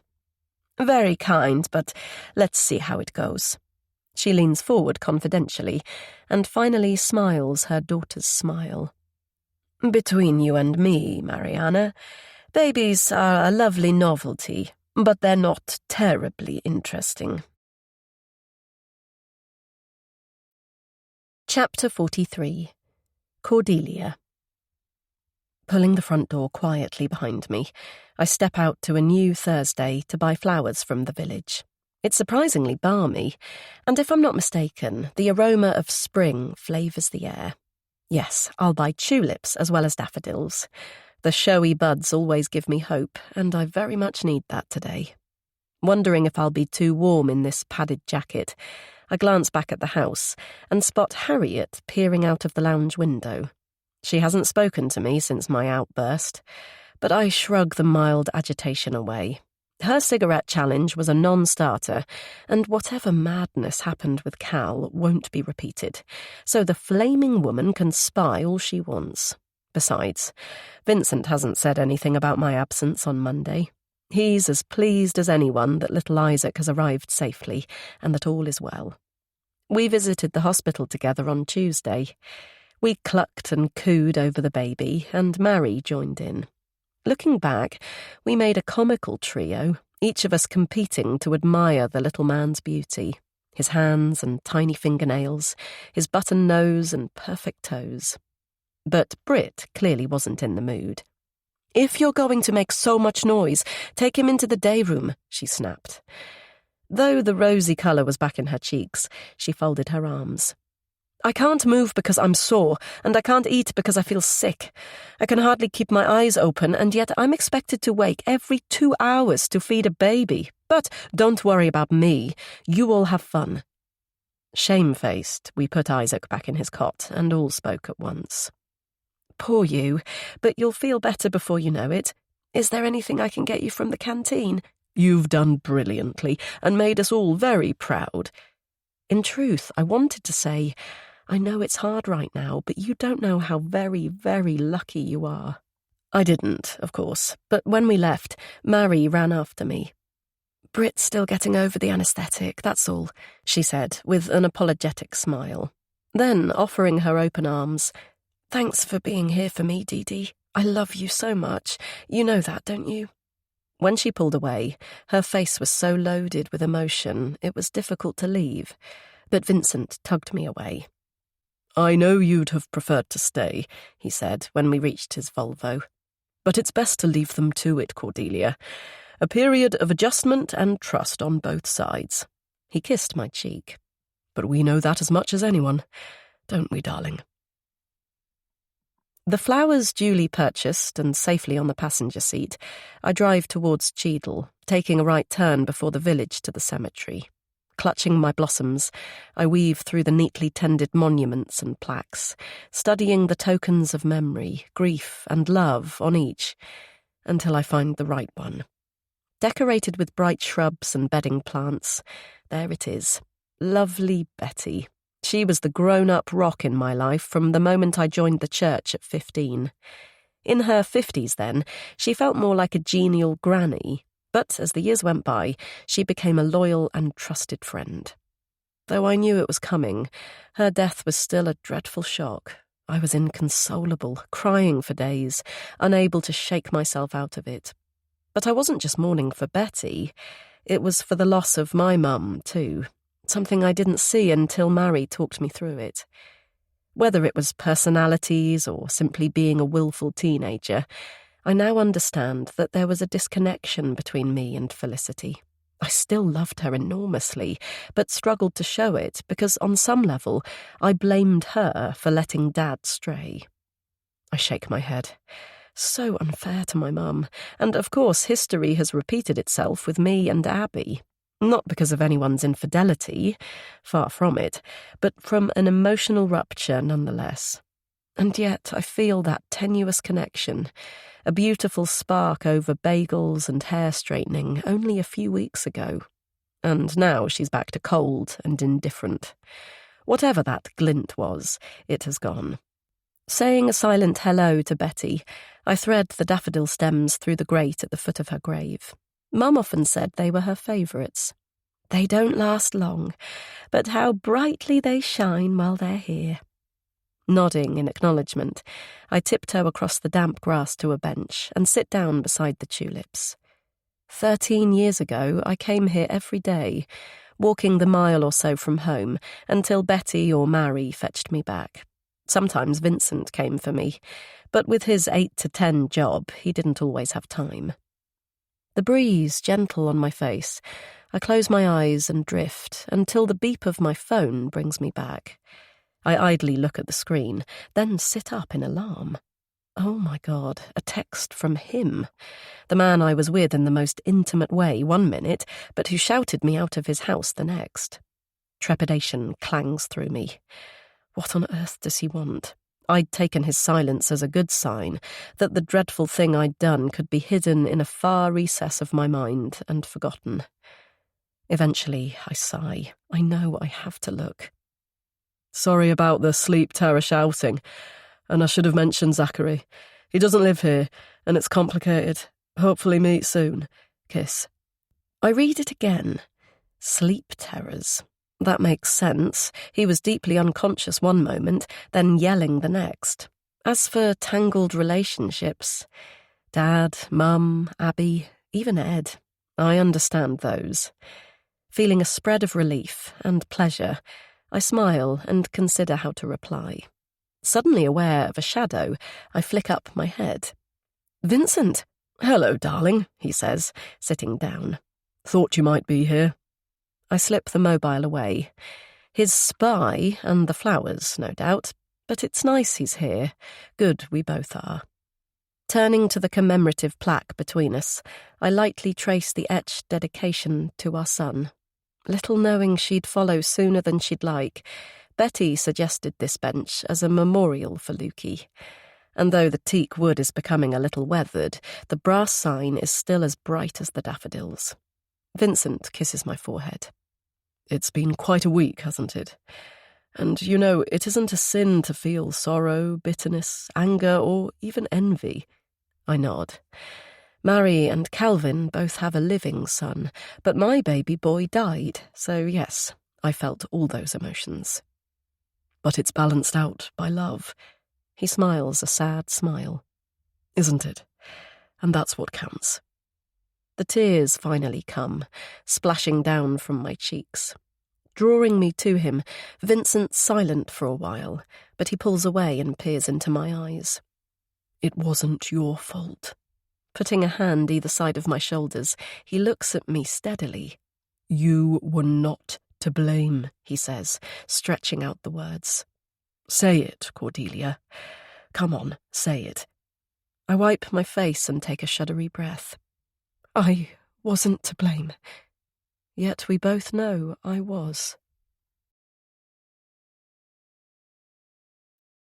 Chapter 44. Mariana.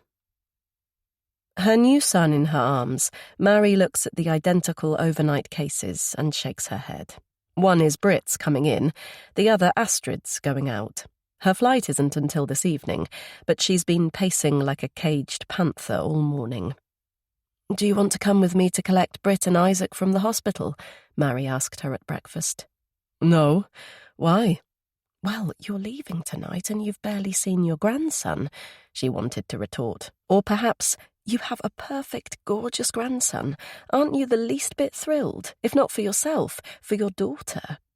She managed to behave and simply reply with an, okay. But Astrid's passivity, lack of interest even, makes her hopping mad. She's cross on Brit's behalf, little Isaac's too. Astrid is the only grandma he has. But it goes deeper than that. Can't the bloody woman make an effort? Perhaps act if she has to.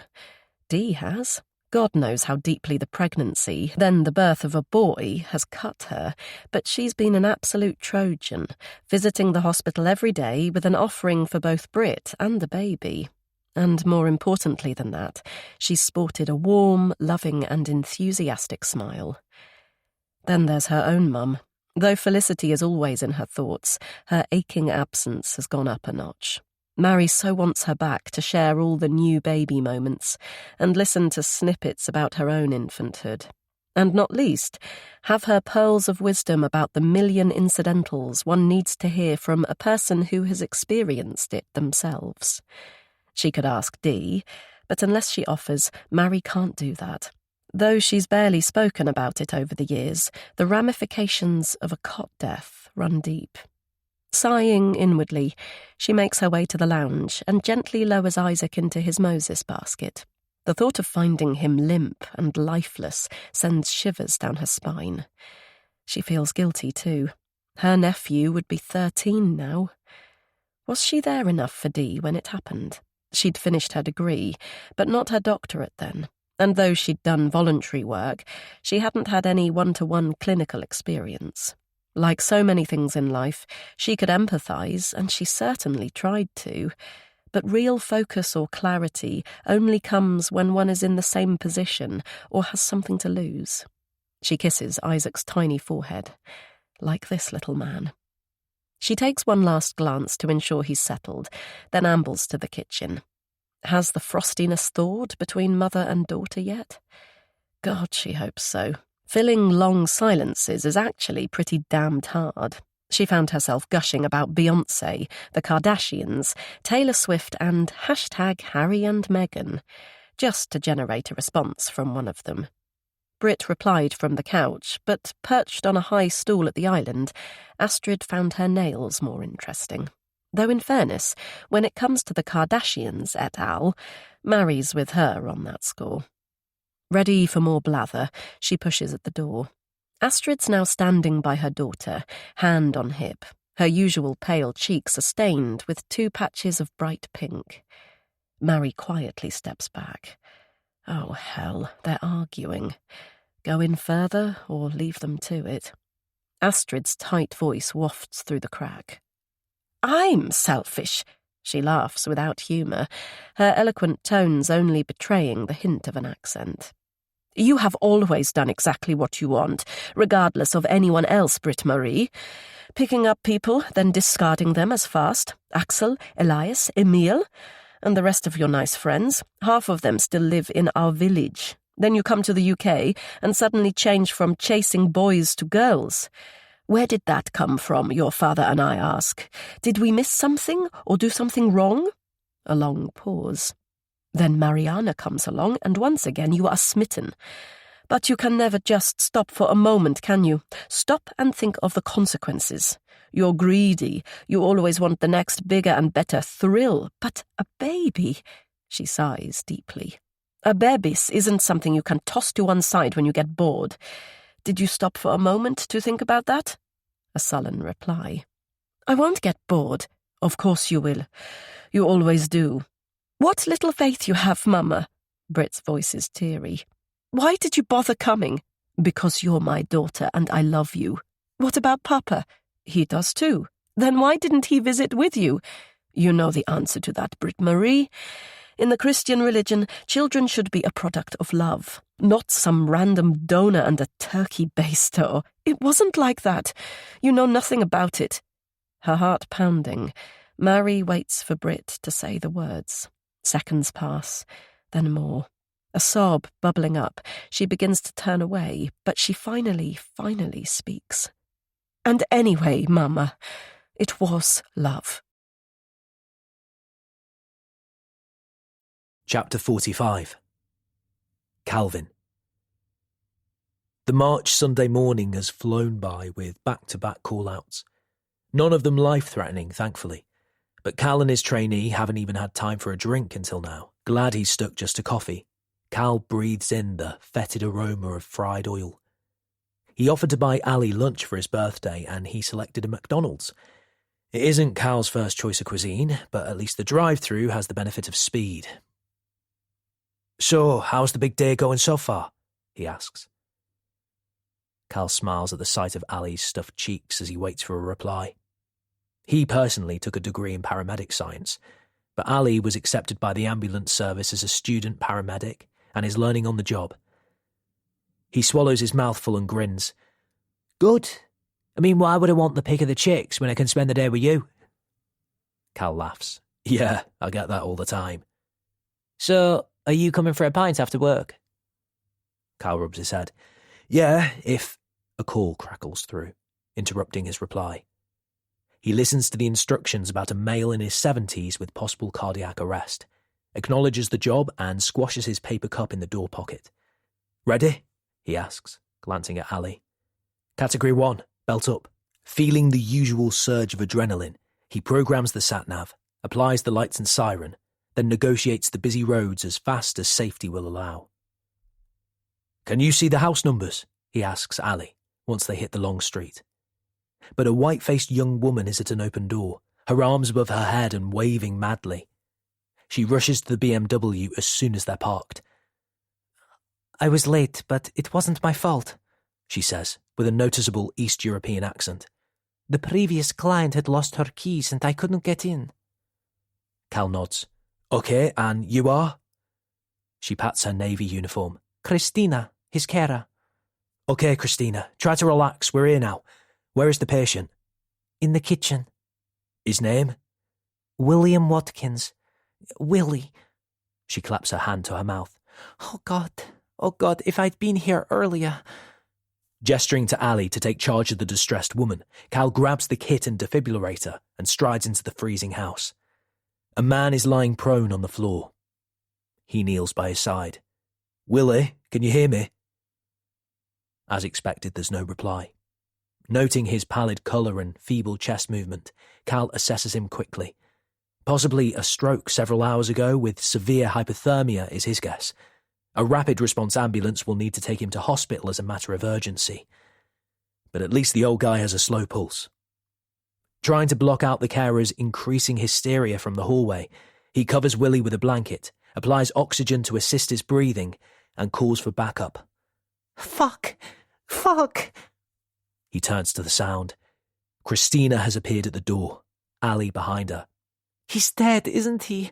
Oh my God, will I be in trouble?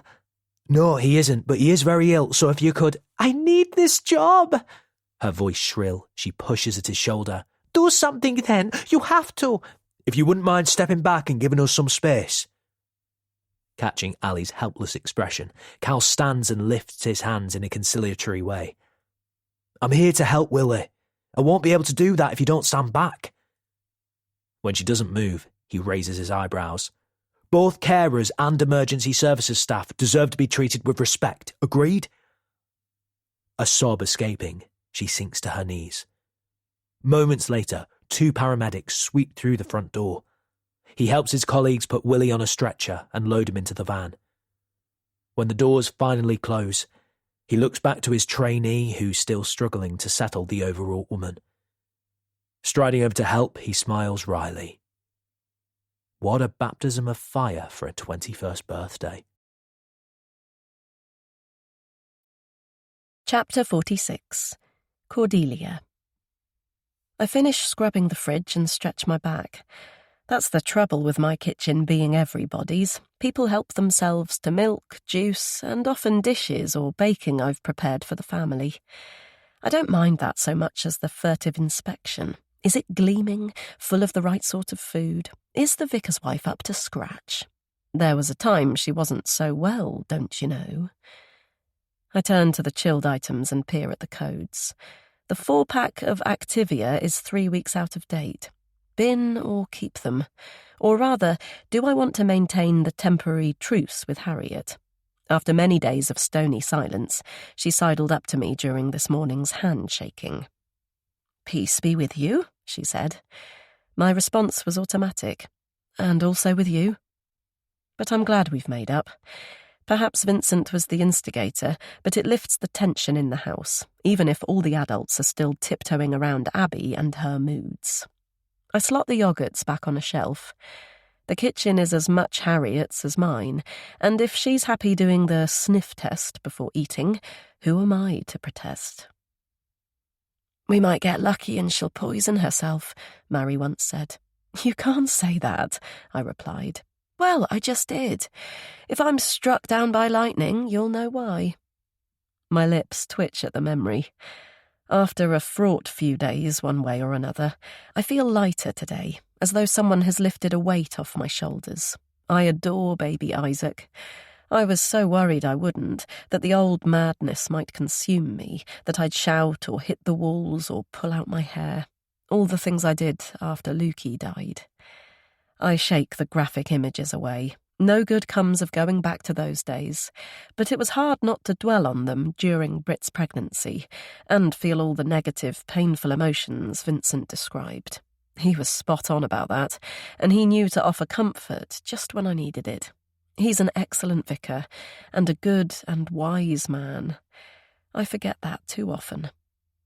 Hearing a beep, I scoop up my mobile. It's another text from my big sis. Sitting down at the table, I smile in anticipation.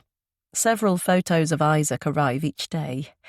I was fearful Mary would hold back from sharing her excitement and joy, but she gets it just right by involving me but not overstepping the mark. Whatever that is. It's new for us both. My thumb hovers over the last message from Cal. I didn't reply after all.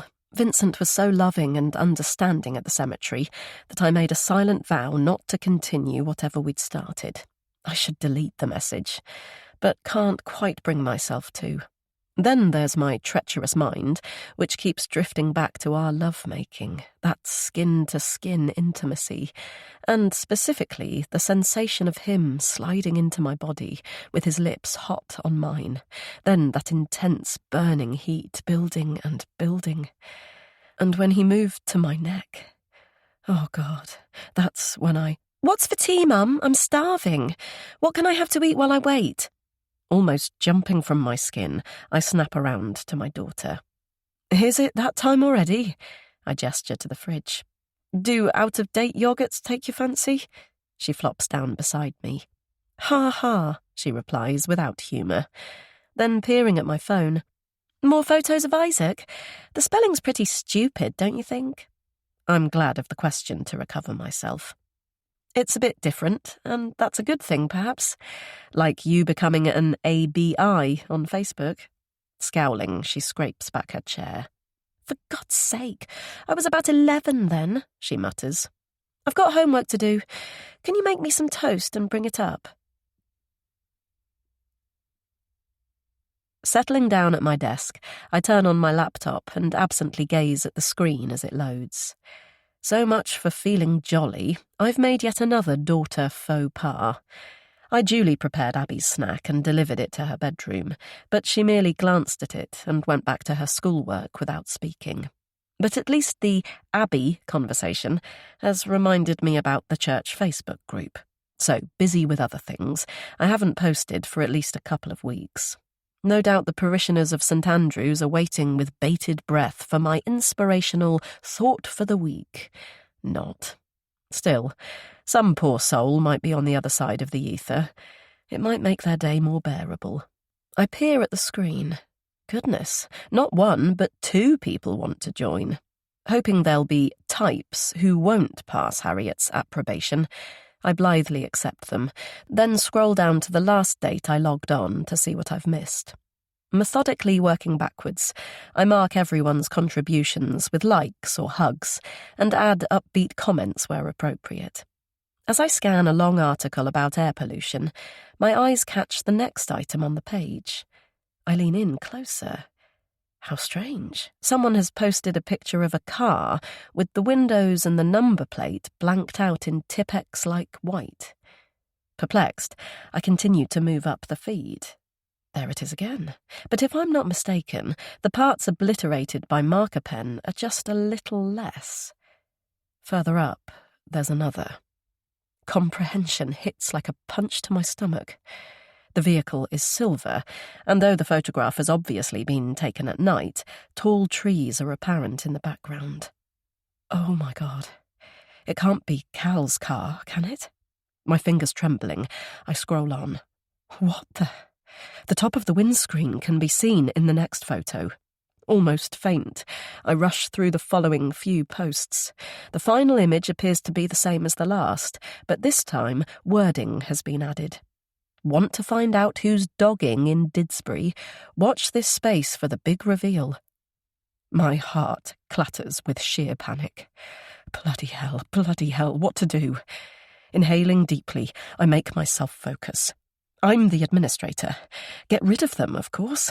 I spent minutes reading through the damned piece about Manchester smog when time was vital.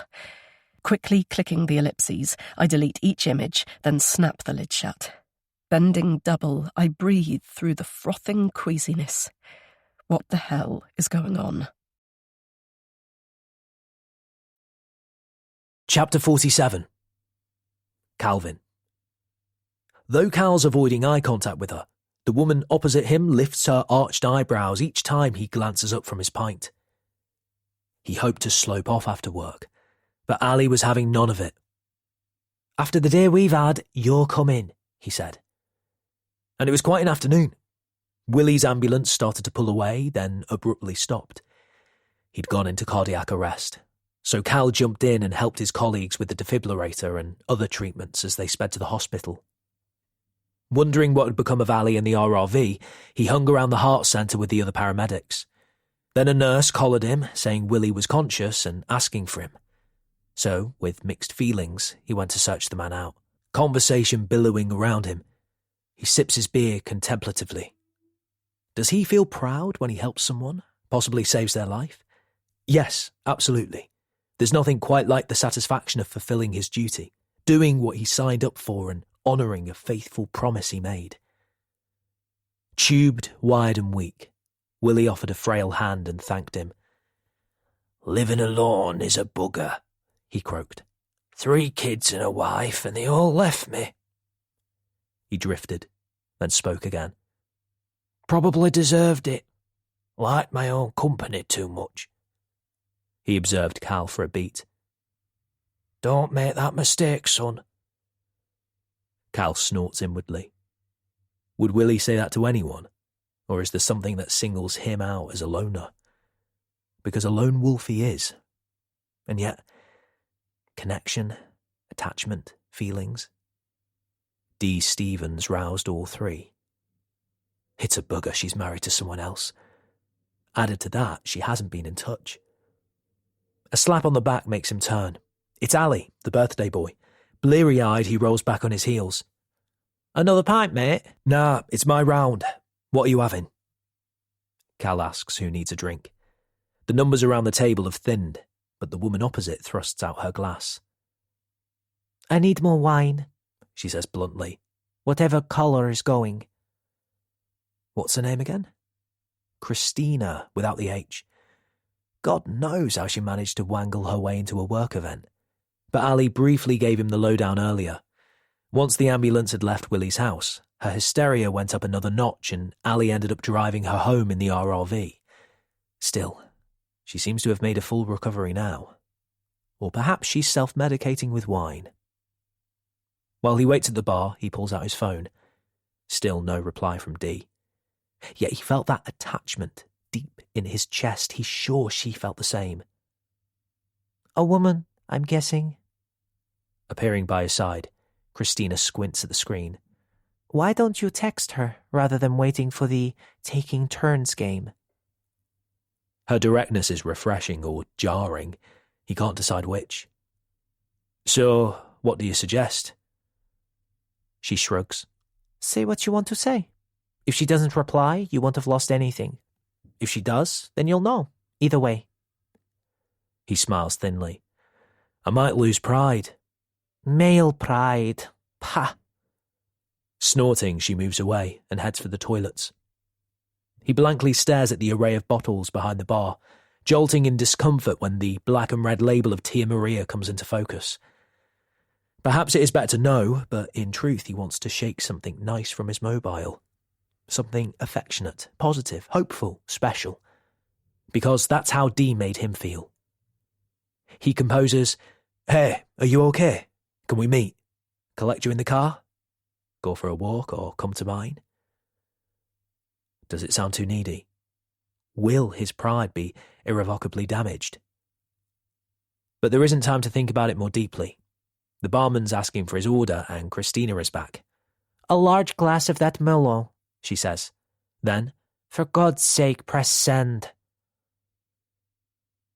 Time has passed and Cal's senses are dulling. He lifts the glass and throws back the fiery liquid.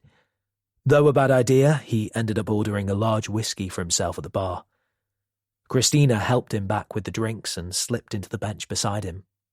"Mobile," she said, taking it from him and placing it on the table. He didn't mind her playful game at first, but her tactile flirtatiousness is now getting on his pip. Or is it because Dee hasn't bloody replied?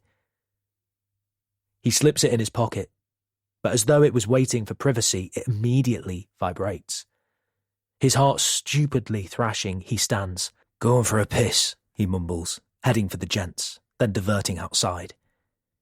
Though the night air is cold, he feels hot, almost breathless. Bloody hell, what's wrong with him? He doesn't need an excuse to leave the table, and if this message is from her, she's a married woman, for God's sake. Yet still he leans against the damp wall for several moments before peeping at the screen. Fuck, it is from her. Inhaling quickly, he opens it. Do not contact me, please. Do not contact me again. What the? His mind gluey. He tries to work out her knee-jerk response, but an arm is slotted through his. Smashed pride, eh? Christina says, pulling him away from the building. She stops and pecks his lips. Never mind, handsome man. I know just the thing to fix it. Chapter 48. Mariana. Breathing in the spring air, Mary ambles home from the bus stop. Her gaze inescapably sweeps the large oak by the park. A solitary bird today. She doffs an invisible cap. Morning, Magpie. It isn't morning, though. It's Monday lunchtime. She's returned to work after her paternity leave, but for half a day only. Smiling wryly, she wonders how Brit has coped by herself. She's never been an early bird, and for the past 3 weeks she's basically stayed in bed, watching daytime TV and flicking at magazines, interspersed with naps and feeding Isaac. Mary has done the rest by preparing tasty snacks, changing nappies, washing, cleaning, nursing. Online food shopping too, and thank God for that. With so few hours in the day, they might otherwise have starved. A small voice in her head warned that it wasn't a good idea to wait on Brit hand and foot, but she reasoned that her section scar was still healing, which it still is, and besides, she loves her one-to-one time with Isaac.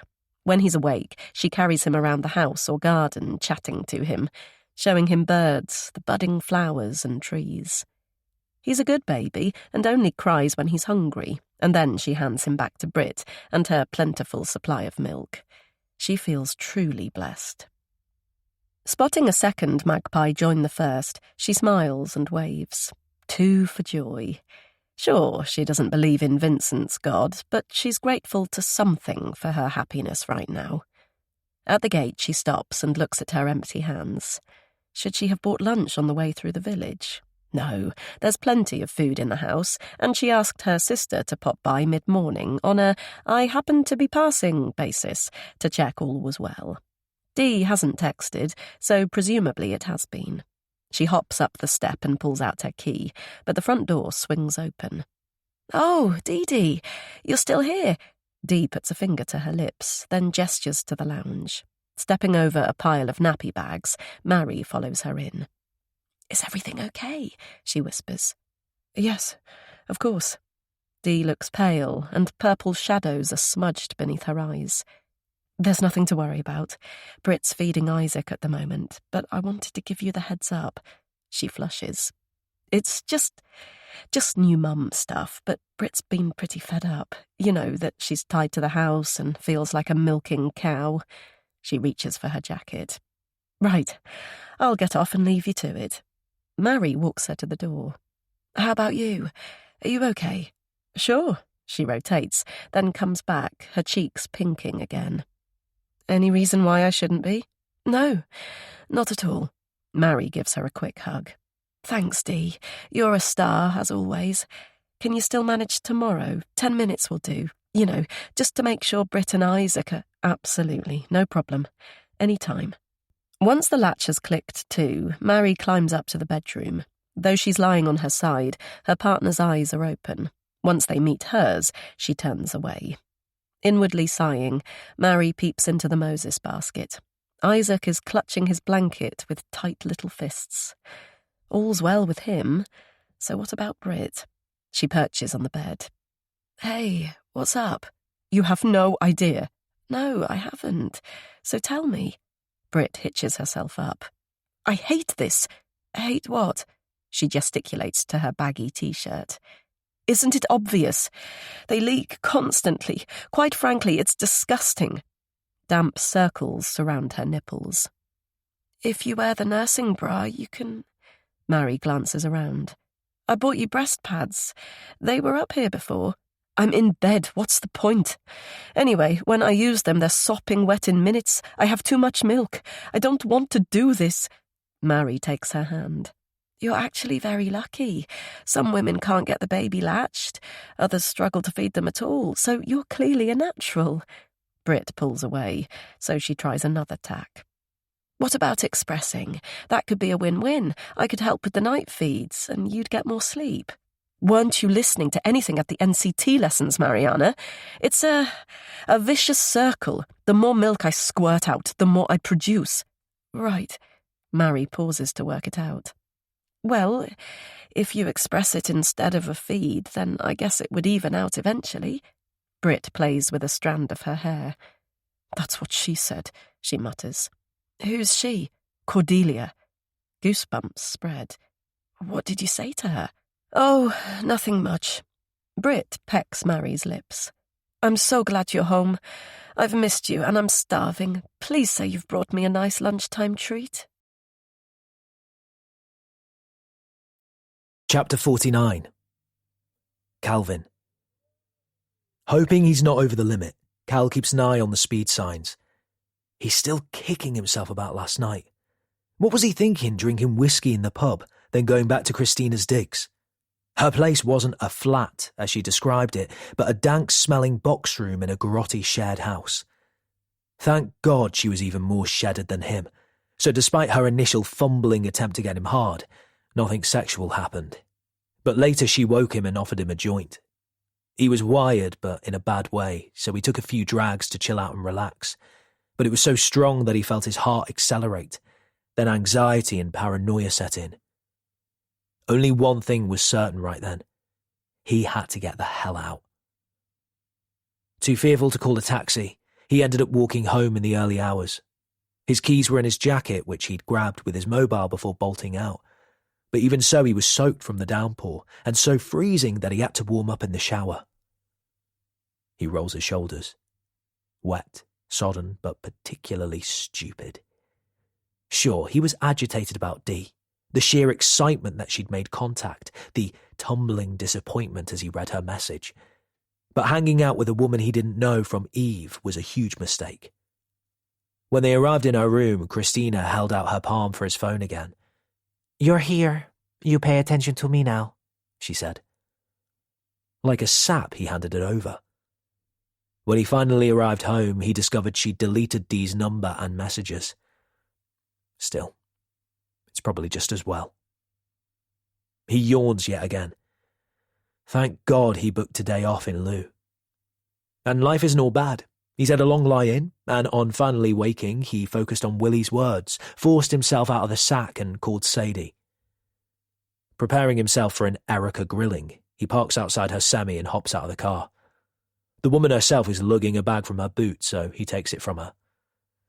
What have you got in there? Gold bullion? He asks. She cracks a tiny smile. I wish. Then, we don't often have the pleasure of your company on a Monday. I was torn between Bolton and root canal treatment, but when Sadie said you were doing bake-off this afternoon, it was a no-brainer. Cheeky sod. In you come and see your little smasher. Turning, she raises an eyebrow. He's turning into a right handsome bugger. Looks more like you every day. Feeling a mix of emotions, Cal closes Erica's front door. He and Sadie walked Zachary in his pram to the park and stopped at the cafe. It was nice, but bloody difficult too. Despite Willie's warning about ending up alone, he knew then that the relationship had to be the right one, and this wasn't it. Several times it was on the tip of his tongue just to say it, but Sadie was so proud to be out with her 2 boys that the will withered and vanished. Hey, lover boy, not so fast. He turns. Erica is holding out a tartan-patterned cake tin. Victoria sponge. I've made it with fresh cream, so it'll need eating by tomorrow. For me? It's the first cake he's been baked for nearly 25 years. Cheers, Erica. It's very kind of you. I'll bring back the container next time. She glances over her shoulder. Keep it. She's getting restless and Zachary's in a routine these days. She smiles sadly. I'll miss the little chappie, but Sadie needs her own kitchen, her own home again. I know you'll look after them. You're a good man. He inhales deeply. He knows he has to act, that he's been a bloody coward for not doing it sooner. Actually, I'm coming back inside. Zack asleep in her arms. Sadie's still on the settee when he returns to the lounge. Hi, hon. I thought you'd gone. I need to speak to you. Do you want to give Zack to your mum? No, why? I need to say something you might not want to hear. As though knowing what's afoot, Erica appears, takes the baby from her daughter and silently closes the door behind her. Her face already crumpling, Sadie holds out a palm as though to stop him, but he has to spit it out. I'll always be here for you and Zachary, he swallows. You know, financially and in a supportive, caring parenting role. But you deserve someone far better than me. You're dumping me. Christ, he feels like a shit. No, that's not the word. He takes a big breath. We'd already broken up, drifted apart, or whatever the phrase is. He wills her to understand. We have Zach, and that will always be an amazing thing between us. But we haven't been a couple for a long, long time. If you're honest, you already know that. Tears seep from her eyes. But we could get back on track and be a family. Me and Zach could come home and... I know that won't work, and deep down I think you know it too. I'm sorry, Sadie, but the answer is no. Chapter 50. Cordelia. It's Tuesday already. Keeping my hood up and head down, I hurry through the park towards Mary and Britt's house. I made them beef bourguignon first thing, but it's heavy, the handles of my Hessian bag roughly yanking my shoulder. I feel internally damaged too, like a punch bag. But feeling sorry for myself is silly. Britt is just Britt, and the rest of the mental agony I've brought on myself. So sick with nerves. I've struggled to eat since seeing the Facebook image. Who on earth posted it? What do they want? I've been too frightened to look again, and though I've tried to think logically, my mind has been sticky with panic. Delete every member? Shut the whole page down? No, I can't do anything extreme. Harriet would notice and think it was odd. Over the last 48 hours, I have tried to function normally, but I've swung from terror to strange calm. If the perpetrator posts it again, there's nothing to link a prank photograph to me. My mother-in-law clearly hasn't seen it. I would certainly know if she had. But the downside is horrifying. Someone maliciously posted that photograph. They know about me and Cal. They seem to be slowly exposing more of the windscreen and the people sitting behind it. Oh, God, what can I do? Then there was Cal's text on Sunday evening. It popped up when Vincent was in our ensuite, noisily cleaning his teeth, and my heart almost burst from my chest as I fumbled to turn the phone off before he came back.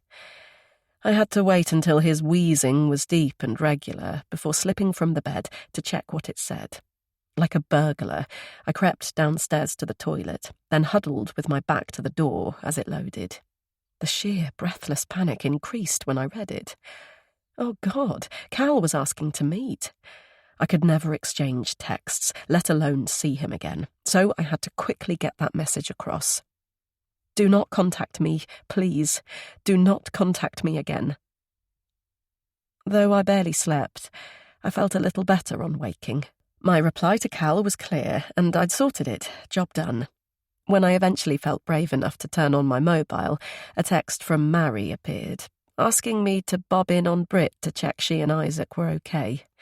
It gave me a focus, and it felt good to be needed. But the moment I let out a long sigh of relief, another message from Cal popped up. I forced myself to open it. You'll be so sorry, Kristin.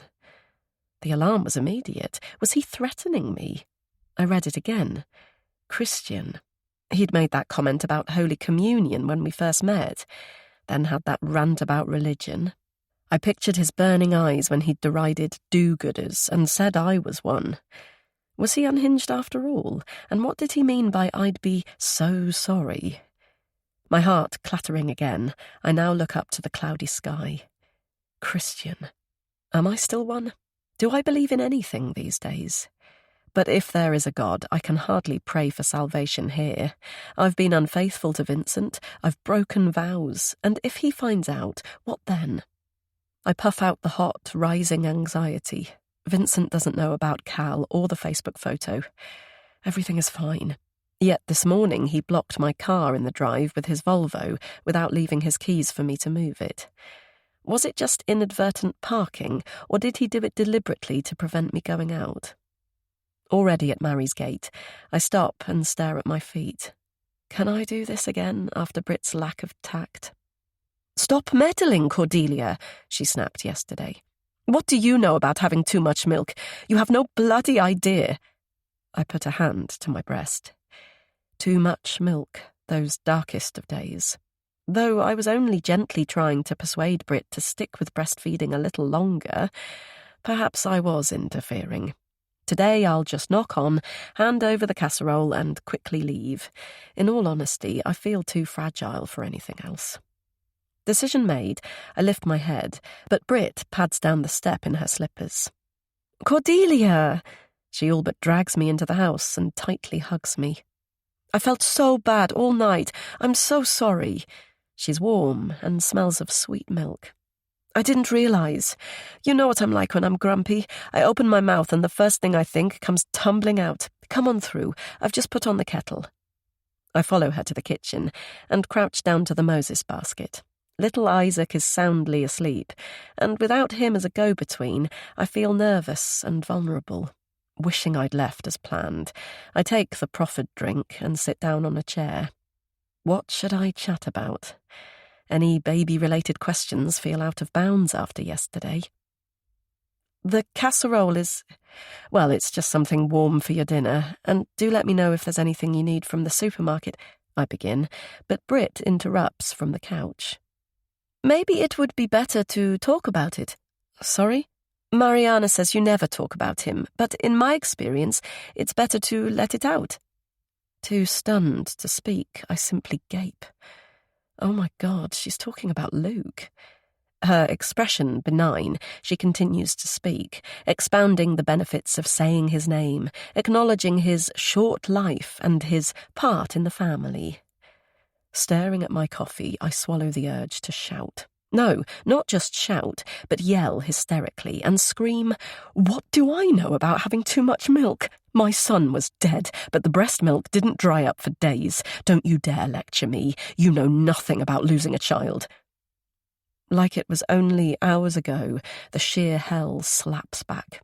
That compulsive need to go through each and every step of what happened, playing the mental film again and again, the overwhelming, debilitating feelings of loss, grief, and guilt.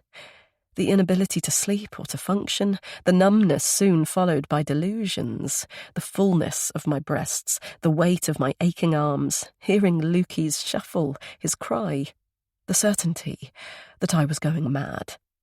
And Vincent's gaze, which slowly turned from love, support, and understanding to something else, pulling away bit by bit, and taking Abby with him.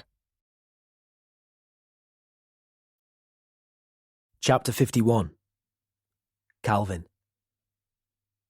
Cal rubs his face. The day's not going well. Though he was first on the shift and did all the checks on the BMW, an emergency erupted while he was getting changed, so he had no choice but to drive this old Kia.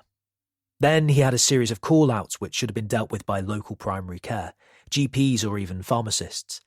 He had some sympathy for the old lady who'd clearly been terrified about the pain in her new hip, but the university students who basically had sore throats really pissed him off. Seems they thought a 999 call for 3 of them was good value for NHS resources. Catching his moody reflection in the mirror, he sighs. Getting out for fresh air and stretching his legs will help. He reaches for the door handle, but the radio pipes up. A red 2 call. Response time 18 minutes. But he isn't far away, so he should do it in less. Grateful for the surge of energy, he acknowledges the instructions, drags on his seatbelt, fires up the siren and pulls out. The front door of the house is ajar, so Cal strides in with his kit. "Hello," he calls. "Ambulance service, where are you?" "In here," a woman's shrill voice in reply. "We're in here, in the lounge. A smartly dressed older lady is sitting on the carpet, a man's head cradled in her lap. Her face clearly traumatized. She speaks quickly, her breathless words tumbling out. He mentioned feeling nauseous and sweaty this morning, but said he'd soon shake it off. I couldn't have stopped him if I'd tried. He had work to do. Then he came home for his lunch, even though I didn't expect him. Came in here for a sit down. The next thing I knew, he was calling, saying he had chest pain. Then I heard a thump, and he was writhing on the floor. It was dreadful. So then I... Kneeling down, Cal quickly assesses the situation. The man's skin is pale, his pupils dilated. Unresponsive too, little pulse and barely breathing. He immediately calls for urgent backup. How long has he been unconscious? He asks. Unconscious? As though finally registering it, the woman clamps a hand over her mouth. Oh, my word, I don't know. He was awake when I dialed emergency services a few minutes ago. Oh, Lord, unconscious. What on earth does that mean? Asking her to step away, Cal cuts through the man's jumper to expose his chest. Quickly opening the defibrillator, he applies the electrodes and stands back to administer the shock. Nothing happens. What the hell? He checks the connections and position of the pads, then tries again. No joy. The damn thing clearly isn't working. Pushing the machine to one side, he immediately begins CPR. Her palms on her cheeks, the woman stares as he works. Then, apparently hearing something from outside, she snaps her head to the bay window and scuttles from the room. Though Cal focuses on pushing hard and fast, the woman's overwrought voice breezes through the open door. You're evil! Right from the start, I knew you were evil! This is your fault! Do you hear me? Then a younger female tone. What on earth do you mean? Look for yourself! It's too dreadful. I can't bear to watch. So busy checking the patient's airways and delivering rescue breaths, Cal doesn't register another presence, so the shaky outburst makes him start. Oh my God, what are you doing? Then fingers are gripping his shoulders, trying to pull him back, and a voice he'd know anywhere. Leave him alone, just stop it, please stop it. What the hell are you doing to him? For God's sake, get off! Chapter 52. Cordelia. Words filter up from the bottom of the ocean. Hello? Are you back with us, love? Disorientated and woozy, I try to lift my head. Ouch, that hurts. Why am I curled on the floor, and with a sticky sensation on my skin? I put a hand to my cheek, then look at my fingers. Blood? Recall rushes in. Oh God, that's right. I arrived home from Brit's to Harriet's livid face and screaming. Wholly confused, I rushed into the lounge and found Vincent being attacked. That was alarming enough, but when I realised who the assailant was, I tried to drag him off, and then... Yes, I was slapped from nowhere, so sharp and forceful, I lost my footing, and... Gentle hands help me to sit up. It's a young woman with plaits and a strong Liverpudlian accent. Take it slowly, love. You've been out for a few minutes. She pads my ear and nods to the coffee table. There's the culprit. You have a laceration to the back of your head. Here, hold this dressing against it for a minute. Laceration? Oh, the woman smiles. I'm Cheryl, by the way. And you are? Cordelia. Nice name. Let's have a look at you now you're back with us. She shines a light into my eyes. How are you feeling? It takes a few moments to adjust to what's going on around me. With Harriet looking on, two uniformed men are hefting Vincent onto a stretcher. One of them is Calvin Rafferty. I come back to Cheryl and take in her dark green shirt with epaulettes, an embroidered badge and an NHS logo. Same as Cal's. Oh, God, he's clearly a paramedic. What the hell had I thought when I entered the house? So overwhelmed with stress, anxiety, and Harriet's hysterics, my mind just assumed the worst, that he had stormed into the vicarage and was beating up Vincent, the Christian. Right now, he and the other medic are carrying him out, which means... Oh, Lord, what's happened to him? That's my husband on the stretcher. What's going on? He's suffered a cardiac arrest, but he's breathing and okay for now. We're taking him to hospital. Cheryl lifts her hand. How many fingers? 3. Her words bounce back. A cardiac arrest? What on earth? I need to go to him. She snaps on gloves. Let's take a look at this cut first. Deftly examining my head, she asks further questions. What day and month is it? What's my address and postcode? Any pain, nausea, or need to vomit? She presses something cold against my skull. Can you hold this until the bleeding stops? It looks fine, always the same with head cuts. The bark is worse than its bite. I try to focus.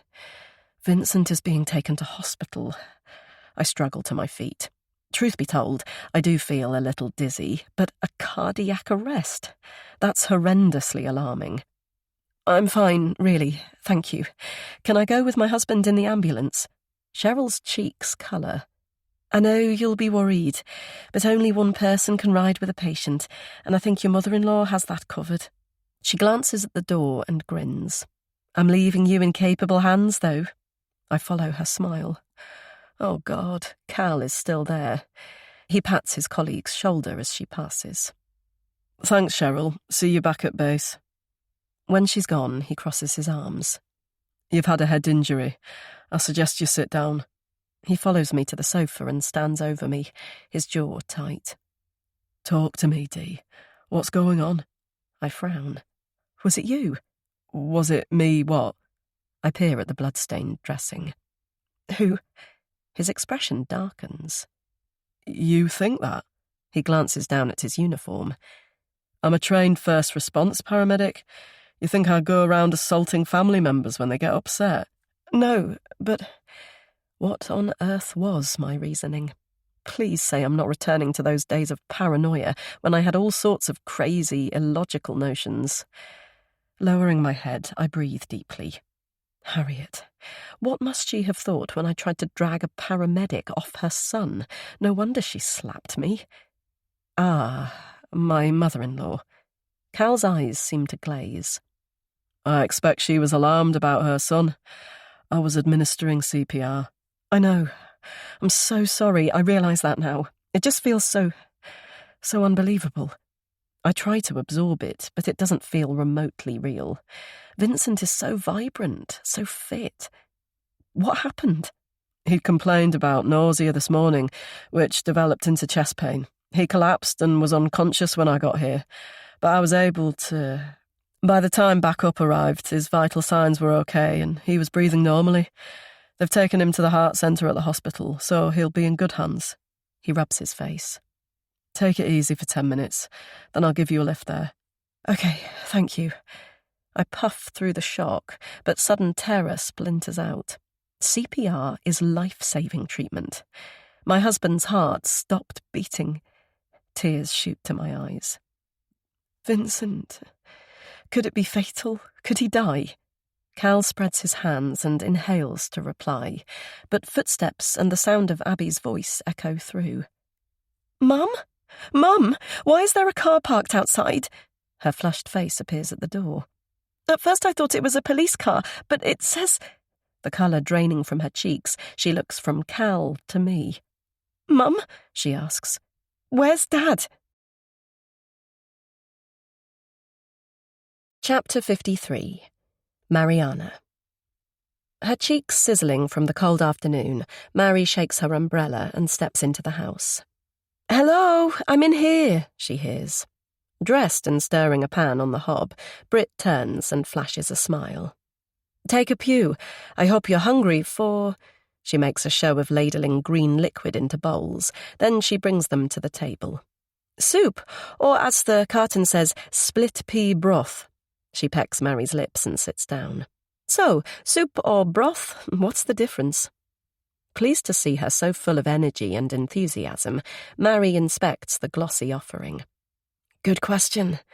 Her mum would know the answer, as well as whether to be concerned about the tiny pimples on Isaac's skin and his initial weight loss.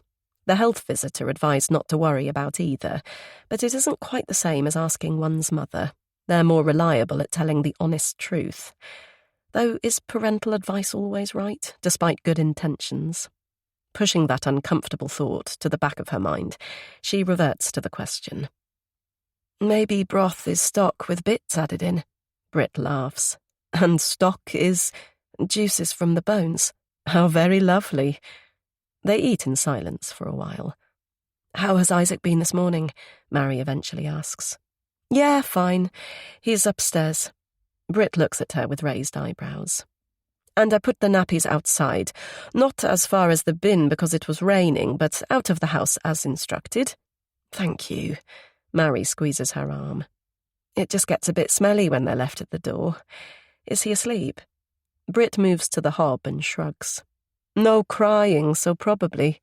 More bone juice? No thanks. Resisting the urge to jump up and dash to the nursery, Mary finishes her late lunch. Why didn't Brit bring him down in his basket? She could have chatted to him if he was awake, and if he was asleep, then she'd have known he was... She tries to bat that particular anxiety away.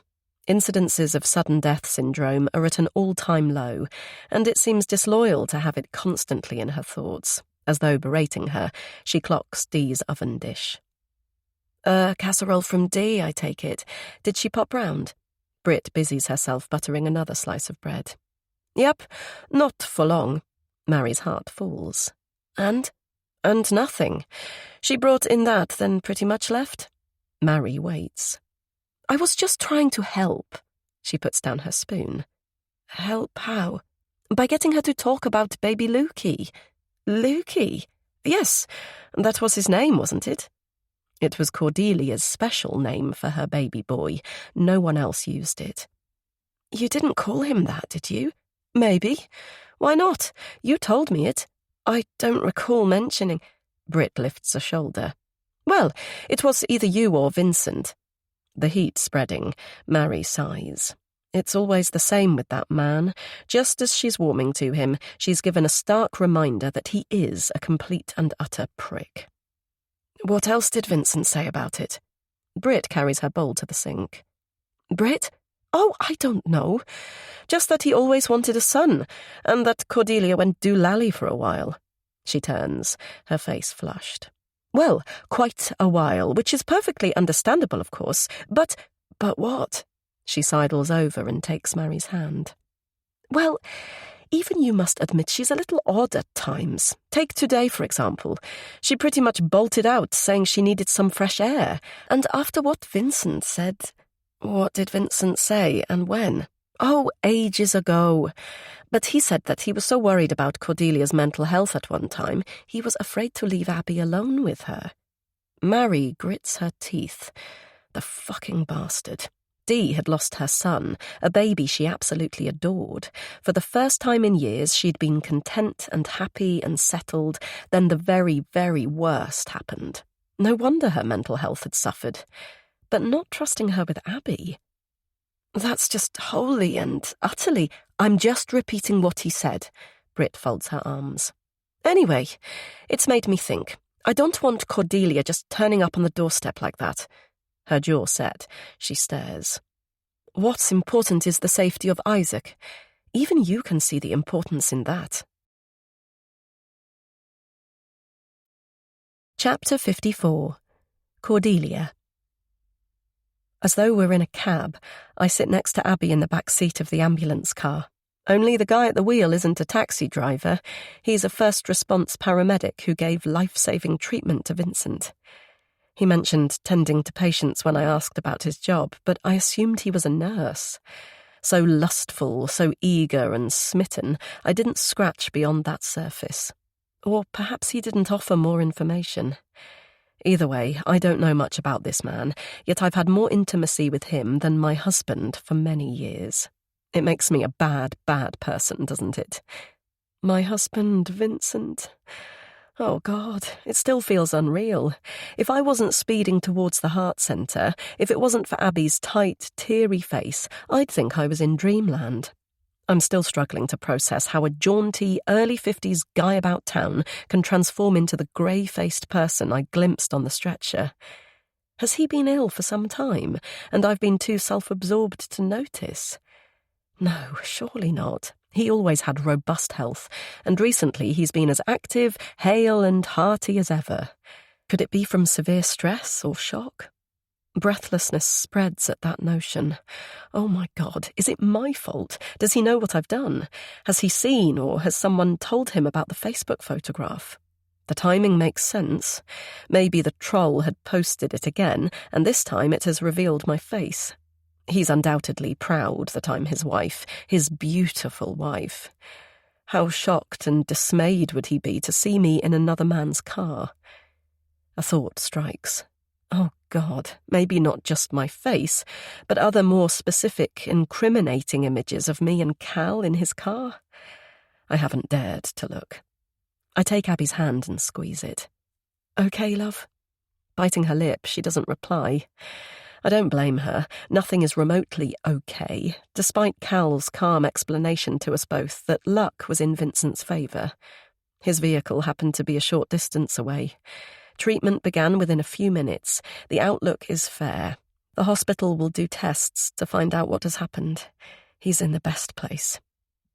Although she doesn't pull away, I can detect my daughter's resistance.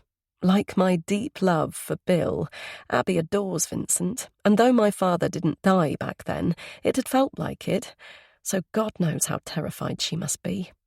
I kiss her hair. Dad will be fine, I'm sure of it. Are you? Yes, and everyone will pray for him. She gives me a sidelong glance. Yeah, but will you?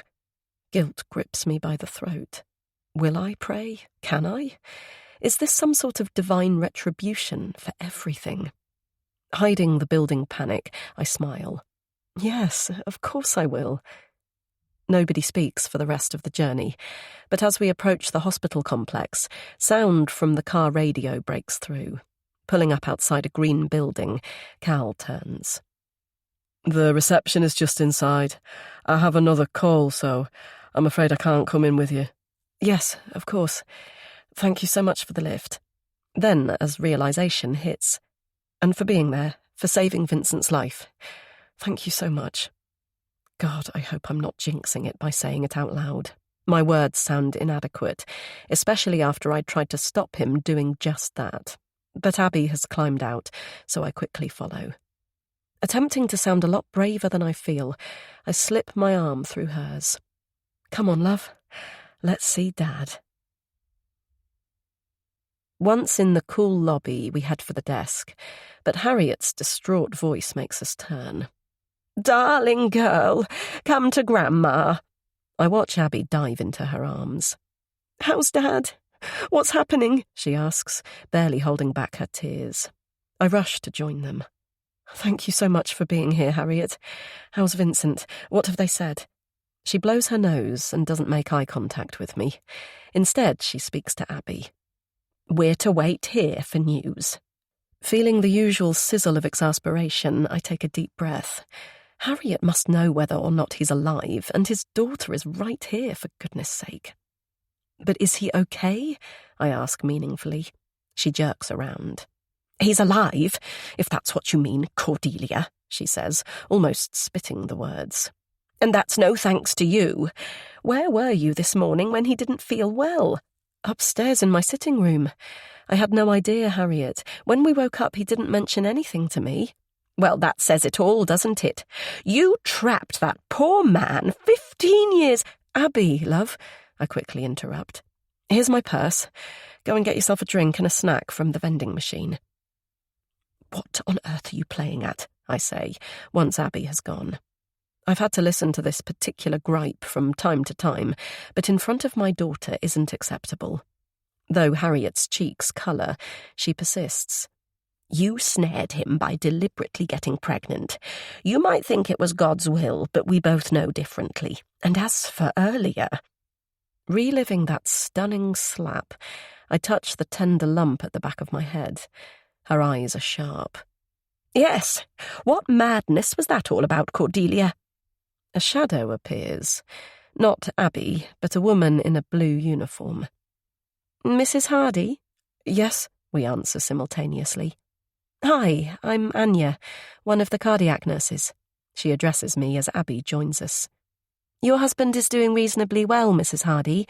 We've put him in an induced coma to help his body recover from the trauma, but that isn't unusual after a cardiac arrest. The doctor will be on the ward soon, so he'll be happy to answer any questions you have.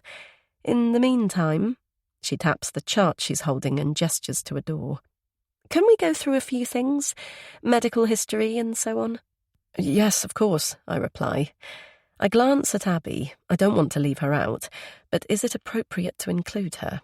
She folds her arms. I'm not a kid, Mum. Okay, this way, please, Anya says, setting off. The three of us follow, and we sit in a small room. Smiling at me reassuringly, Anya flips over a sheet. So, general lifestyle. Does Vincent get regular exercise? In my peripheral vision, I note Harriet's furrowed brow. In terms of being active, yes, I reply. But he doesn't have time for any sport as such. Healthy eater? I picture our parishioners' strange offerings and reams of home baking. His morning fry-up, too. A mix, I suppose, but mostly yes. Does he drink alcohol? Yes. Roughly how many units? Heavens, how many? He undoubtedly loves a party, and each evening he has a topped-up glass in his hand, but I've hardly been counting. Before I can speak, Harriet cuts in. No more than anyone else. Okay, Anya makes